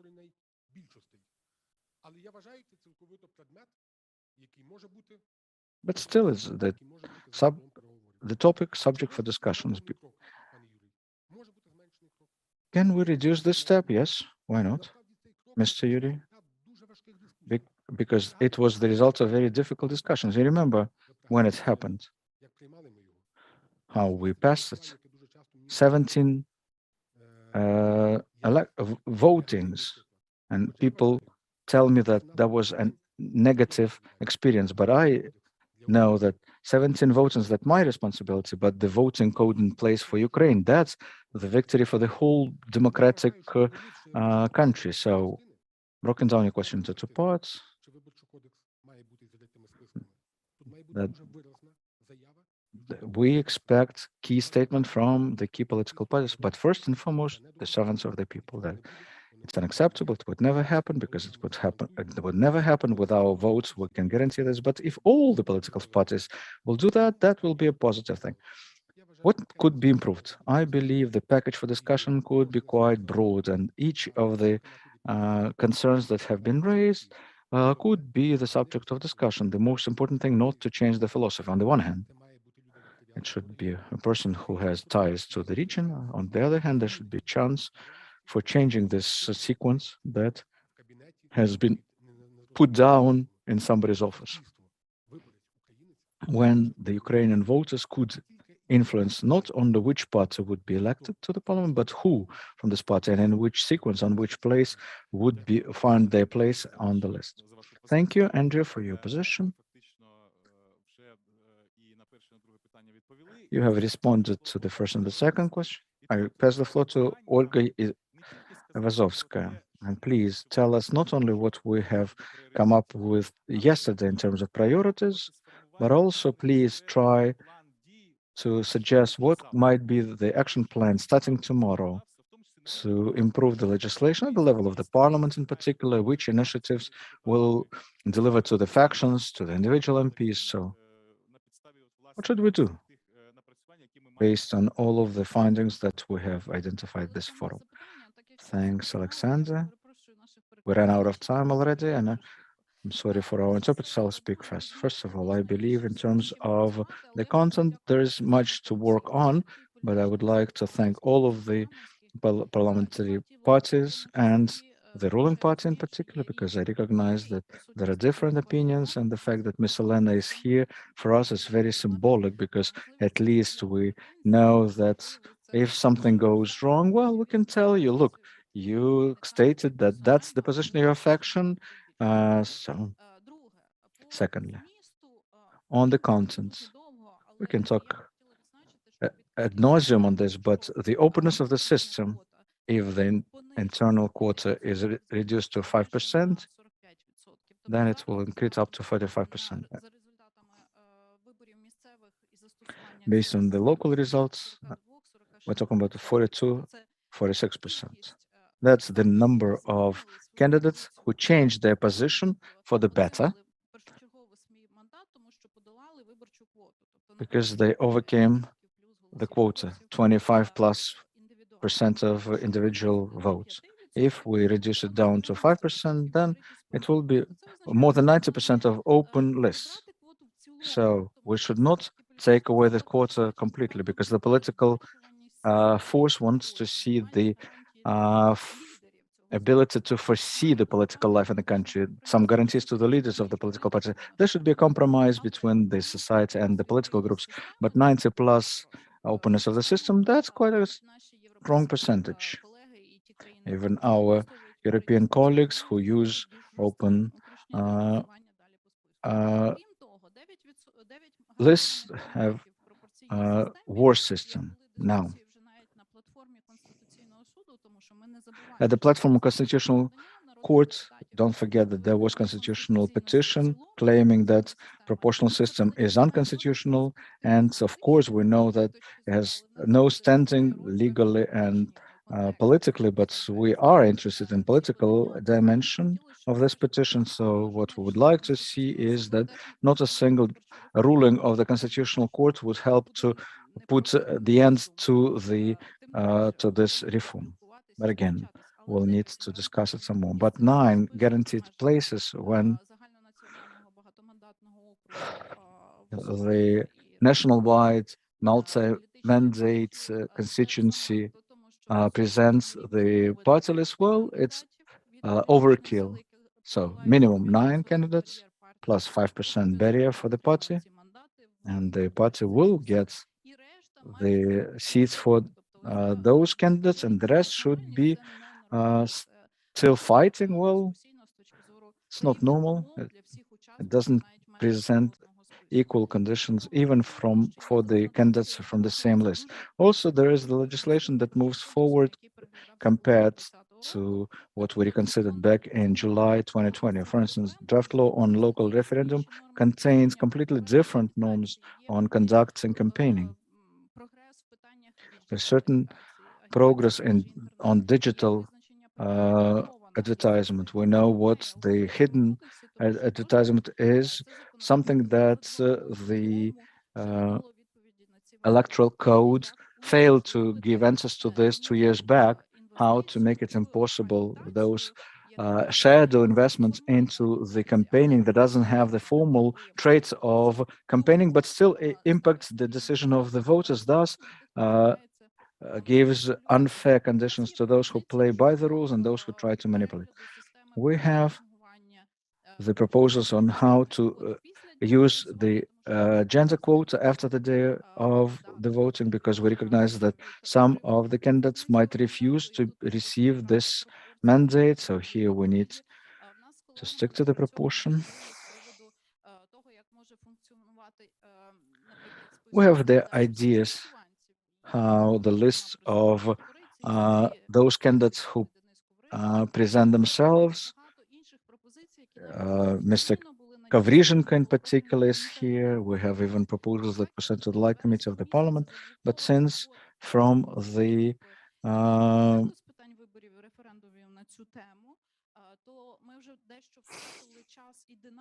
we have lost time and dynamics to improve the quality of the content of the electoral code, because the changes in 2020 was made exclusively in the book on local elections. And the form of the bulletin for parliamentary elections is different from local elections. Probably some of you don't know this, because the parliament, well, they introduced the changes to just to one book, but the parliamentary elections book is in the wording voted for in 2019.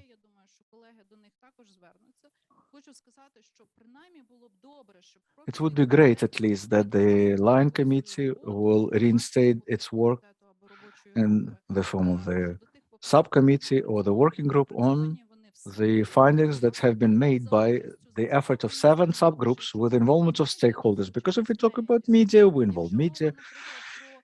If you talk about protecting electoral rights, we used targeted audience. If it's transparency of funding, then CEC and other bodies and the national other agencies were involved. So all the findings of the previous year, taking into consideration the deficiencies identified during local elections in 2020, will now be finally discussed by practitioners and decision makers, not only expectors plus friends of electoral reform, which could be found in various convocations. And based on the results of today's and yesterday's work, officially will send those findings both to the presidential office and to the president himself, because we want to see the answer. There is the issue of external threat and security, but the security of elections is also the issue of national security. You can raise the mistrust and then nobody knows what to expect from the results of the elections, not like in Russia and Belarus, where you know exactly what's going to happen in terms of the results. But we need to be transparent and easy to foresee what's going to happen in terms of the electoral procedures. So at least 1 year before the start of the campaigning for upcoming elections, we need to finalize reforming of the procedures, improve them and streamline them, make them more competitive, and close the issue on this in this convocation of Verkhovna Rada, so there would be no engineering for their own tactical interests of the political parties that are present in the parliament, because often it makes the legal environment only worse, because there is this conflict of interests. But we believe in the goodwill, we're still romantics that the parliament will pass the correct decision. Thank you, Ms. Olga. I have the question to Mr. Volodymyr Venger. Your priority of changes. What should be the first steps of the parliament or joint efforts by parliament and experts? Thank you. Ms. Olga stated very optimistic spectrum of professional issues at those elections. Most of them I support. And it's true that in the law on local referendum, there are some positive issues on regulating hidden advertisements using of various messengers, which is great. On financial transparency and openness, great message. The work of commissions, procedural issues. Just one thing that haven't been discussed, but is quite painful and serious. The elections should be organized by independent bodies that should administer elections. That is to say, election commissions. In Ukraine, the tradition is, and lots of people try to hide it, but we as experts should raise it, that unfortunately, electoral commissions are not independent and self-sufficient, at least at the level of district electoral commissions.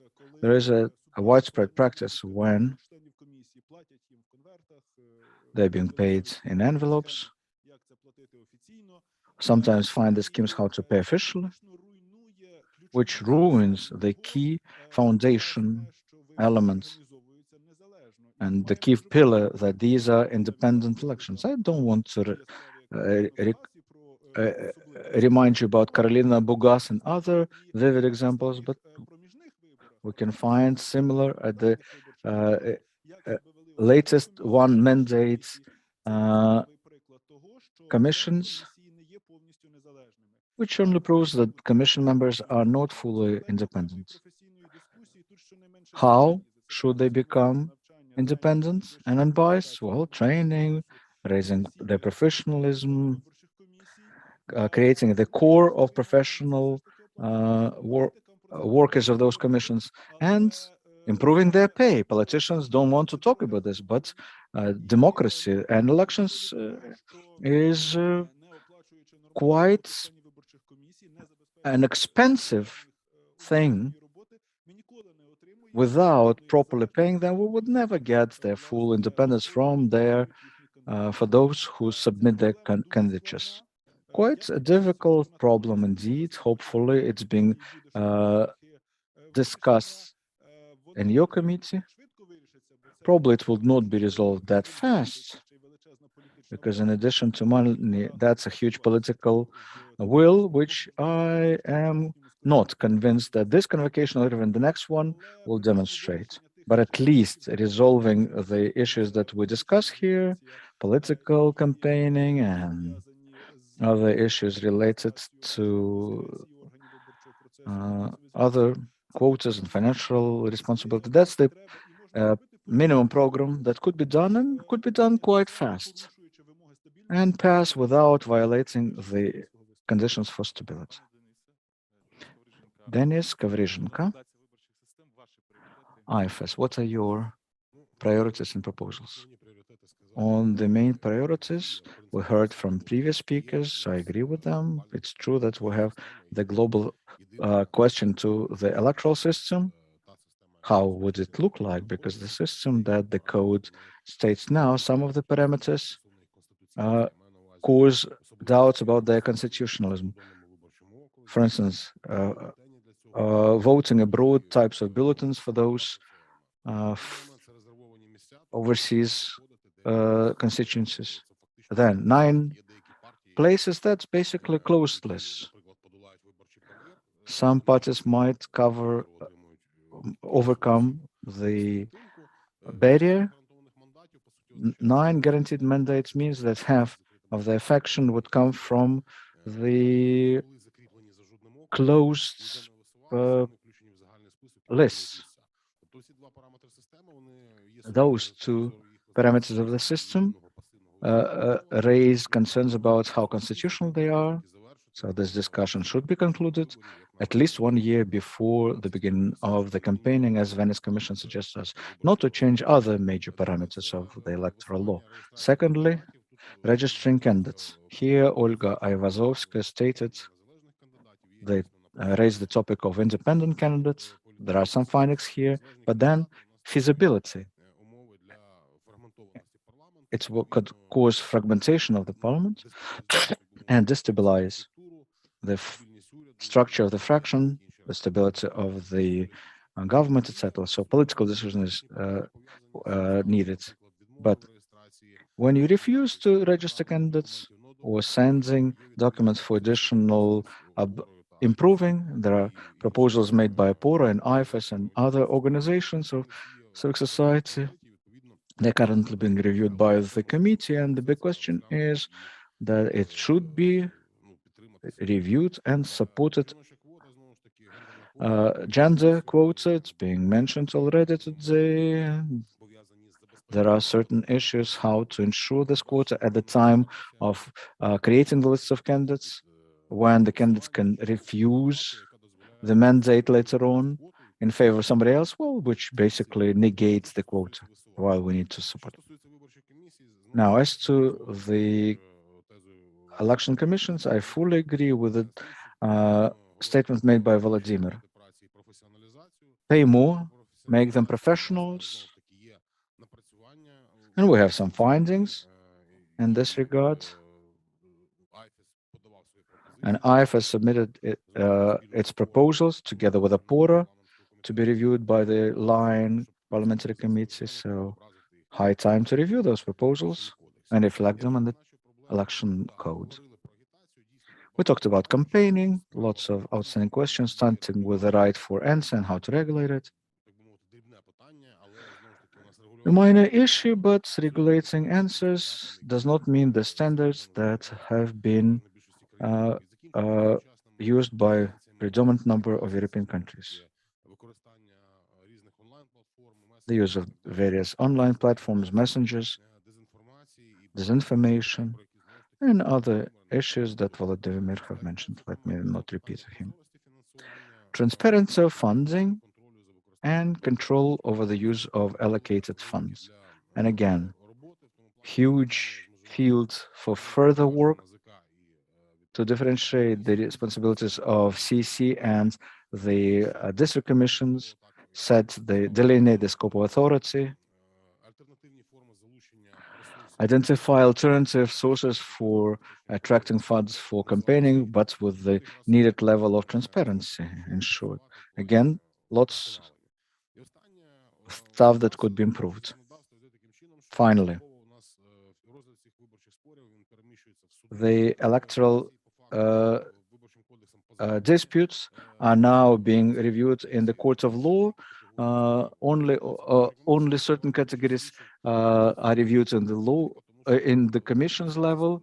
Well, there's certain logic for this because settling the disputes, that's the issue of how professional and unbiased the person who reviewed the disputes are. The commission is not an independent body, correctly stated by others, but it's an accessible form of protection. If we only resolve the problem of professionalism and qualifications of the commission members, we would not have to go to courts and pay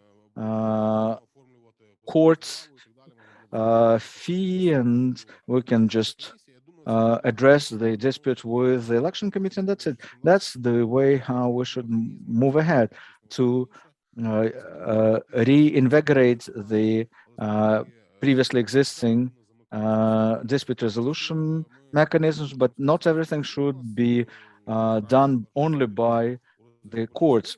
But if we believe that the court of law plays the first fiddle, then let's discuss at least the court fee, because not all of the categories of administrative cases you are free from paying the court fee, which is an additional burden on the candidates and other voters, and of course the observers who appeal the actions or lack of thereof.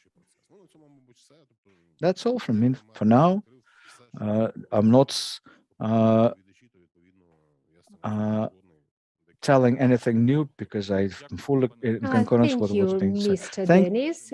We are coming We are finalizing the to discussion. the end It was of this extremely discussion. It interesting. was very I would like to interesting. thank We all of the speakers. thank you, dear speakers, for having thank you, dear speakers, for having meaningful conversation. I think this program would become as popular as the most popular talk shows. I think such discussions encourage the society think about such important issues. There is the organizers of this forum are going to create a document consolidating the position of all participants of this forum. The forum provides for wrap up and for conclusions. I would like to give floor to Olga following the completion of this panel. Thank you very much.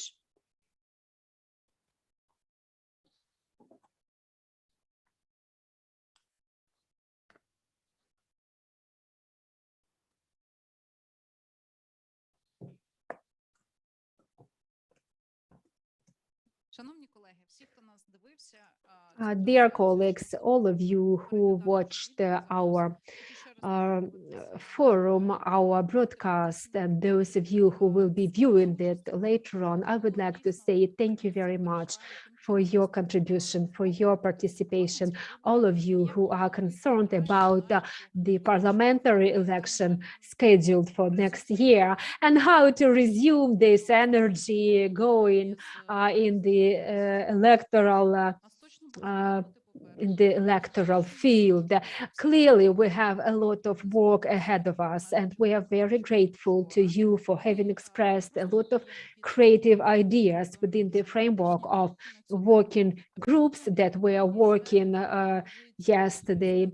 We will put together your recommendations, your ideas, and we will send our document, our findings to the president, as well as to the leaders of the main political forces, including those who unfortunately do not support the ideas of the electoral reform.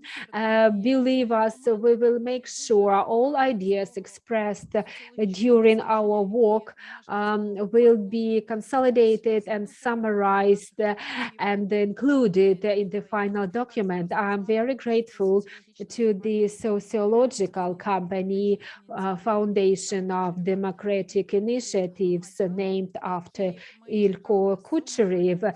Thank you for doing this survey so promptly. We were so eager to find out what our citizens think about it, and we are very grateful that our citizens, our voters, do support in general the electoral system, a proportional system we have in place currently, and the opponents of the proportional system use unconvincing arguments and line of reasoning. I would like to say goodbye and see you soon. We will surely meet you again along the path of electoral reform at either discussions at the central level or at the local level.